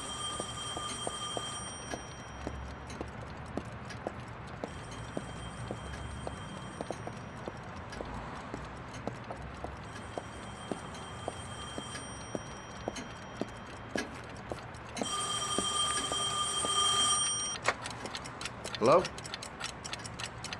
Yeah, this is Manfred's. He's not available right now. Could you call back later this afternoon? Thanks.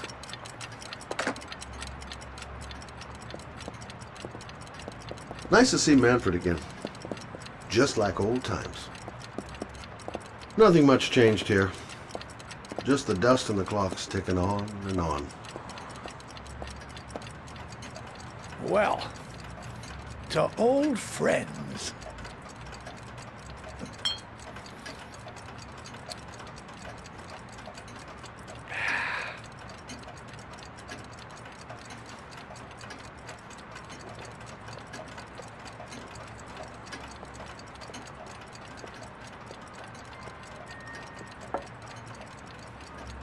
Do you like it? Yes, it's beautiful. It's a Stradelli, crafted in Venice in the 18th century.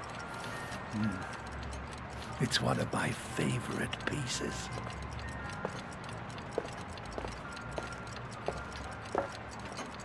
Tell me, Scott, what brings you back after all these years? I'd like you to have a look at an envelope.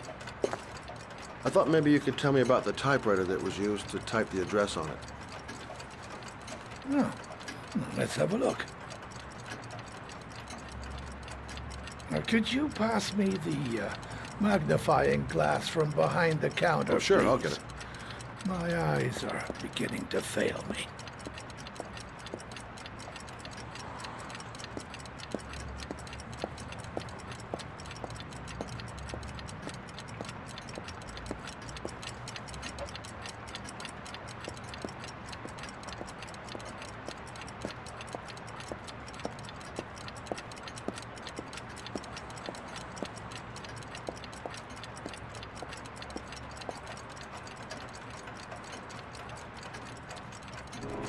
Thanks. Well, let's see what this envelope has to say for itself. The Royal 5. And yes, the shape of the T's and the F's is typical of that model. Produced between 1907 and 1924. Yes. No doubt about it. It's a Royal 5.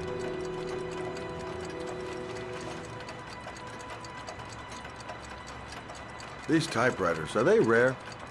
No, they're fairly common. I'd say Many folks have one gathering dust in an attic or in their cellar. Are there many places around that could prepare one of these? I bought the company's entire stock of spare parts for a song in '64. Well, they were going to take them to the dumpster, so I got the lot. Anybody around here who has one that actually works has been to see me at one time or another. Do you keep a record of all your clients? Oh, yes, indeed. At least the ones who pay. Any chance I could get a peek at that? Yes, of course. I keep my account books in the office. If you're not in a hurry, I have a list of all the clients who ever bought a Royal 5 or had one repaired. Yeah, that would really help us out. Delighted to help. Give me 2 minutes, and I'll be right back with the list.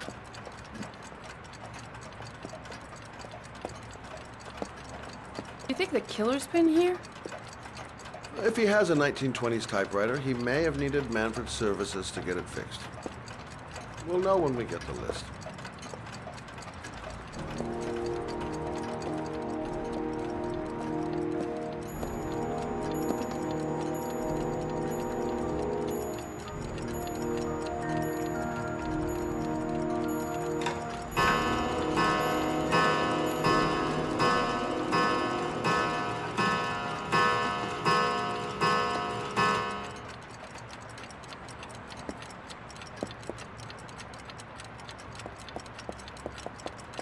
Been a while since Manfred went into his office.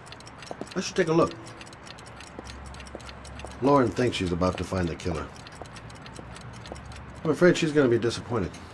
Hello? Manfred! Hello? Your call is lodged, sir. A police car will be there in a few minutes. I need to know who you are, sir. Sir? Hello?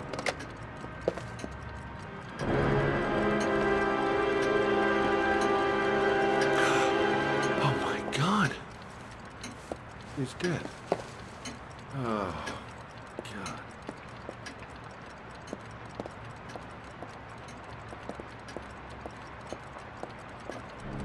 Scott? Oh my God. What are you doing? I'm calling the police. The killer has already called the police. I think he wants us to be his scapegoats. We gotta get the hell out of here. What do you mean? We have nothing to do with his death. We were just here when it happened. Look, we're running out of time to find Sean Mars. The last thing we need is 24 hours in a police station explaining this whole thing. Well, so what do we do?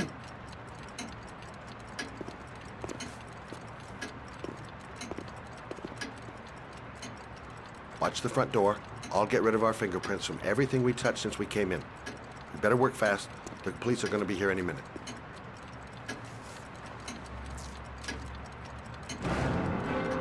What are you doing, Lauren? If someone comes in, we're going to be in trouble. These are Manfred's account books. He must have been looking for owners of Royals when he was killed. Forget it. We got to get out of here fast.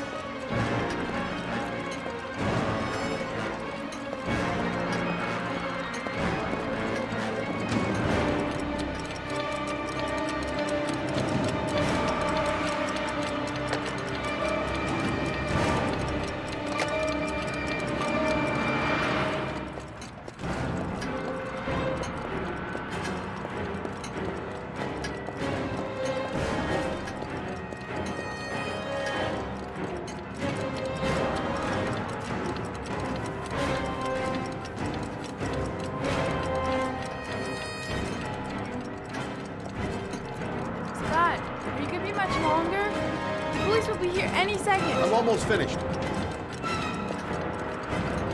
That's it. We're done. You get all the prints?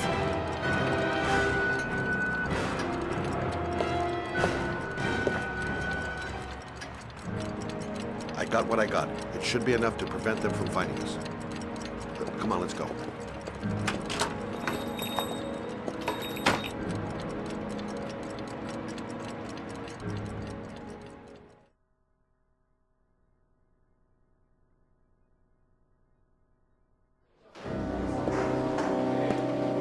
So, you claim the victim was killed while you were in his shop.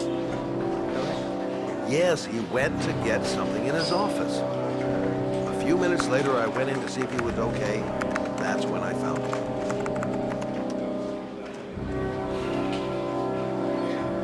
You should have called the police immediately, Mr. Shelby. Would have saved us dragging your ass down here. Listen, we had nothing to do with his murder. We were only there by coincidence. I just wanted to spare myself a few hours declaring I didn't see anything to a police officer. PI or not, Mr. Shelby, don't leave town. And if you end up next door to any more dead bodies, remember to call us. Okay?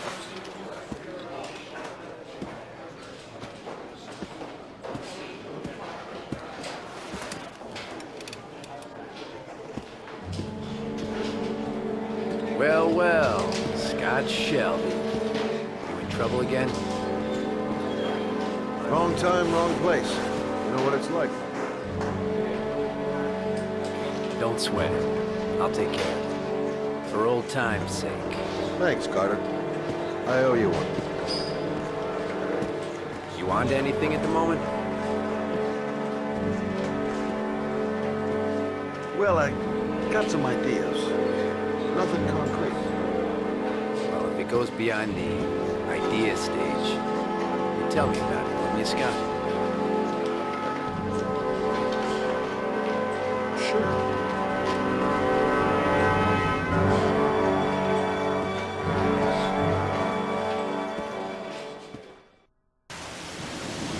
Where are we going? I'm taking you home. This is getting way too dangerous. No way. We're partners, remember? We had a deal. Listen, Lauren, I know you want to find the killer, but you're not helping me by putting yourself in danger. I'm not a child. I know what I have to do. I want to find my son's killer. You're not going to stop me.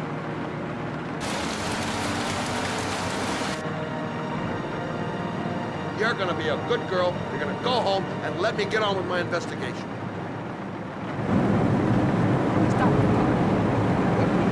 Stop the fucking car!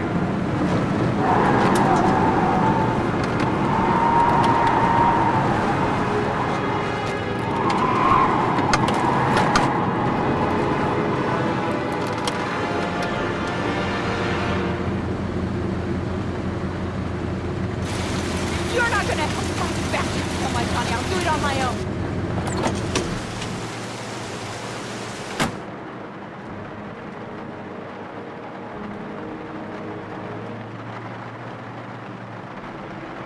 Such an idiot. I better catch up with her. Crap, I have no choice.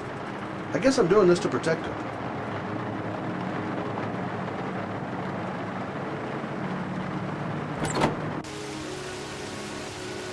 Lauren!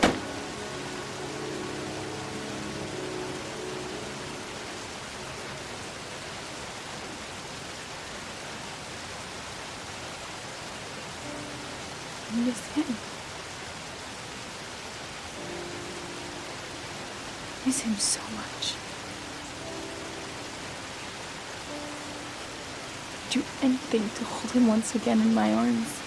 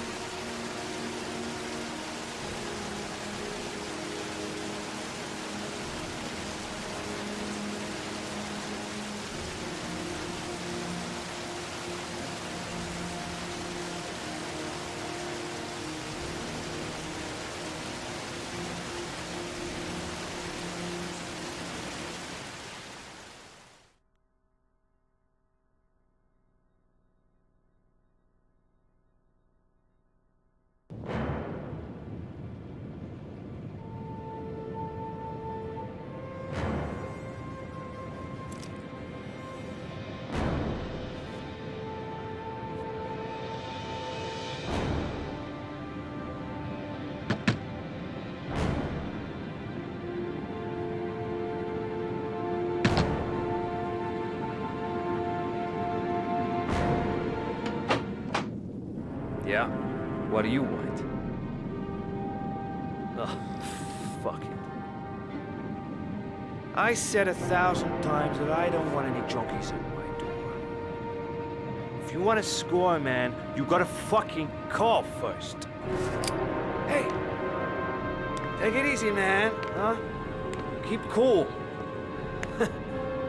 What do you want? Dope? Money? Tell me what you need.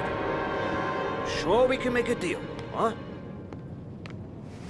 God, I'm gonna blow your brains out, you son of a bitch! You think you can come into my house and steal my dope? You'll be shooting up in your ass, motherfucker! Will you stop fucking moving?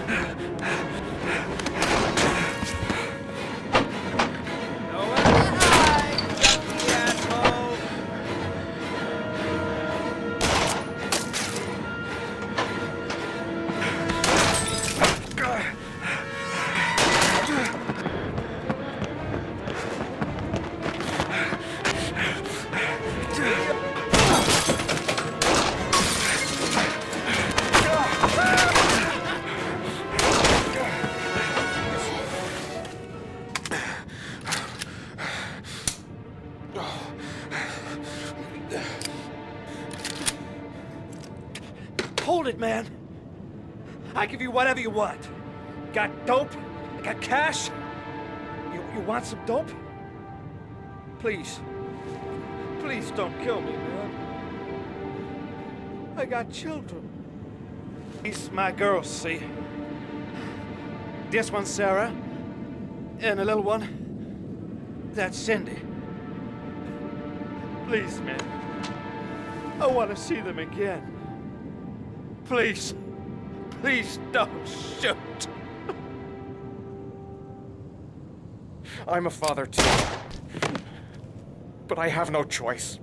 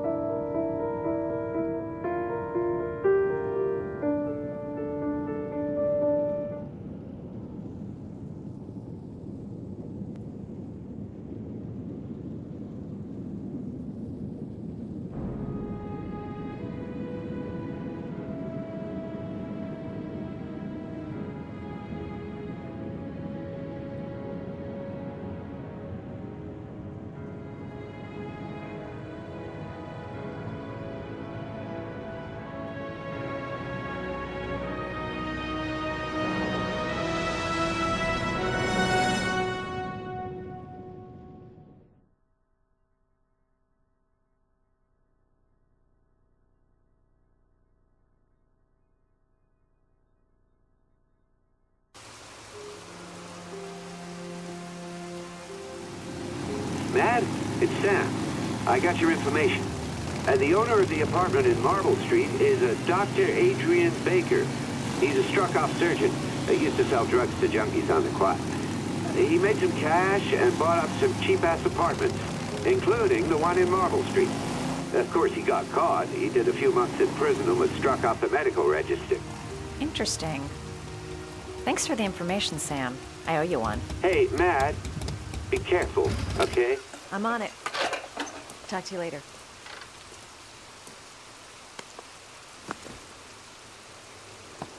The owner of the apartment where Ethan cut off his finger lives here. It's not much of a lead, but it's all I've got.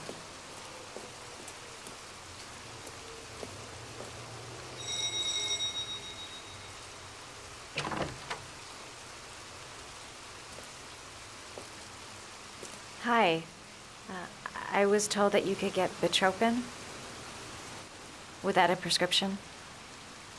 Sorry, you were misinformed. Goodbye. Hold on. I really need your help here. I can pay. Well, why didn't you say so? Please come in.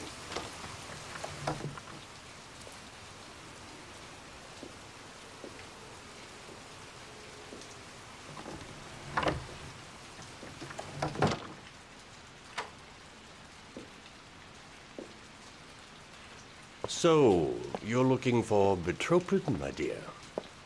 Are you having trouble sleeping? How much do you need? I don't know, about 3-4 boxes. Well, no, that shouldn't be a problem. Would you like a drink? I was just about to have one. No, thanks. Alcohol helps take the edge off the pills, don't you think?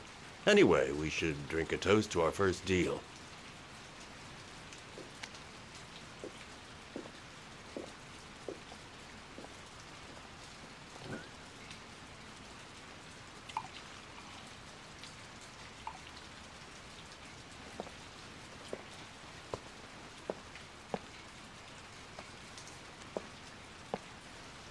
I haven't seen you around here before. Who told you about me?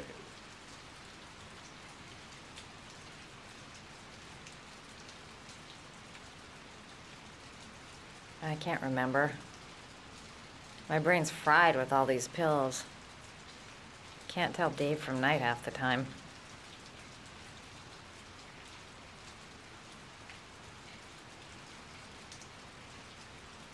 Do you have many clients? A few. I help to ease their anxiety. Get my hands been off, thin enough, hard-working enough. I reassure those who find the system too difficult. I'm like a safety valve that keeps society from imploding.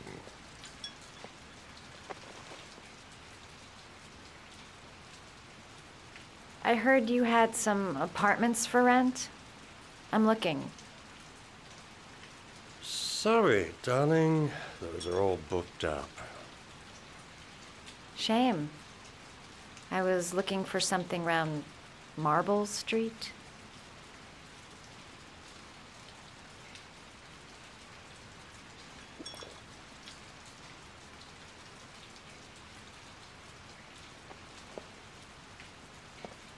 You're not drinking?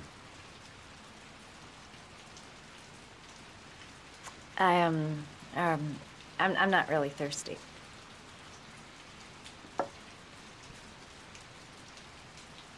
I'll get your prescription. Won't be a moment. Wait here.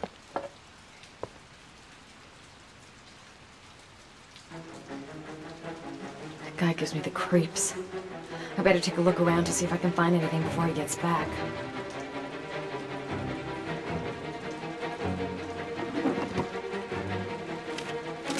Doc seems to be interested in property, amongst other things.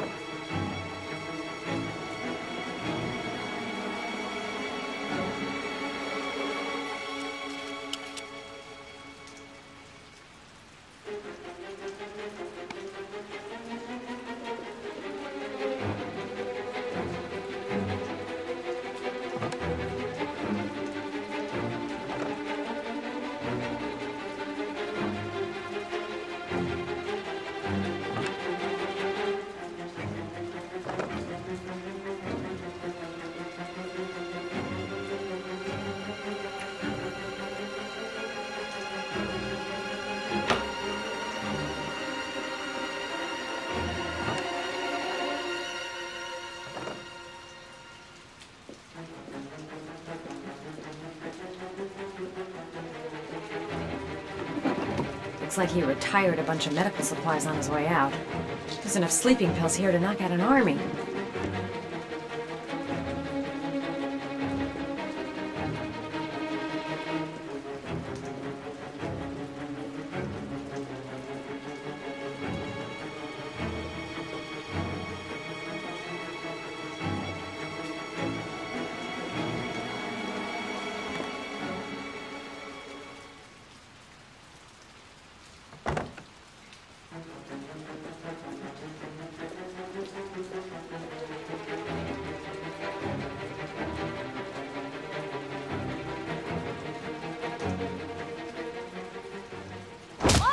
Nosy little ferret.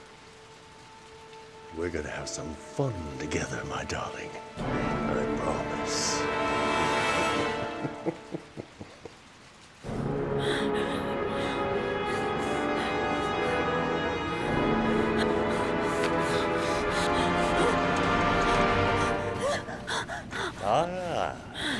Say hello to Matthew.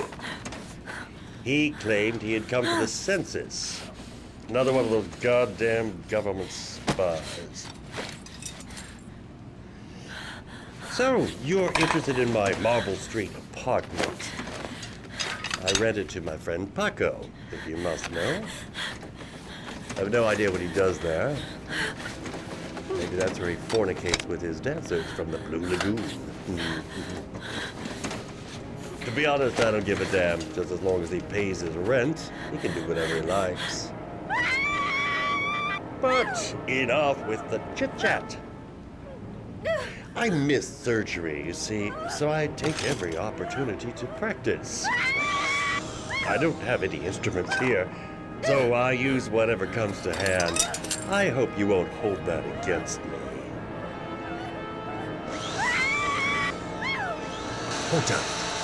This might sting him.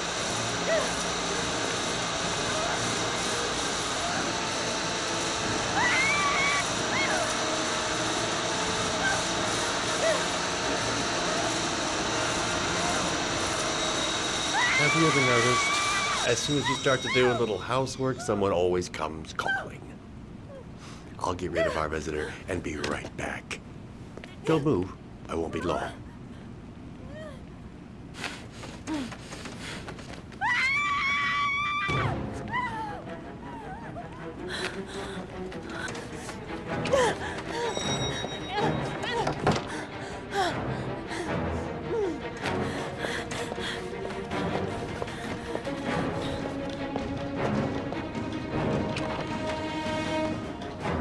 Hello, sir. I've come to bring you the word of the Lord in the form of these magnificent Bibles, which I will gladly leave with you in return for a contribution of only $5. No thanks, I'm not. Come now, brother. I cannot believe the word of the Lord is of no interest to you. We, his humble flock, should walk in his steps, for St. John has said. Thanks a lot, but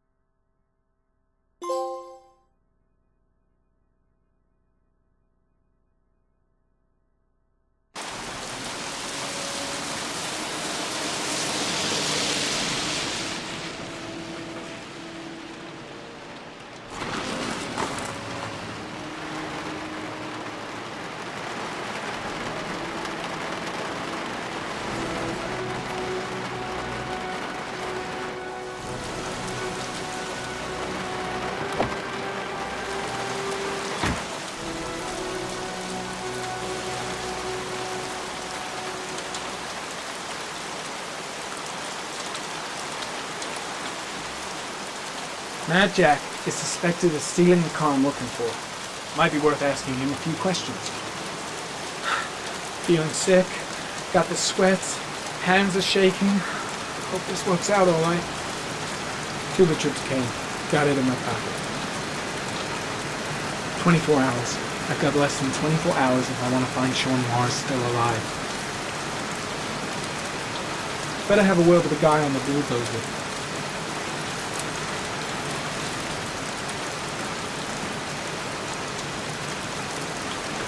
Blake wasn't in the office when I left. Don't think I'm gonna miss him. Goddamn rain. Soaking wet. Mad Jack, a.k.a. Jackson Neville.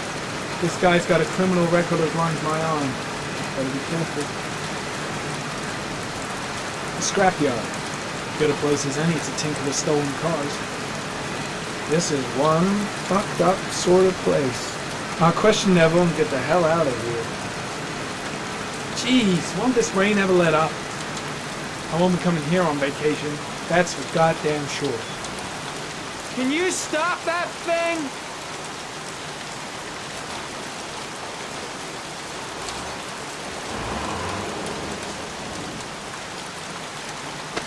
Norman Jaden, FBI. Can we talk for a minute? I'm listening. Can we go inside?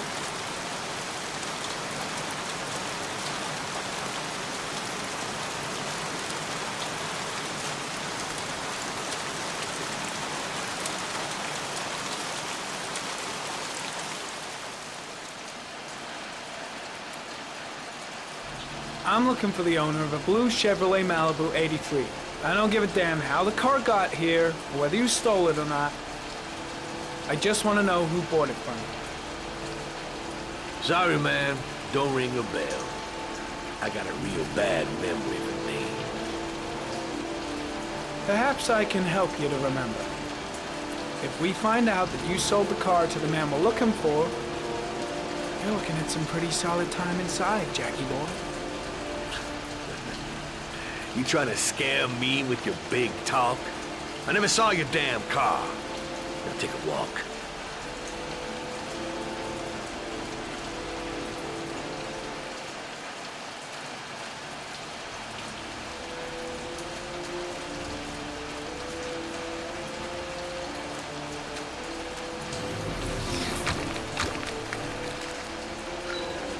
Size 10. Most likely a visitor.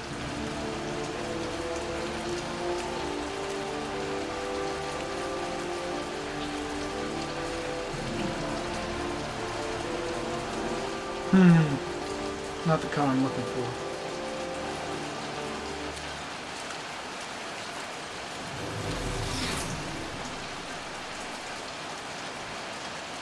Blood. Now why is there blood here?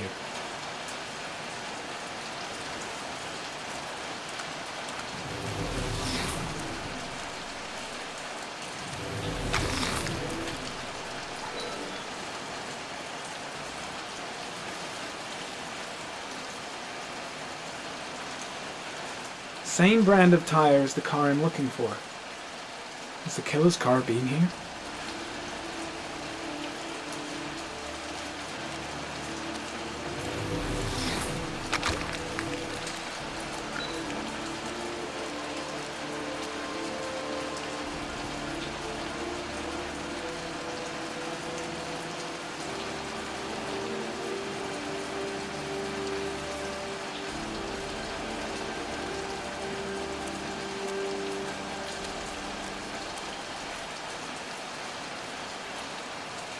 Size 13.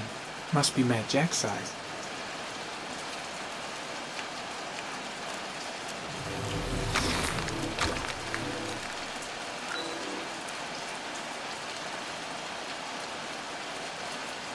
Not the right car either.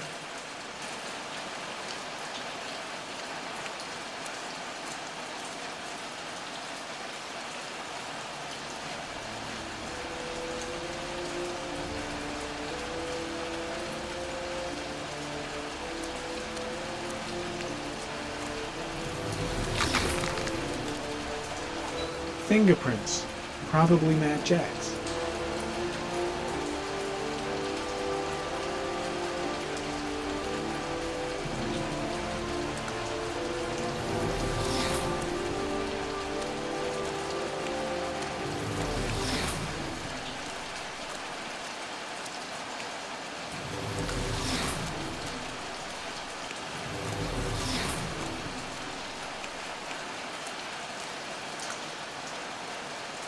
Gary, comment. Traces of orchid pollen in the air inside the garage.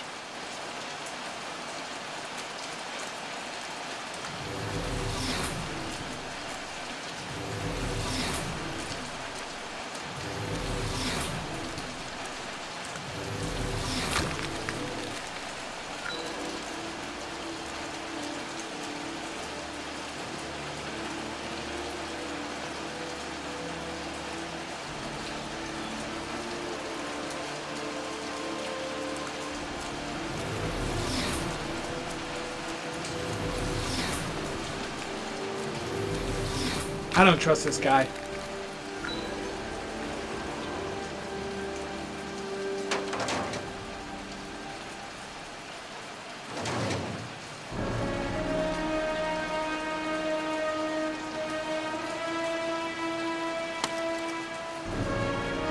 One of your cop buddies asking too many questions.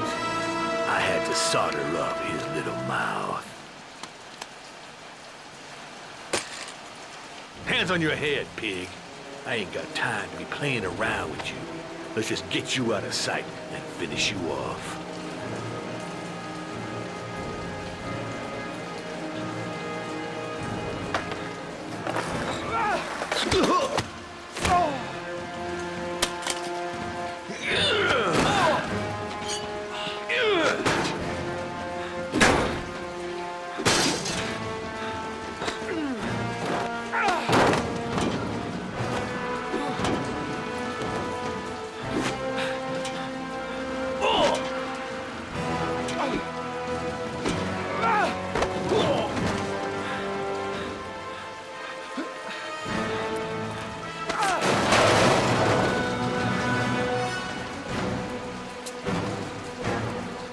Enough fucking around.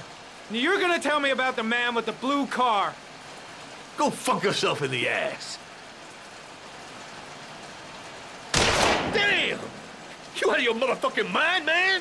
Oh, shit, Jack. Ain't nothing to it. Just a little bit of self-defense. Page 1 of the police manual. Kill or be killed. Whoa, whoa, whoa. Stop. Enough. I'm starting to remember some things. You be cool. I'll tell you the tale.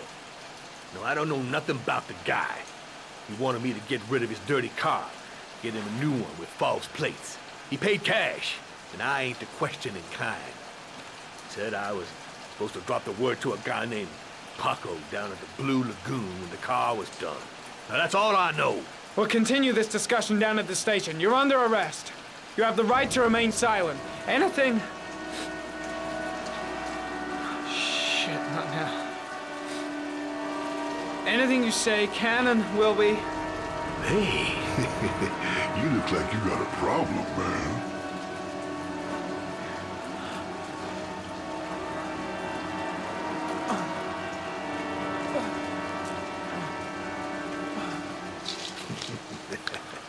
What?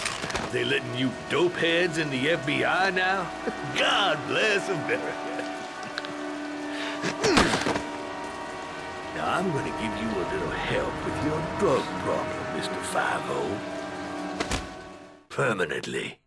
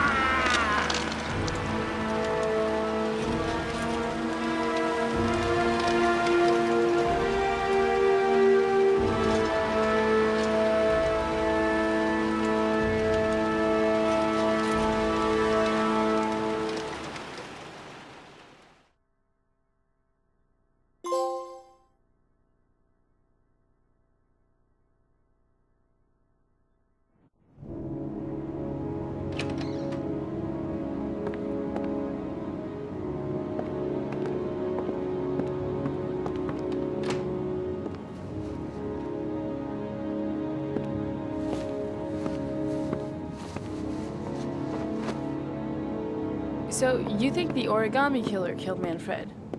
That makes sense. Didn't want him spilling his guts to us. And you suspect Gordy Kramer, right?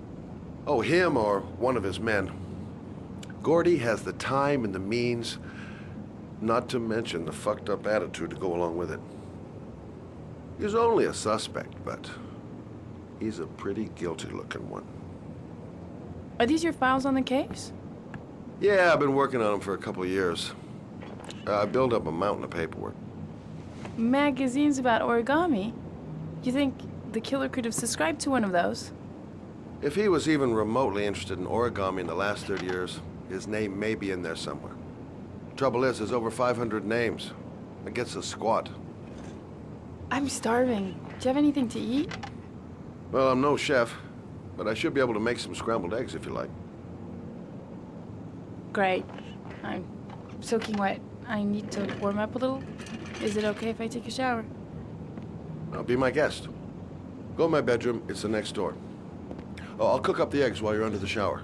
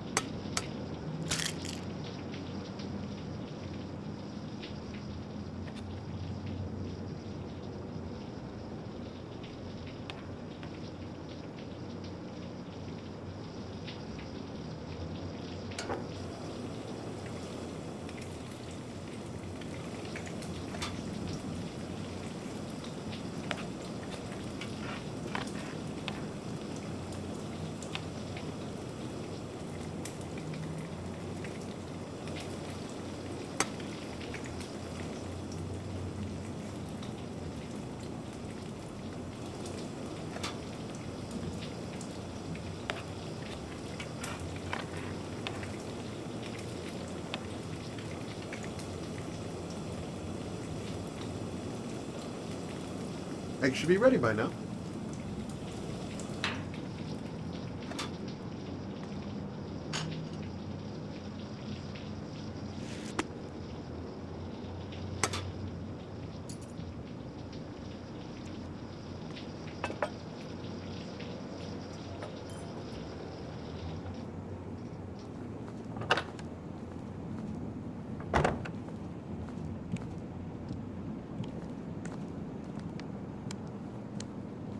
I took the liberty of borrowing your bathrobe. Looks better on you. Hey, that almost looks good enough to eat. What's that? The notebook I took from Manfred's place. According to this, about 30 clients bought spare parts for Royal machines in the last 10 years. The killer may be one of them. Oh, you know, checking out the alibi of 30 clients one by one, that's a lot of legwork. Except that if we cross-check them with the list. The list of subscribers to origami magazines. You still got that, right? Yeah, of course. Lauren, wait.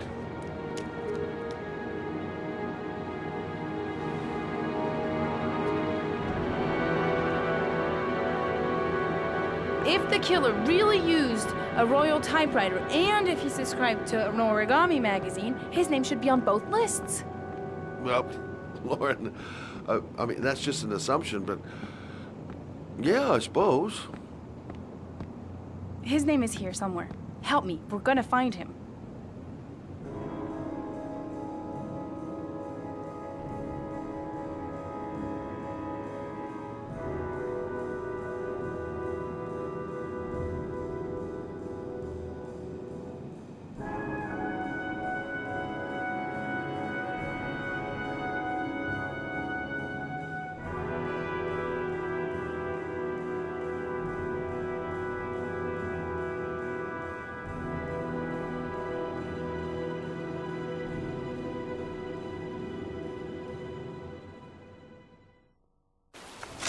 The only guy whose name was on both lists died when he was 10. What are you going to do now?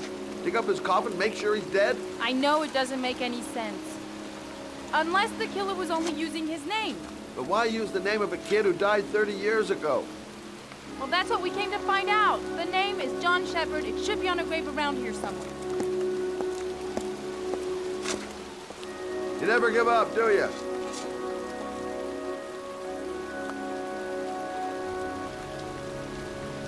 The sooner we find that grave, the sooner we can get the hell out of here. This girl knows her mind all right. No point in trying to reason with her.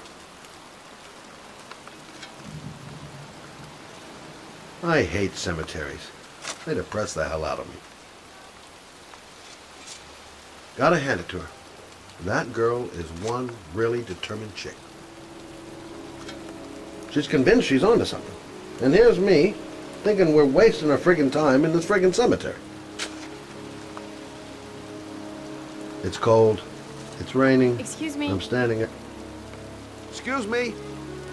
I'm looking for the grave of a boy named John Shephard. Straight ahead, a little further on. Thanks.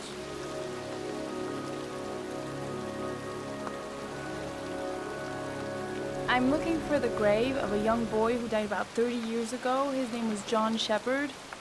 You wouldn't know where it is by any chance. The children's graves are in the next plot. Thanks. Hey, Scott, where are you going? John Shepherd's grave must be somewhere around here. Did anyone ever tell you shouldn't shout in the cemetery? Take it easy. The dead don't mind.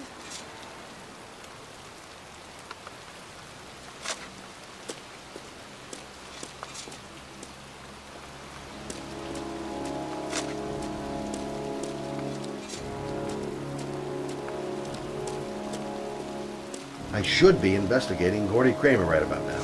And here I am, standing in a cemetery, in pouring rain, looking for the grave of a kid who's been dead for 30 years.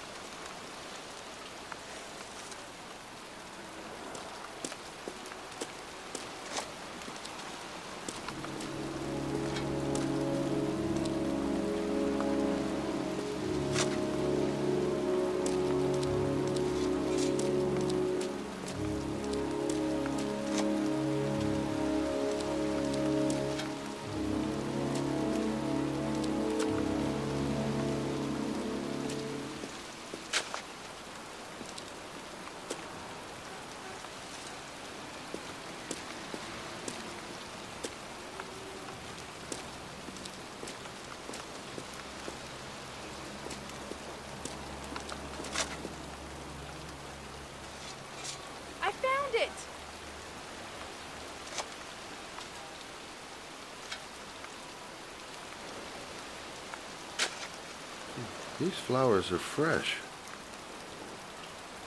Looks like someone's still tending the grave. Origami figures. That's one hell of a coincidence.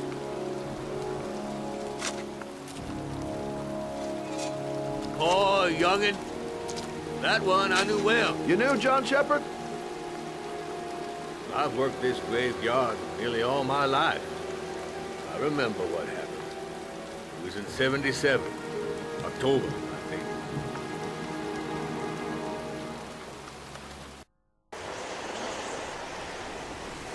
Yeah, good-for-nothing hoodlums, get the hell out of here!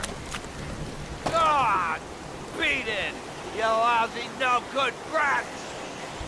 Come back when your fucking mother comes home from work. He's drunk again. What are we gonna do? It's pouring rain. We're gonna get soaked if we spend the day outside.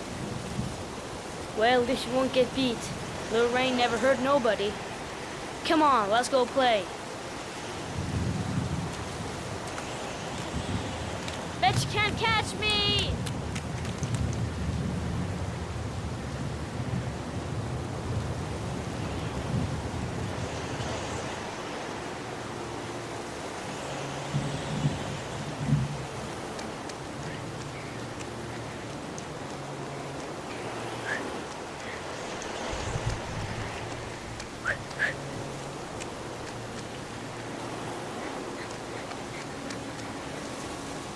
John's right.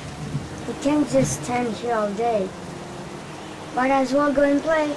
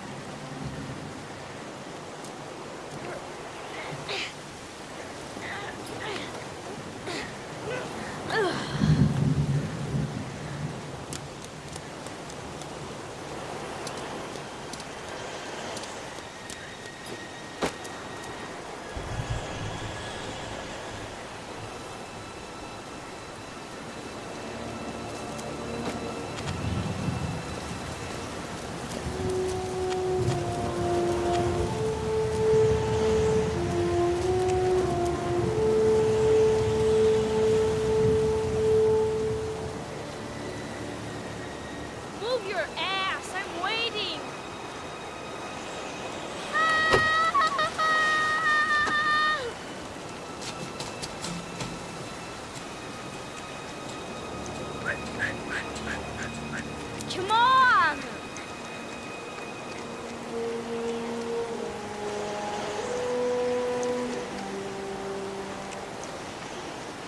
Jeez, you're nothing but a slowpoke.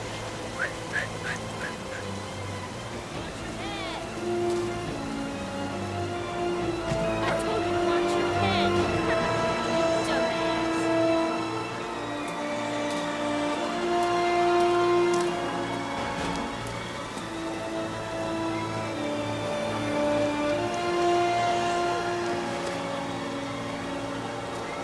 Bet you can't do that.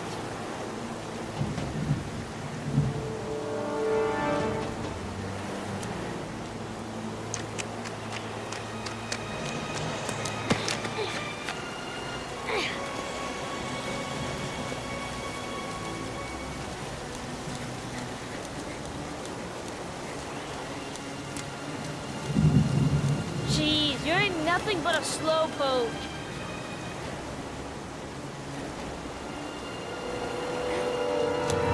Come on, loser. What you doing? You're coming or not?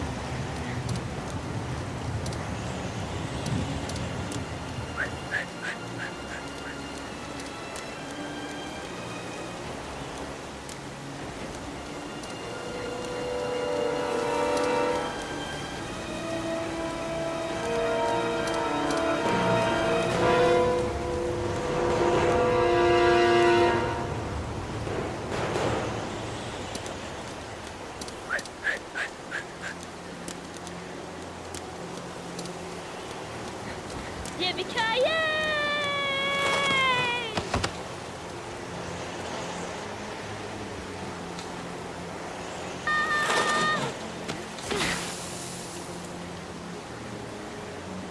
You don't need to do this. It's too hard for you. No chance. I can do it all right. Just watch.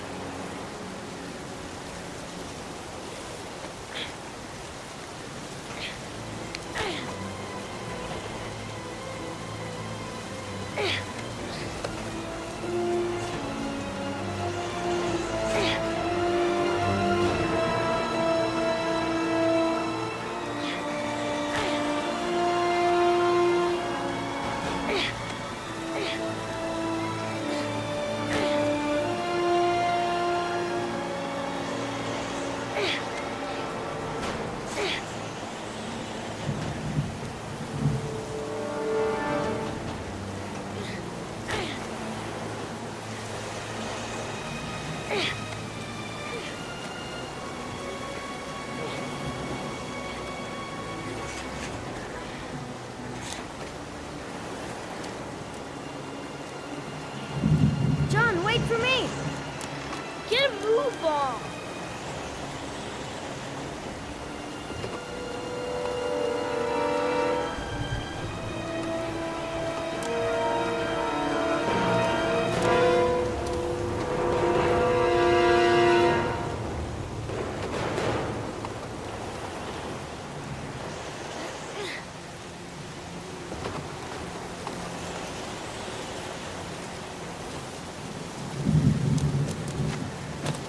Come on, it's your turn.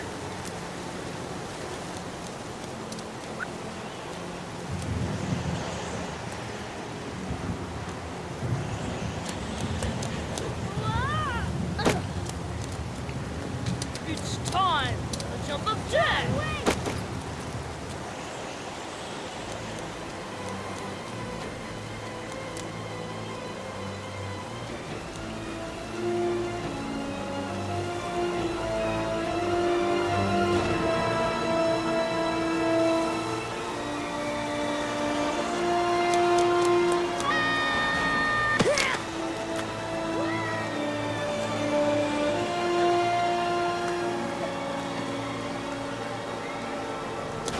Whoa!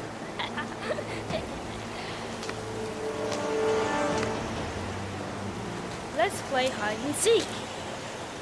You go and count to 20 and try to find me, okay? 1, 2, 3, 4, 5, 6, 10, 11, 15, 19, 20.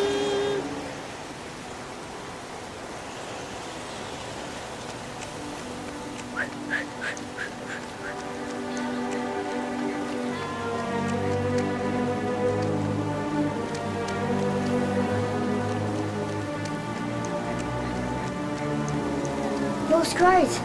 That's John's voice.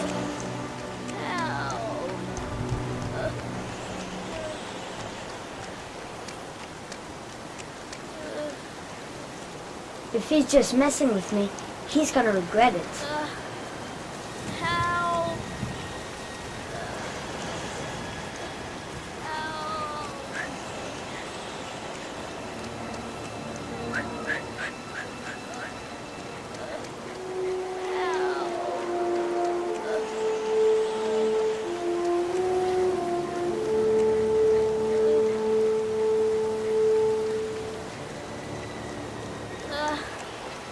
Help!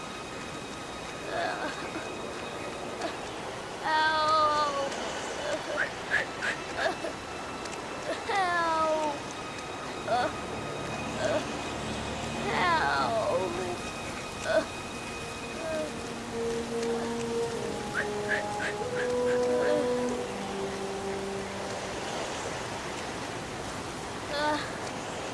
Help! John! My foot is stuck. Grab on! I'll put it over there.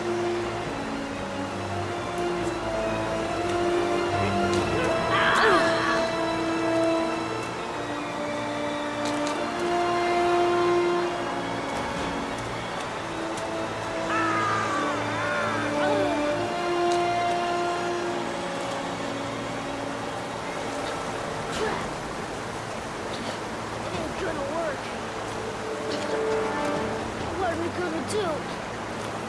Hang on, John. I'll get help. Just hang on. Go on, hurry.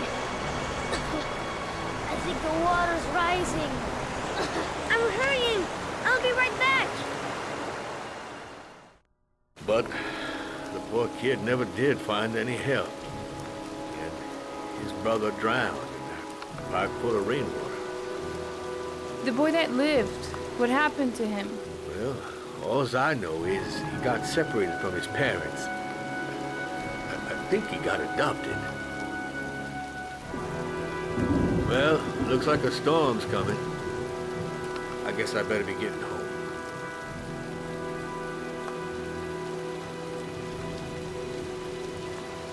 Christ, what a horrible story.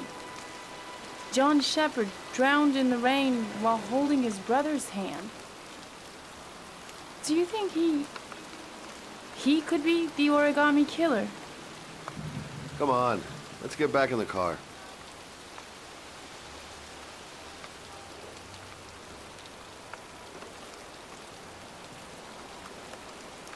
There's nothing else for us here. Let's go. There she goes again. Surprising me. I don't usually like surprises.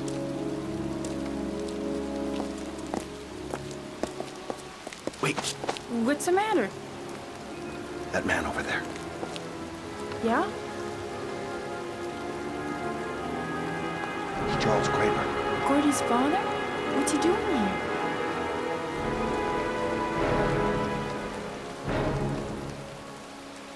He's putting flowers on John Shephard's grave.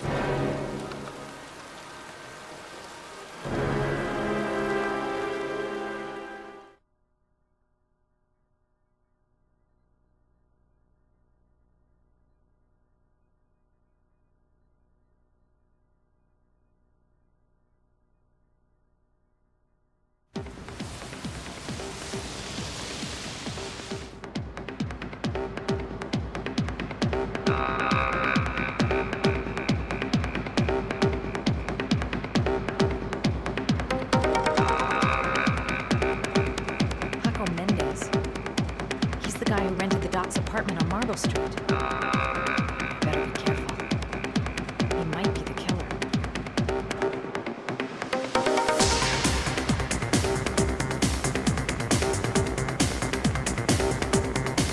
Paco Mendez, the guy the doc lent his apartment to. Not the kind of guy you take home to Mom anytime soon. I'm gonna ask him a few questions. If this Paco is one of the buddies of Dr. Death, watch my step. I've nothing against techno, trance, whatever music, but this stuff is really loud.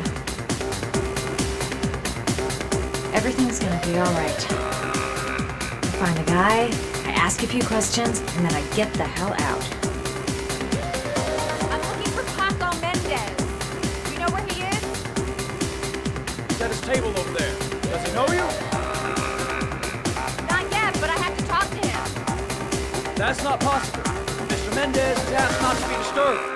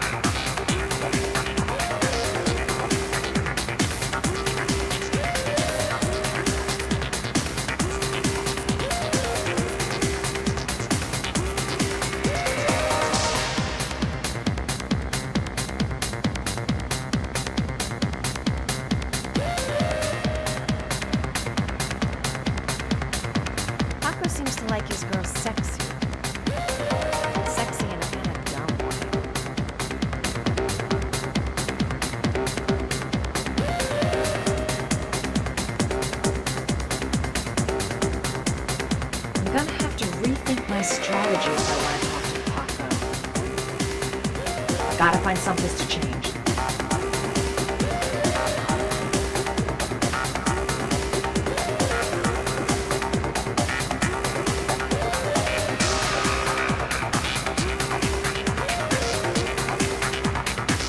Paco's Tycoon isn't letting anyone through. Gonna have to think of something else.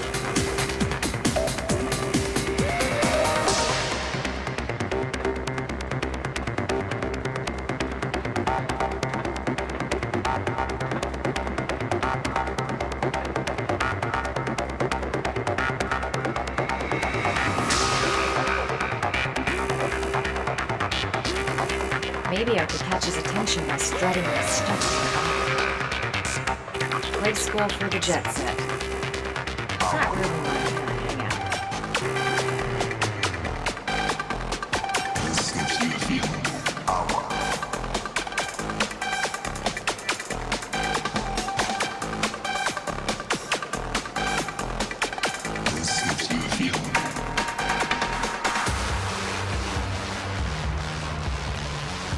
This gives you a feeling.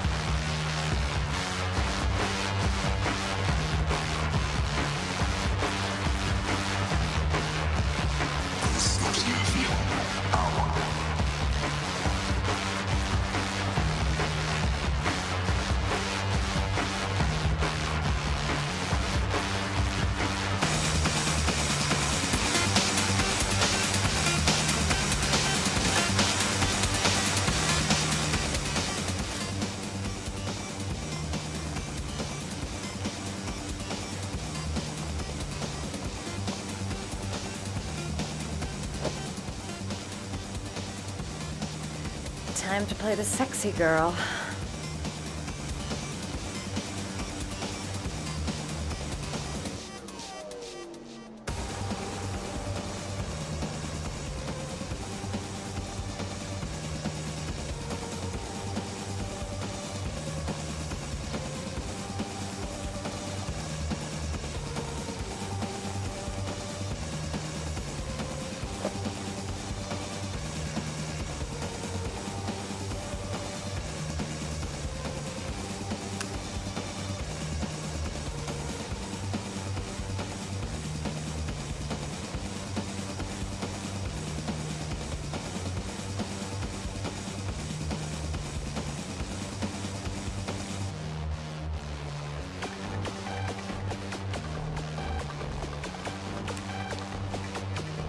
This gives you a feeling.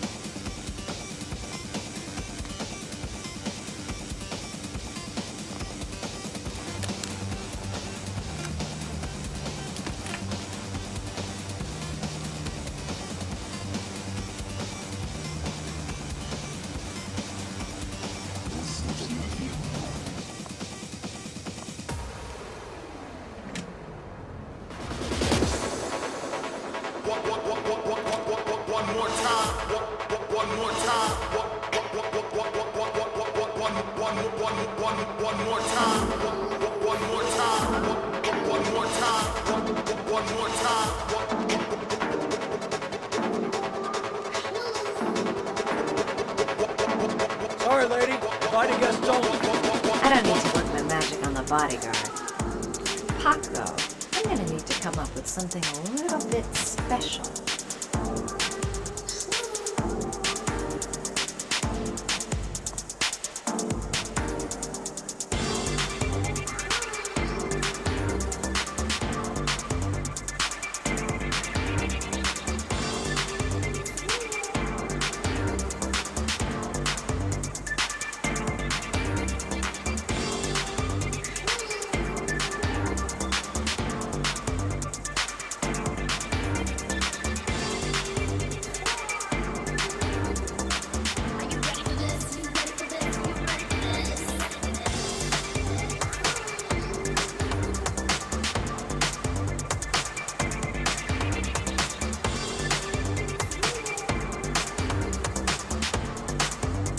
Hey, you!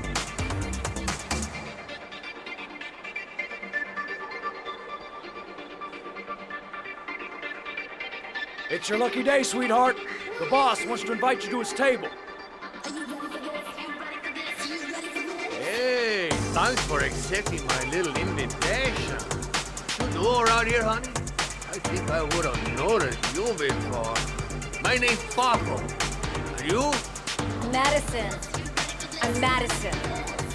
Ah, I like the way you move, Madison. You making me all hot under the collar. Maybe we can continue this conversation somewhere more private. Oh, sure, baby. Yeah, come with me.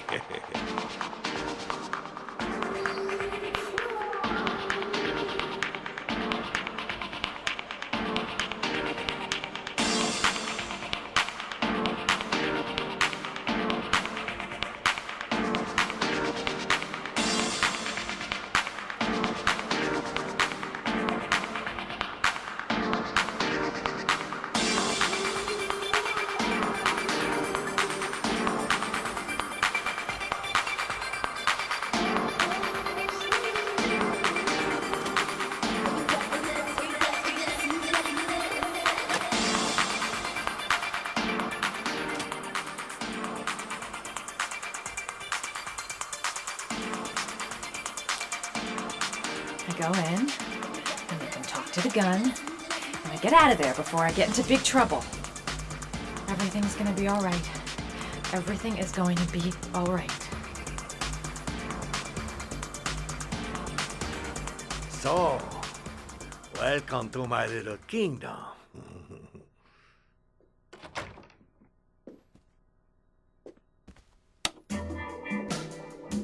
I'll take that. Just get in the way of the good things, sweet cheeks. So, show me what you can do. Take it all. Slowly. Take it all on.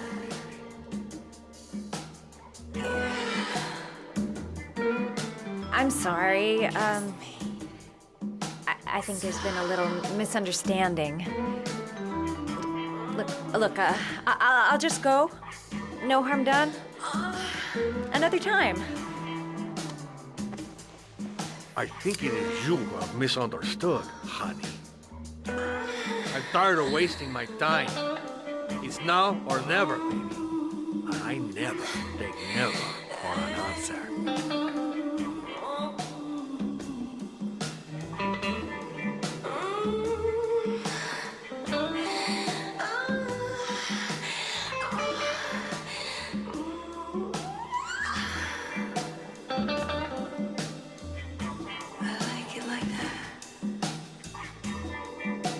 Think of something. There's got to be some way out of here. The lamp. If only I could find some way to grab it. Oh, I know.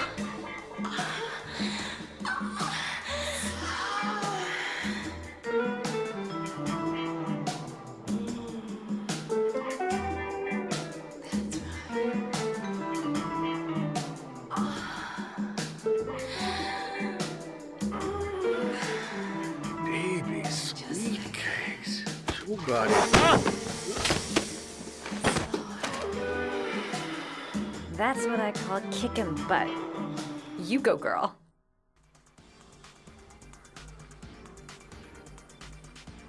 Okay, Act 2. Let's hear Loverboy sing.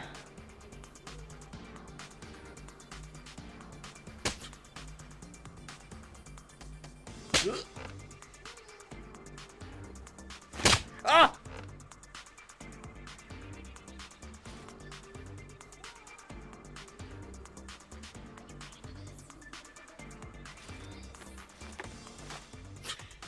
If you call out, I'll kill you.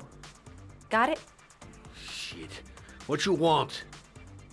You rent an apartment on Marble Street. I want to know why. An apartment? I don't know what you're talking about.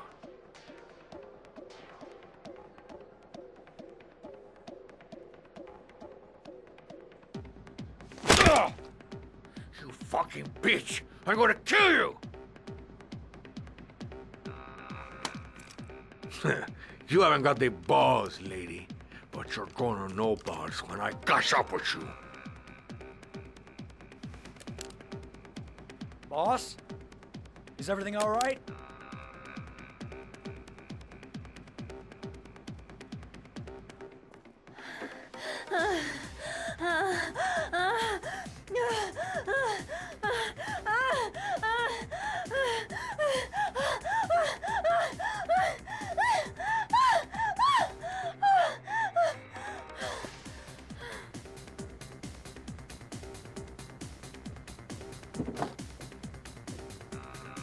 If you value those prized balls of yours, Paco, then it's time for you to talk. Oh! Ah! Oh! Ah! What you doing? Stop it! Stop it! I'm only getting started. How about some more? I never set foot in that apartment. I gave the keys to some guy. He said he needed a place. He had money. What was that guy's name? I don't know his name. I swear. Ah! Ah! Ah! Shephard. His name is John Shephard. That's all I know. I swear it. Ugh. There, that wasn't so hard, was it? I really appreciated this romantic moment, but I gotta dash. See you next time, lover boy.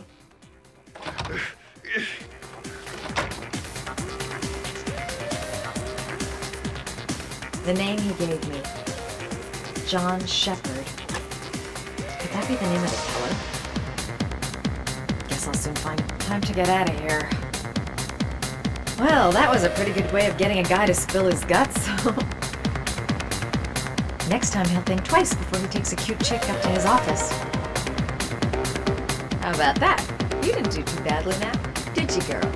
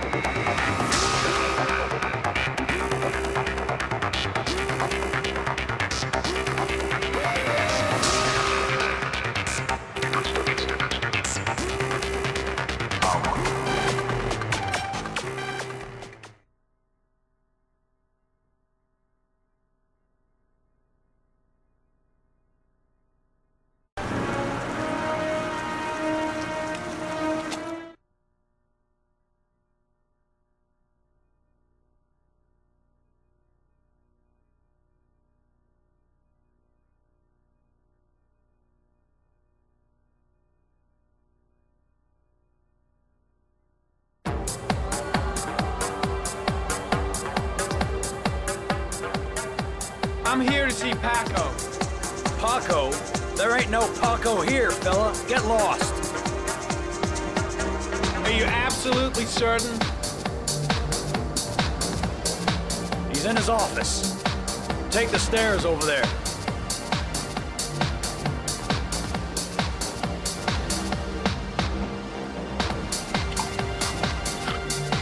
Oh, it's you. You scared me. I didn't hear you come in.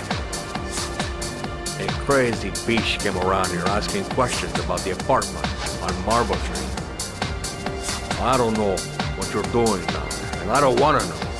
But whatever that shit is, it's beginning to draw attention. Look, I know you kept me out of prison. But that fucking bitch nearly killed me. Everything you ask. I think my debt to you is paid. Don't fuck around, man. No. Now wait. I can still help you out. No. Don't keep me.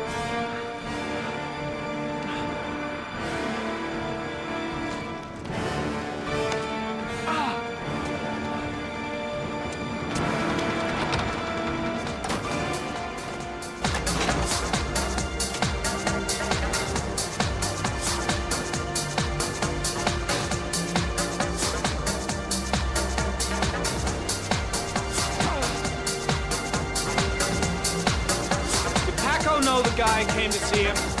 Sorry, I don't speak cop.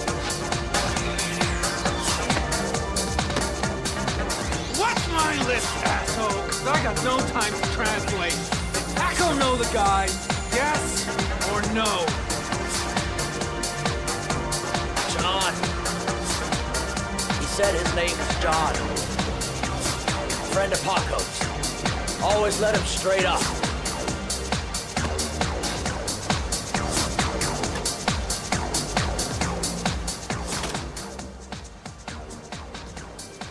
He could have killed me. Why didn't he?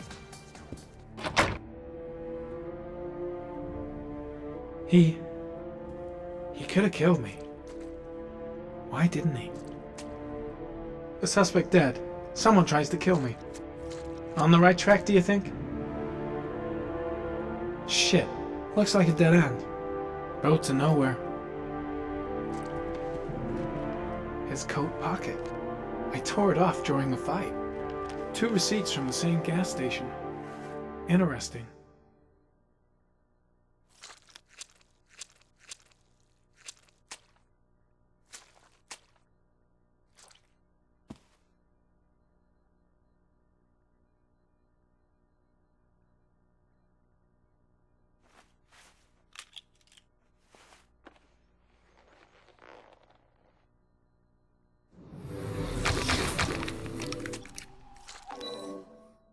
Madison Page.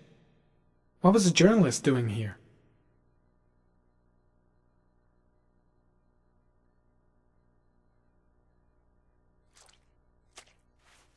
Orchid pheromones. The fucking origami killer.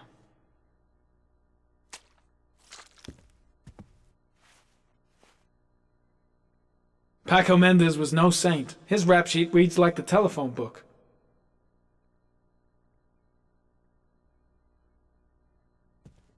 The killer was looking for something.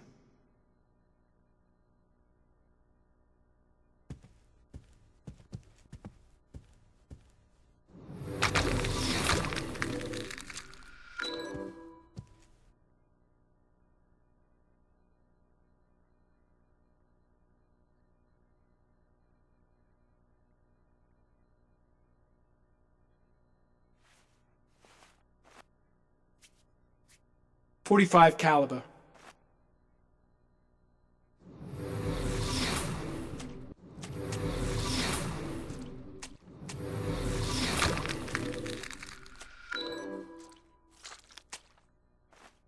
A bullet, right between the eyes. Instant death.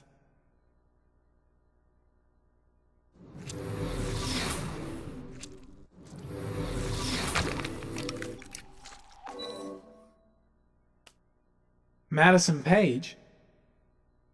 She may be a witness.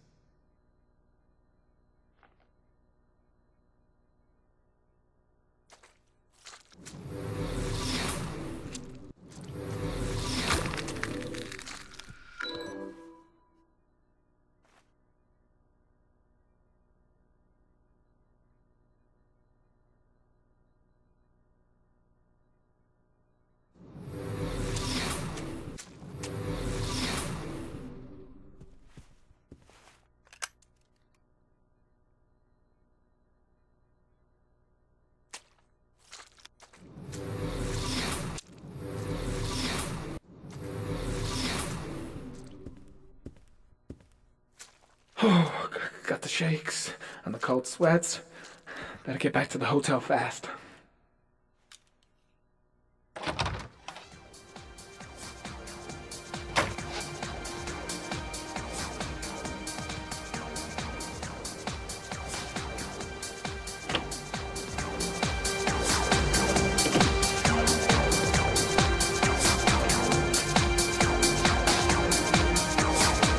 Paco knew the killer.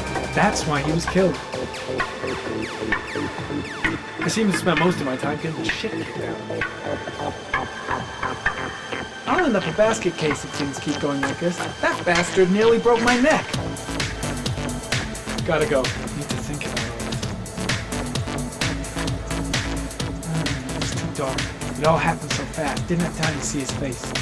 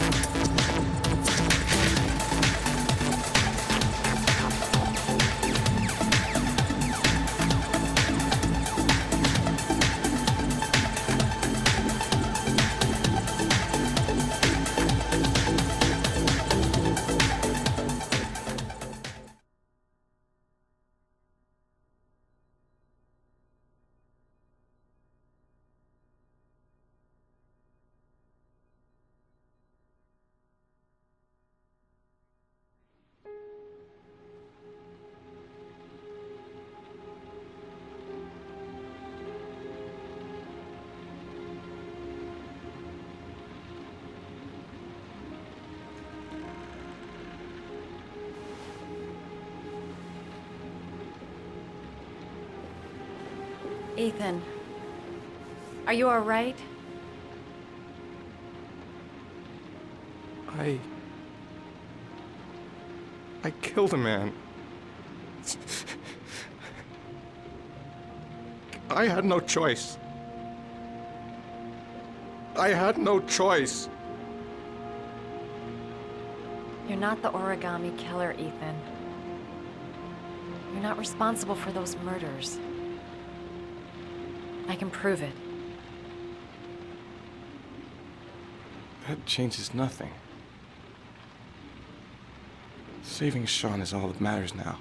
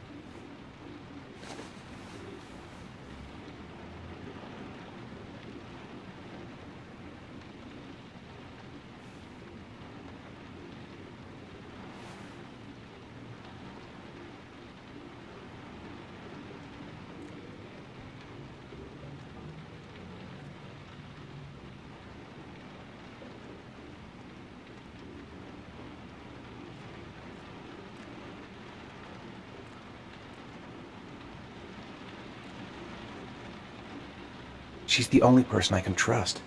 But now I have to be alone to do what I have to do.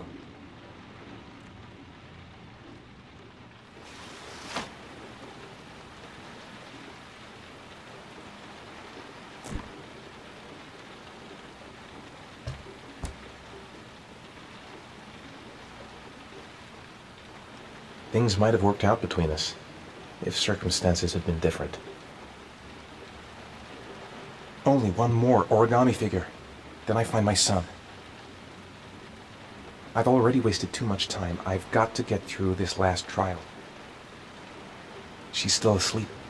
No goodbyes, no explanations. I'll just leave before she wakes up.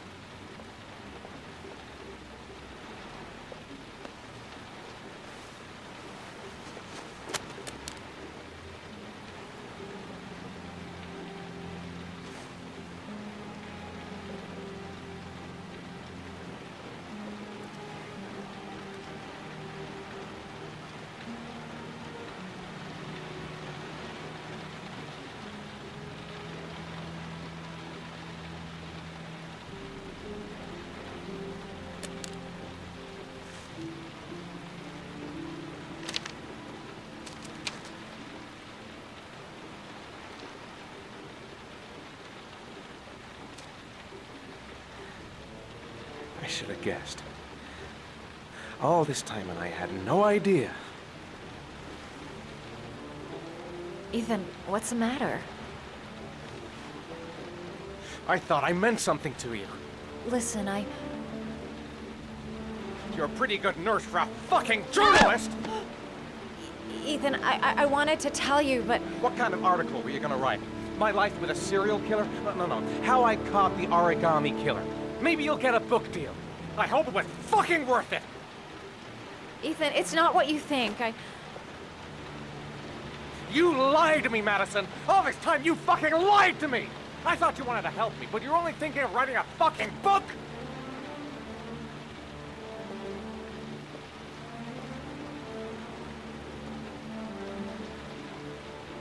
It's true. I'm a journalist. And I knew that you were the father of the boy who had disappeared, and I wanted to cover the story. But then I saw what you were going through to save your son. And I understood how much you love him. I wanted to tell you the truth, but I couldn't. I was afraid that you may not believe me. I was afraid that you'd ask me to go. All I want is for you to find your son alive. And when it's all over, I want to be with you.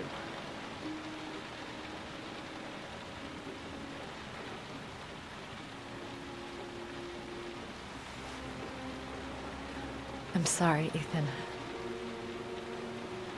I'm so sorry.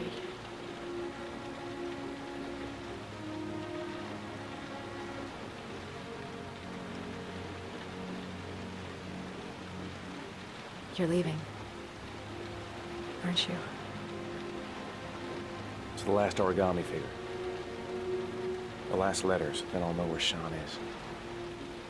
Take care, Ethan.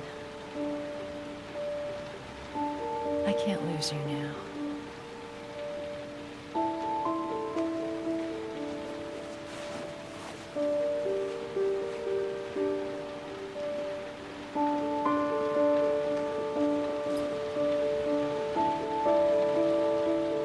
I'm I'm gonna go find something to eat. Wait for me. I'll be back in 10 minutes.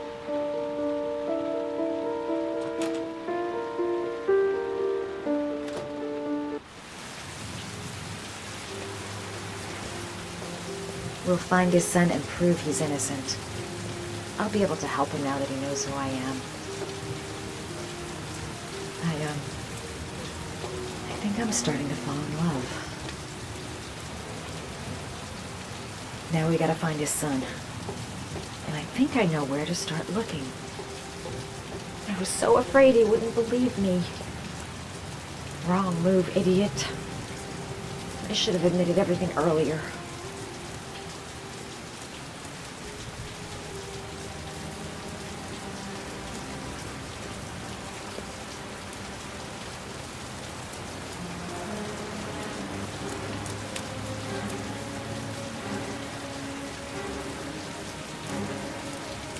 Cops.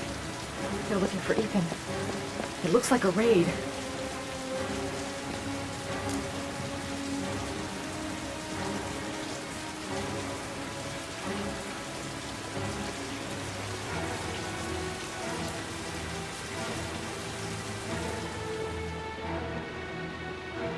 What's going on? Isn't this great? Like being in a TV show. Who'd have thought it? The origami killer renting a room here. He registered under a false name, but I recognized his face.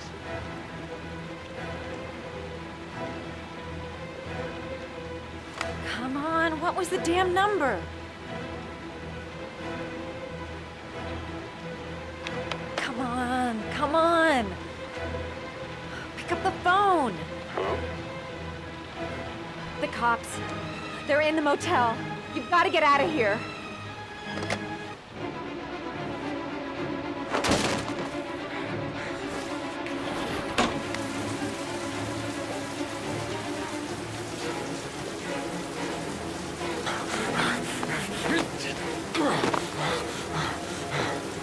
Still on the move! Get him! He's making a run for it! He's on the balcony!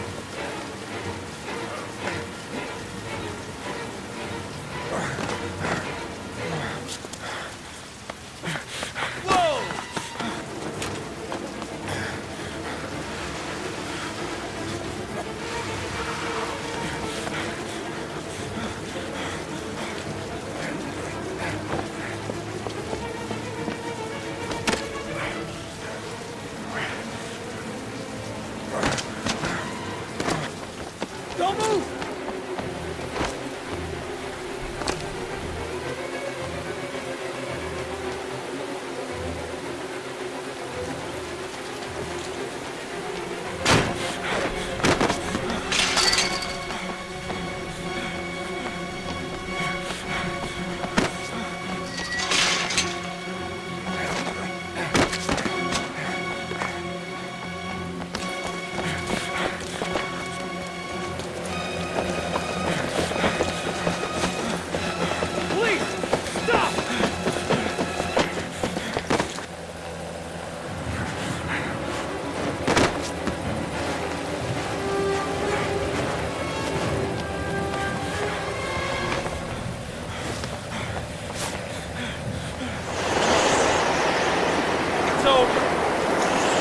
On your knees, hands behind your head. Easy, pal. Nowhere to go. You're surrounded. Everything's gonna be... Holy fuck!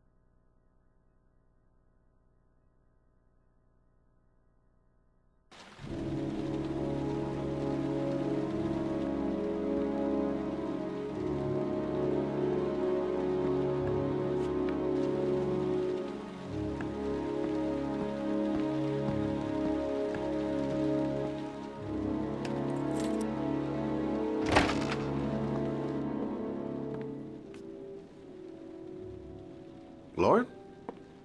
I'm sorry, Scott. You should have listened to me, Mr. Shelby.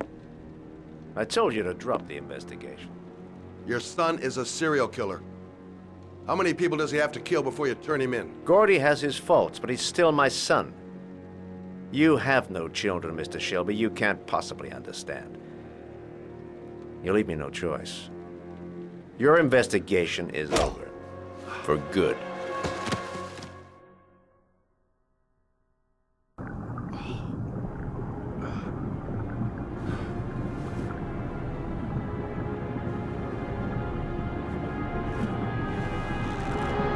Lauren! Shit!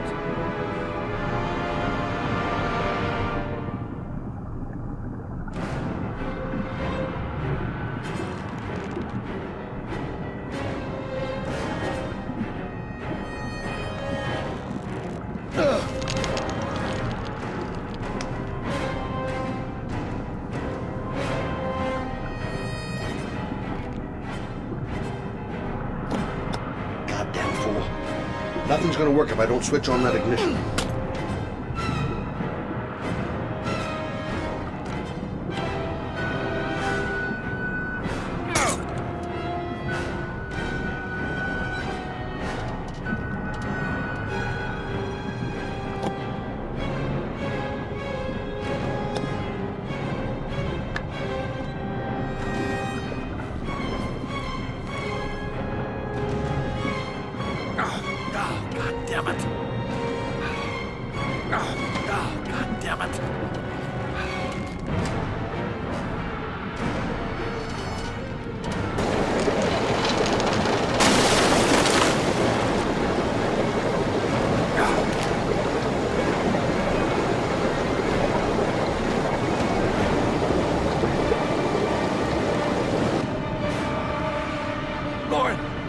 Lauren, wake up! Lauren!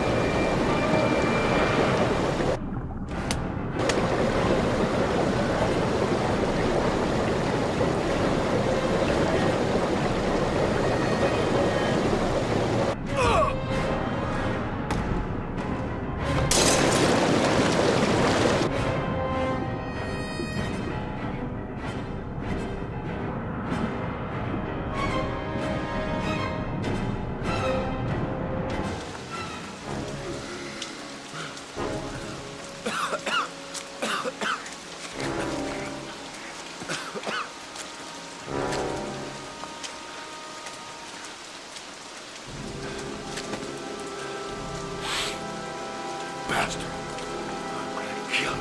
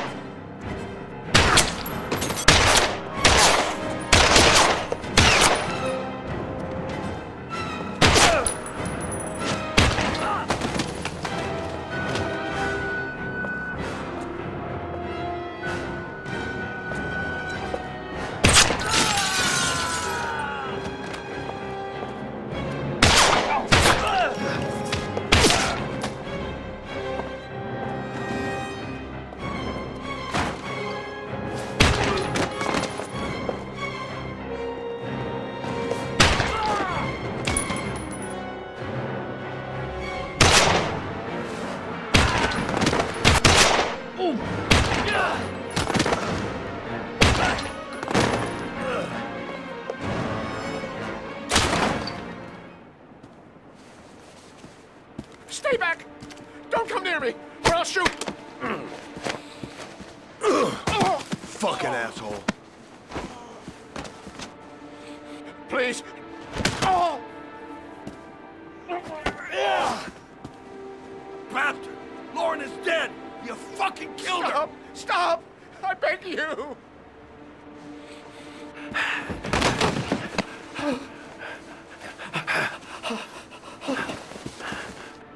Your idiot son killed all those kids, didn't he? He's the origami killer. No! No! He's innocent! He's not a killer! Not a killer! Oh! Oh! Oh! You're a fucking liar. Now tell me the truth. No! No, please! Don't hurt me! Last chance. I don't know! I swear! I don't know anything! Oh! Oh! Stop! Stop! I beg you. I'll tell you. I'll tell you everything.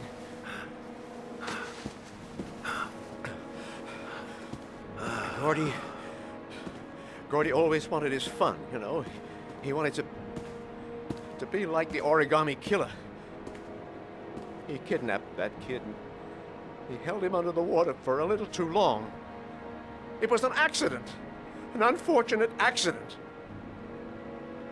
He just wanted to play. He told me everything. He was crying. He was so sorry for what had happened. Whatever he did, Gordy is my son.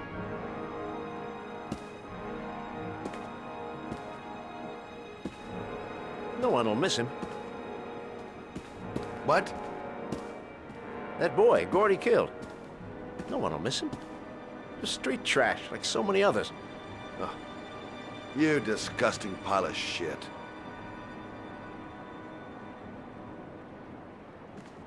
And what about John Shephard? Why did you put flowers on his grave? I own the construction site where he died. I never forgot. I've been putting flowers on his grave for 30 years. John had a twin brother. What happened to him? I don't know. He was adopted, I think. His mother should know. Her name is Anne. Anne Shephard.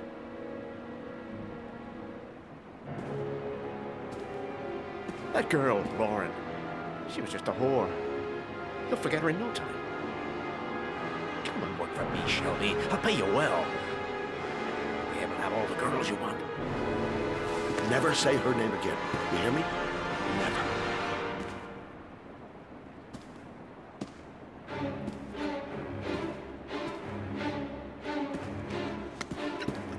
My heart! My heart! Quickly! I need my pills. In that drawer. There.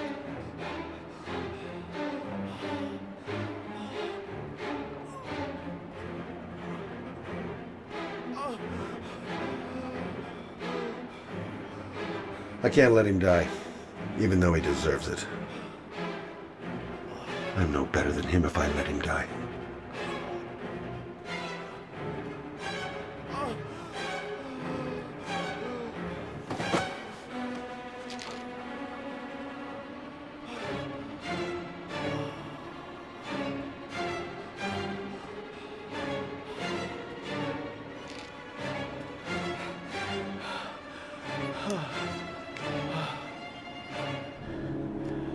Thank you.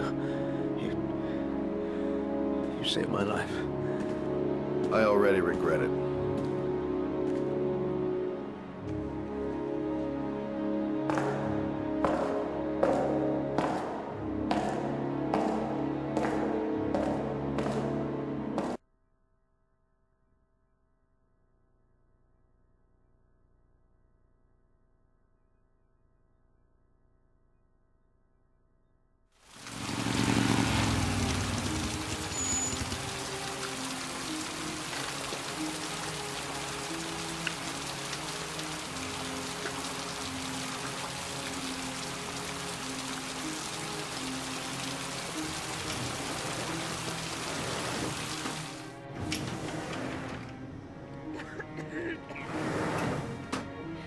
Hello, I'm looking for Anne Shepherd's room.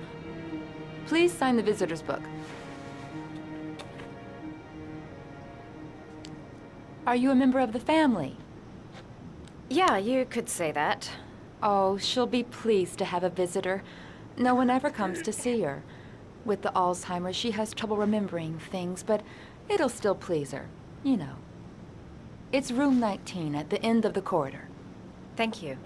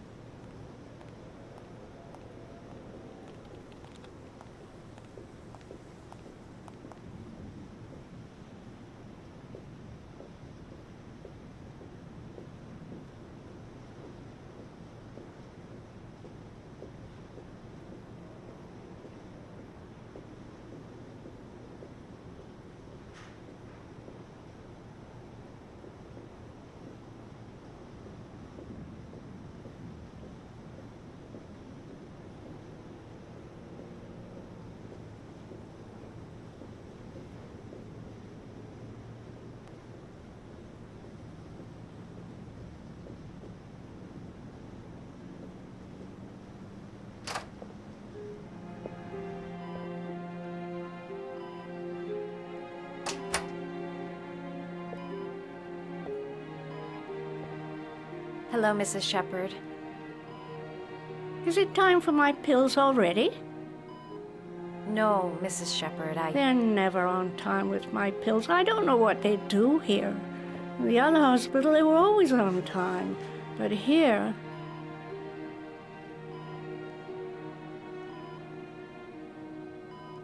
My name is Madison Page. I'm a journalist.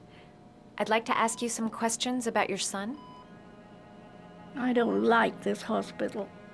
The food isn't very good, you know.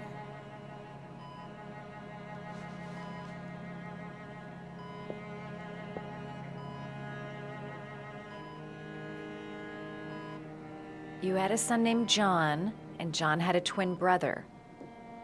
Do you have my pills? It's time for my pills. Do you remember John? My Johnny. He is a good little boy, you know. I know what happened at Carnaby Square. Do you remember? Carnaby Square. I think I used to live there a long time ago. We didn't have much money at the time, you know. We had to make do with very little. Mrs. Shepherd, your son may be linked to a series of murders. Perhaps you have some information that could help the investigation. Are you a new nurse? Where are my pills? Your other son, Mrs. Shepherd, John's twin brother. What was his name? What other son? I have no other son. I never had any children. Try to remember, Mrs. Shepherd. John's twin brother was placed with a foster family after the accident. What was the name of the foster family? I asked them for a television, you know. They said I didn't have enough money. It's a pity. I'm fond of television. I think your son is in trouble, Mrs. Shepherd. He's done some terrible things. I need to find him. Do you understand? Terrible things you're telling me. He never came to see me, can you believe it? In 10 years, never. No one forgets their mother, do they?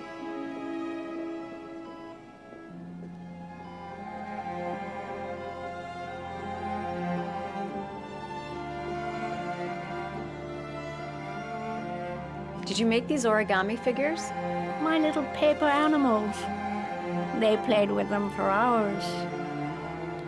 I showed my boys how to make them, you know. Yes, your boys, Mrs. Shepherd. John and... what was your other son's name again? My other son? I only had one son, my little Johnny.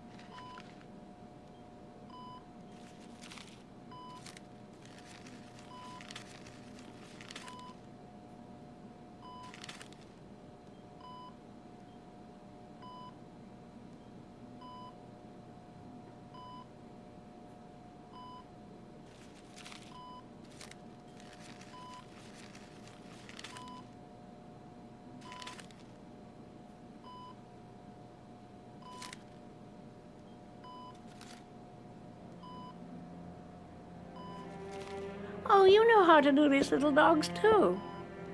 My children loved origami. I taught them how to do it. John loved the little dogs. He always wanted to call them Max. Max, Max, Max. All dogs with the same name. I was wasting my time telling him they couldn't all have the same name. But he always wanted his paper dogs Max. It's funny, isn't it?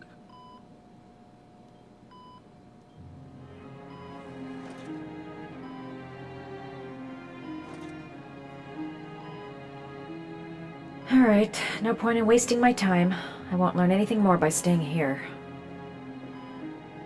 This woman might be the origami killer's mother. Must be some way to get her to remember. It'd take days, if not longer, to find the name of the family that adopted her son. Sean Mars would be dead by then.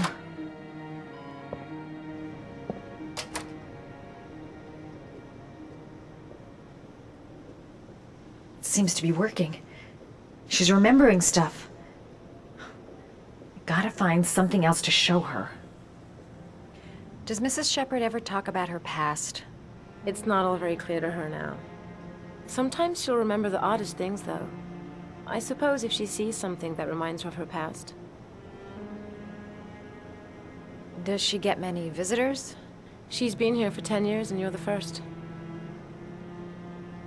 Did she ever mention her sons? Sons? Well, she often mentions John. I think he drowned.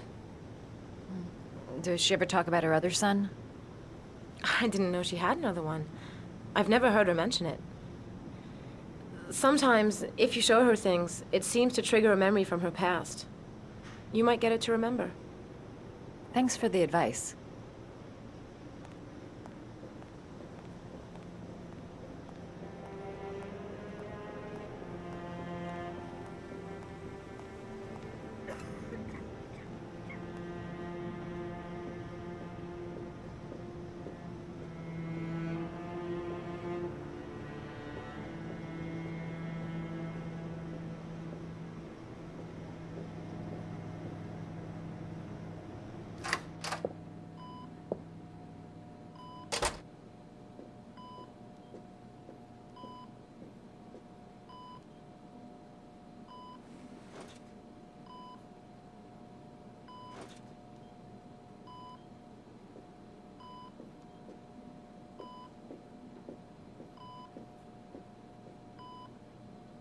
What a lovely orchid. My sons loved orchids. We used to grow them in the back. When John died, I laid orchids on his grave.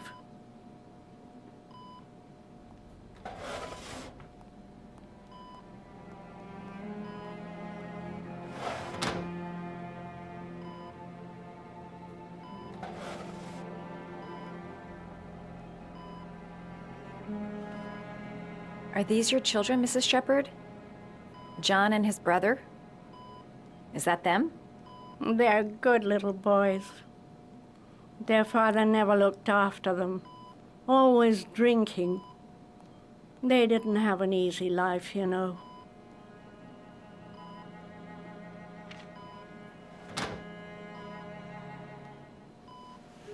I cried when they told me.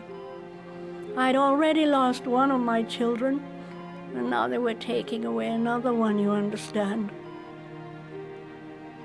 The foster family, Mrs. Shephard. What was the name of the foster family that adopted John's brother? They were really very nice people. I met them, you know.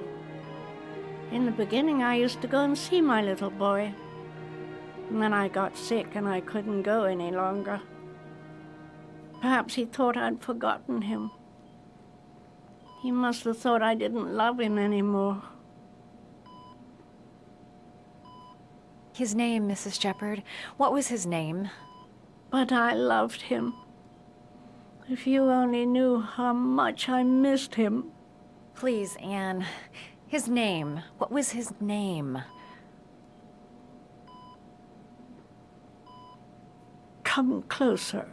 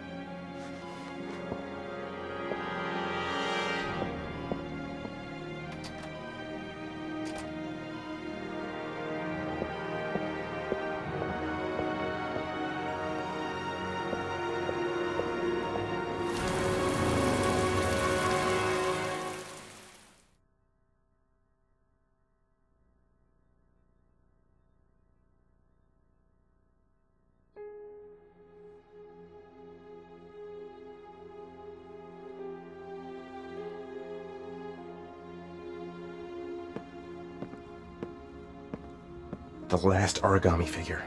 The last trial.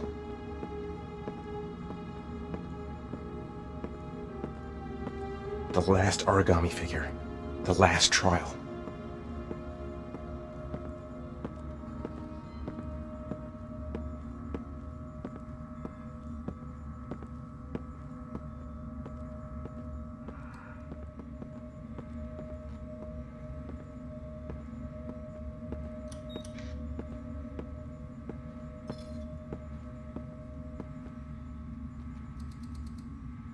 The last trial.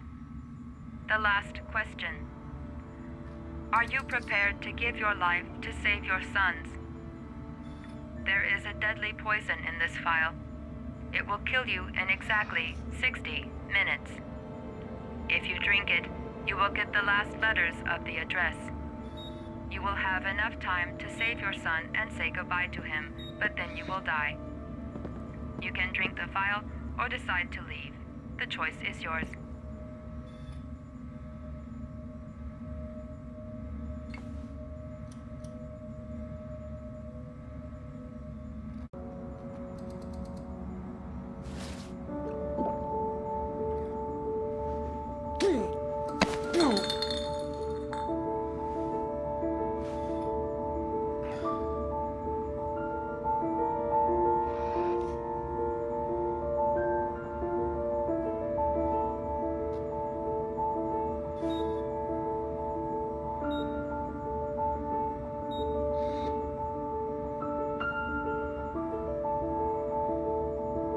The last letters have been sent to your phone.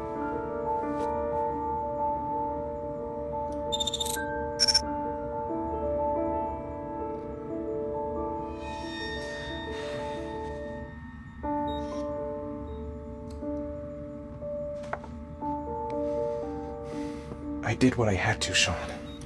Your dad's coming to save you.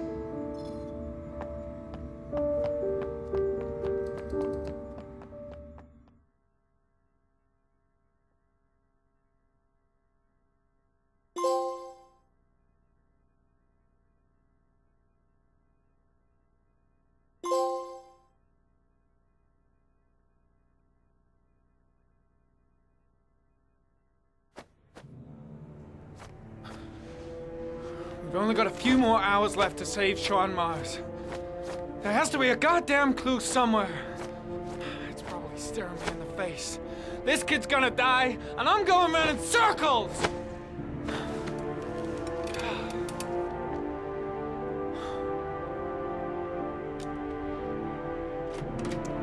All packed up and ready to go? What are you talking about? The investigation's over. We know who did it. We no longer need your services anymore, Norman. So you can ride your files all the way back to Washington. I'd be lying if I said I was gonna miss you. The investigation isn't over. You have absolutely nothing on Mars. Mars is guilty. Case closed. Anyway, it's no concern of yours now. You're off the case. So pack up and fuck off. Blake, you are an unbalanced, psychopathic asshole. I'll take that as a compliment. Honestly, I don't give a shit what you think. I found the origami killer. Everyone's happy. End of story. Have a nice trip back, Norman.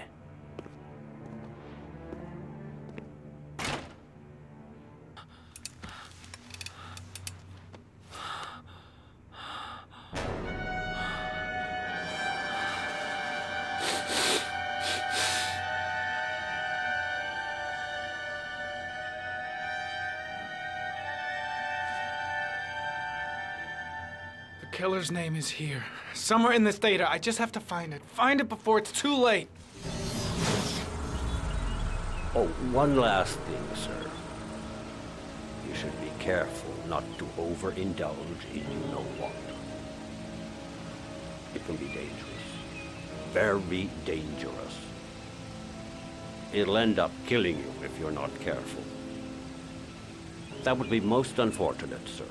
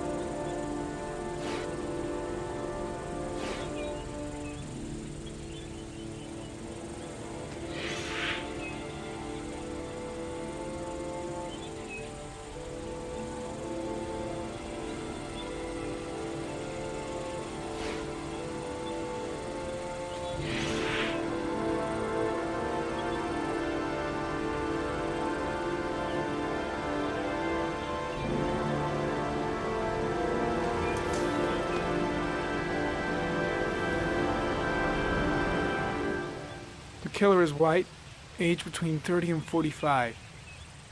He is intelligent, calm, and determined. An organized type.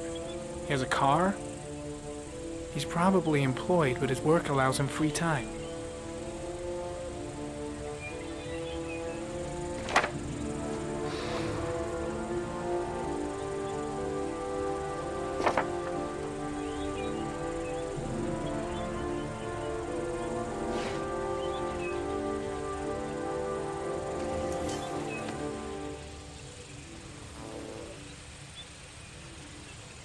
There is always a railroad line adjacent to where the bodies are found. And all the victims disappeared in the fall.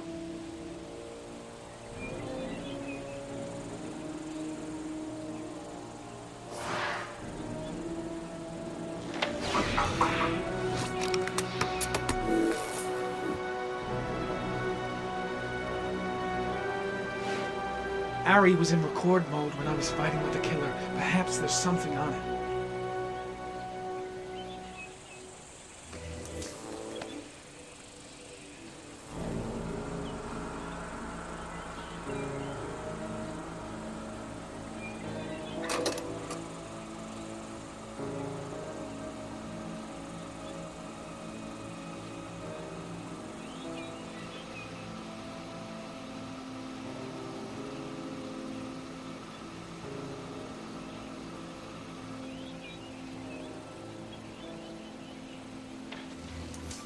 The sword was already in Paco's office.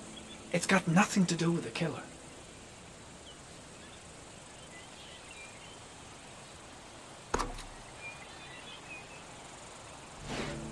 Two receipts from the same gas station. Might be near the killer's home.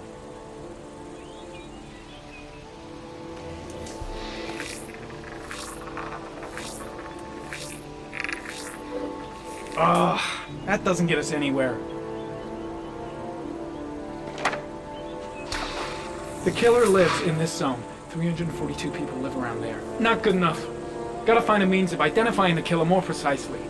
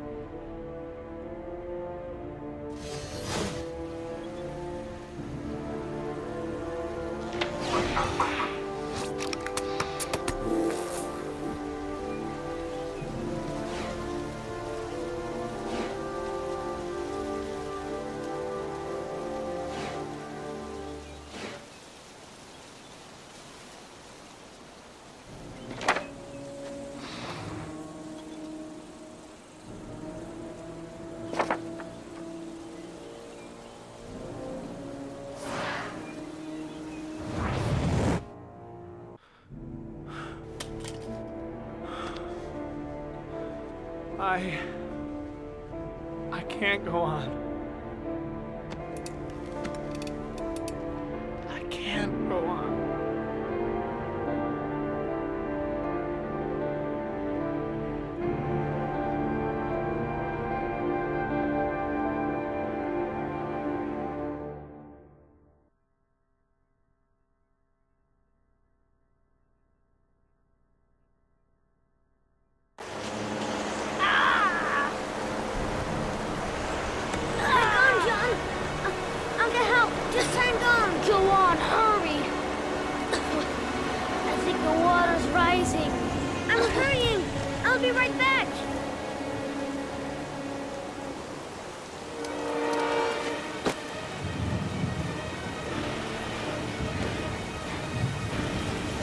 Mom's work is too far away. I'd never make it in time. Hold on, bro. I'll find someone. Then we'll come back and save you. This place is completely deserted. There's no one around to help. Need to get help fast. John's gonna drown. John's gonna drown. Dad, I've gotta get Dad. He's the only one who can save John. Gotta. Dad, it's John. He fell into a pot. He's Get out of here, you little pest. Leave me You alone. gotta come, Dad. Come on, John's gonna die. John's gonna die. Well, that'll be one less greedy mouth to feed, won't it? Go away. Please, Dad, I'm begging you. John's gonna die. John's gonna die, Dad. Crap! Please, Dad. You've got to save John. I tried, John. I really tried. But he wouldn't come. Please don't die, John. Please.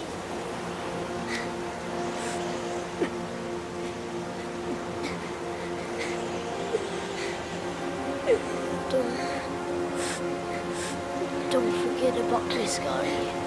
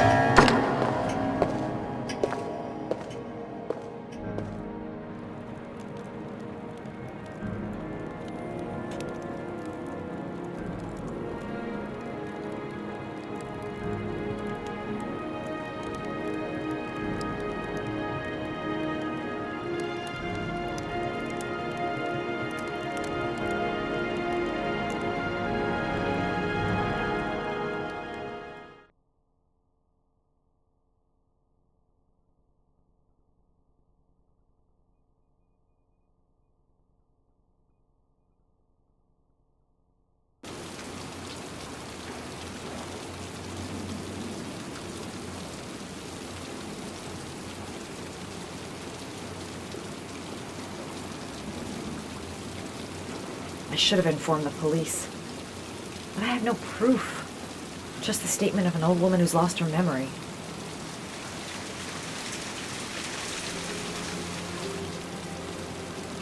The moment of truth.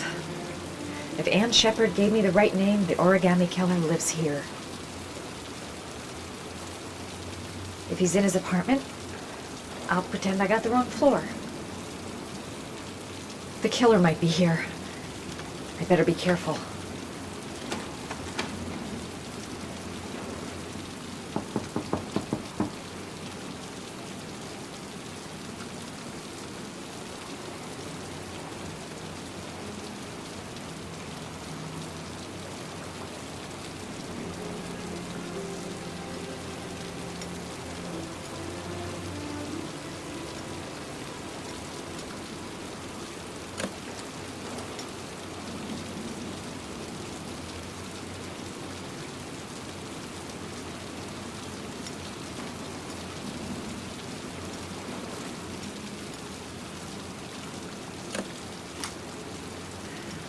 Lots you touch, girl.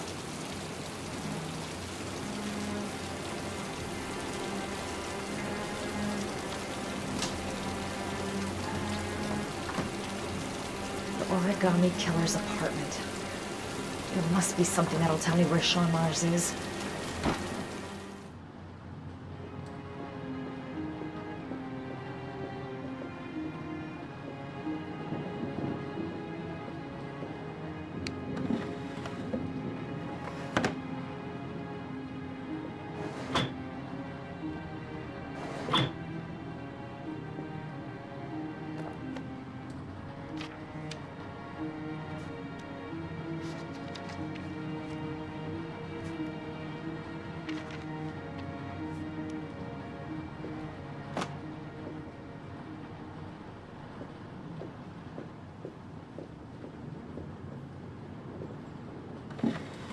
He used to be a cop.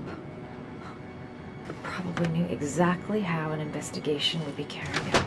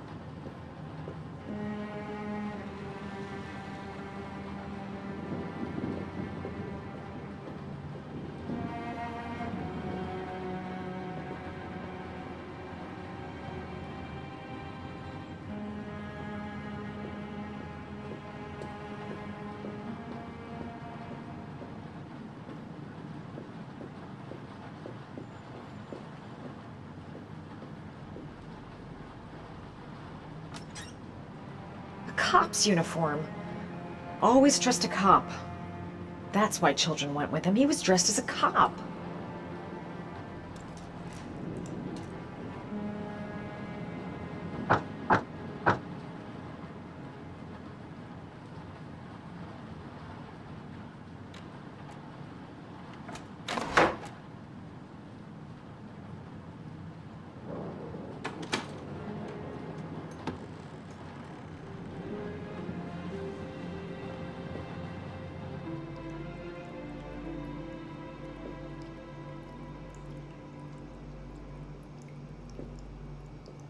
This is where he cultivated the orchids that he left on the chest of his victims.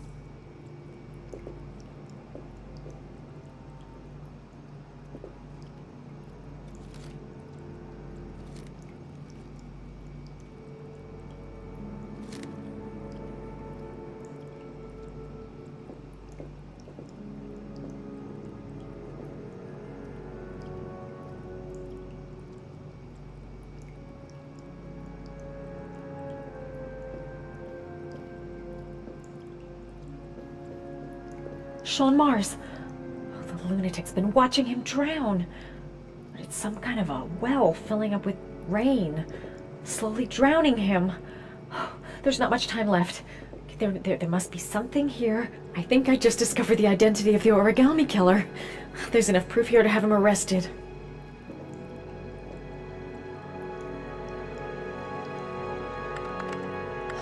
Shit, it needs a password.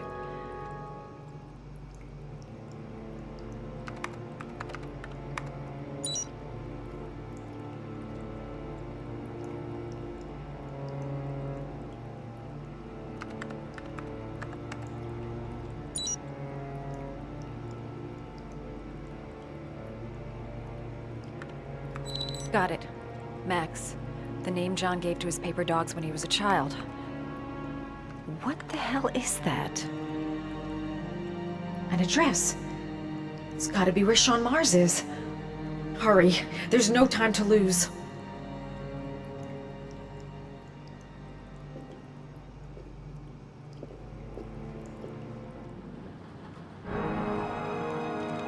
So you found my little secret? It's over, Scott. All those children killed just to find a father capable of saving his son? Shut up! You don't understand. There's one child left.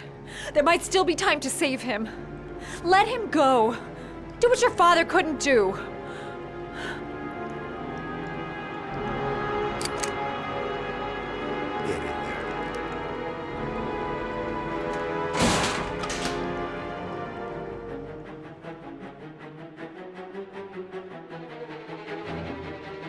I won't be able to breathe for much longer. A few minutes at most.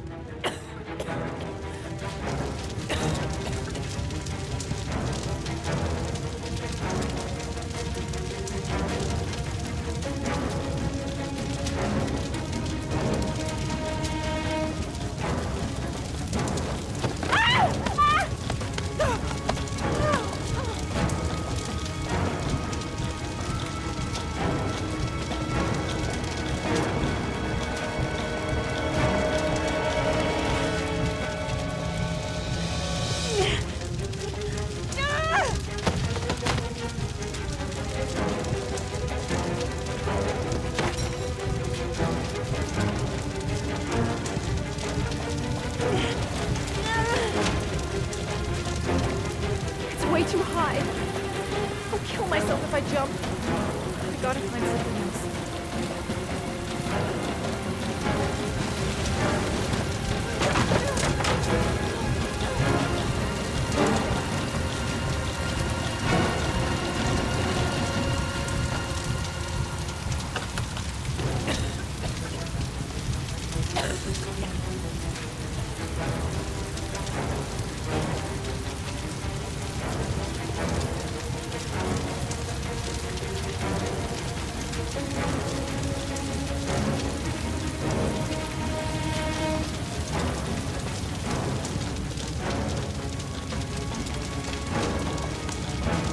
Way too high. I'll kill myself if I jump. I gotta find something else.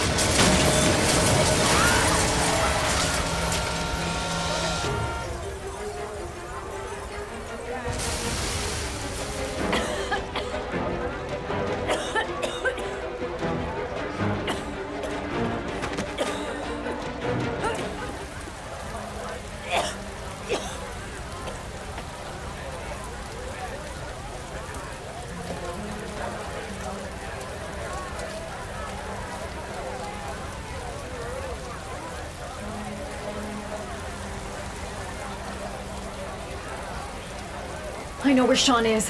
I've got to tell Ethan.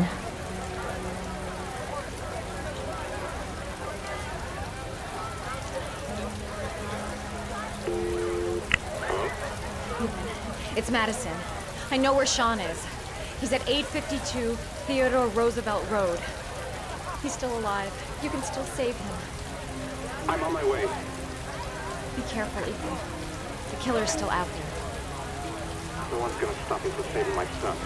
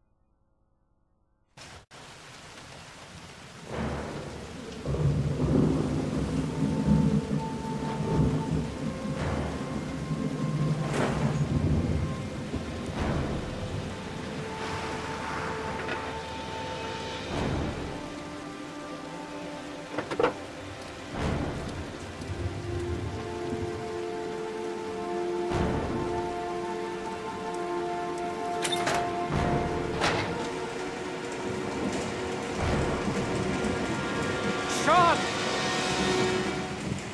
Sean! Sean! I hope it's not too late. The poison's gonna kill me in a few minutes. I've gotta find Sean fast.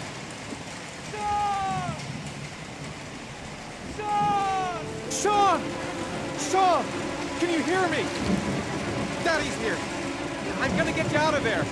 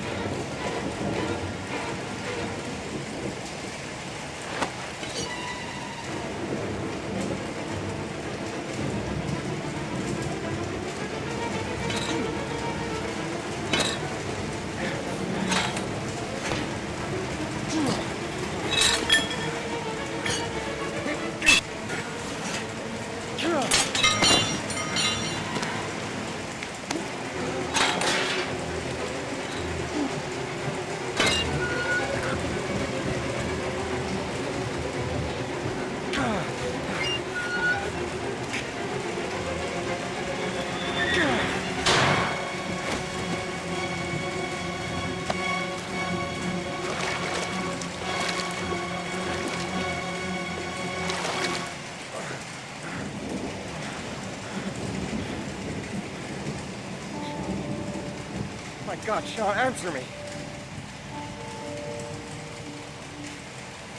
Don't have me, son, please. Breathe. Gotta breathe.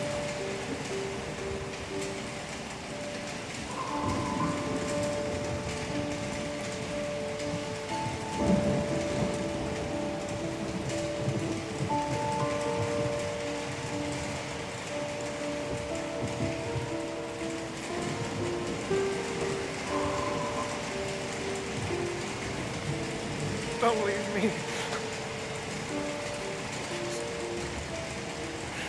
Sean, don't leave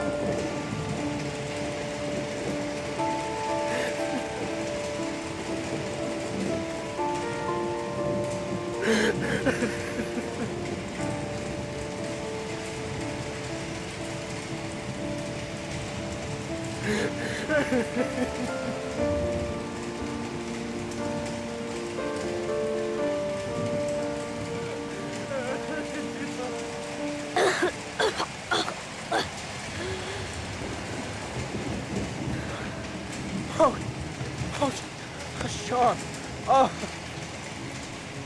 Oh. I thought you were gone. Dad, I knew you'd come and save me.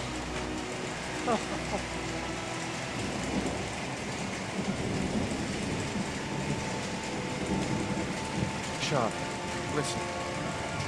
You are the best thing that's ever happened to me in my life. I want you to know that whatever happens, I love you more than anything in the world. I'm not dead. I took the poison an hour ago, and I'm not dead.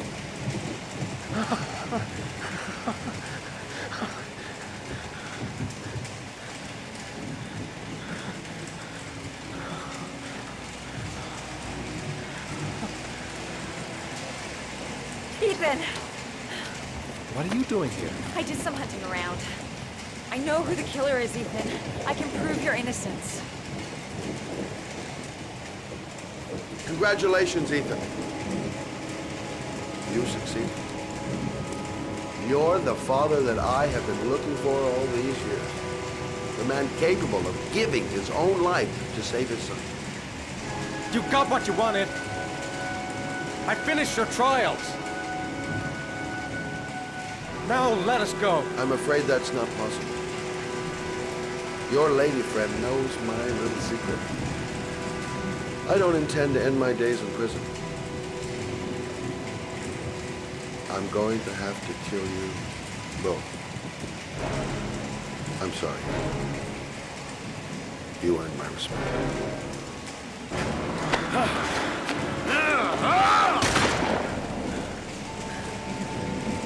Ethan!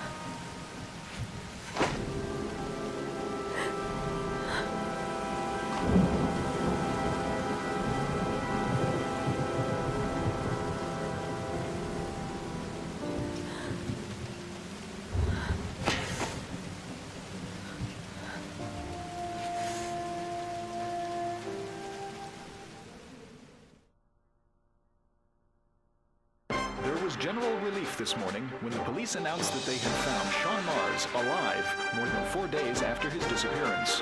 Mars had been imprisoned in a well by the man known as the Origami Killer. The successful resolution of this case was made possible only by the bravery of Ethan Mars, who the police believed at one point to be the killer. It is no doubt due to his great courage and tenacity that he succeeded in foiling the plans of the Origami Killer. The police commissioner presented him with an official apology today. Our main headline today: it is reported that the police have identified the man thought to be the Origami Killer. Scott Shelby, 48, is a former police lieutenant who claimed to be a private eye hired by the families of the killer's victims. Shelby was killed during a massive police operation, but further details have not yet been released to the public.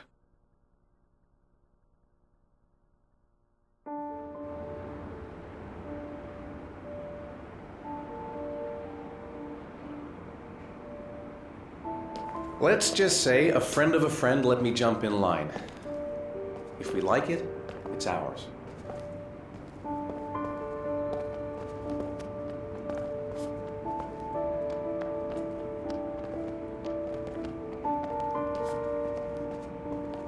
Hey, Dad! I think I found my room! Well, what do you think? It's perfect, Ethan. We'll be able to forget what happened. We'll lead a normal life.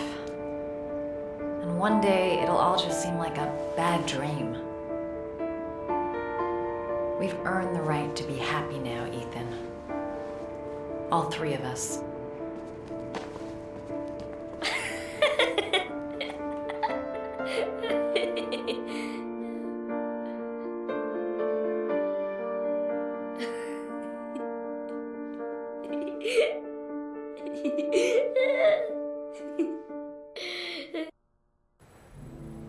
Are you sure you've thought this through, Norman? You've got a promising career ahead of you. It's a pity that... With all due respect, sir, I'm done thinking. I need to lead something like a normal life. I've just got a bit too close to everything recently. I need to step back. At least for a while. Will you be coming back to the FBI? I don't know. I'm making no promises.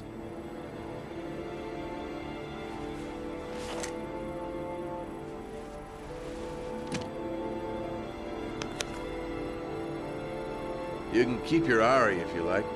This one's going offline. There's a new model due next month.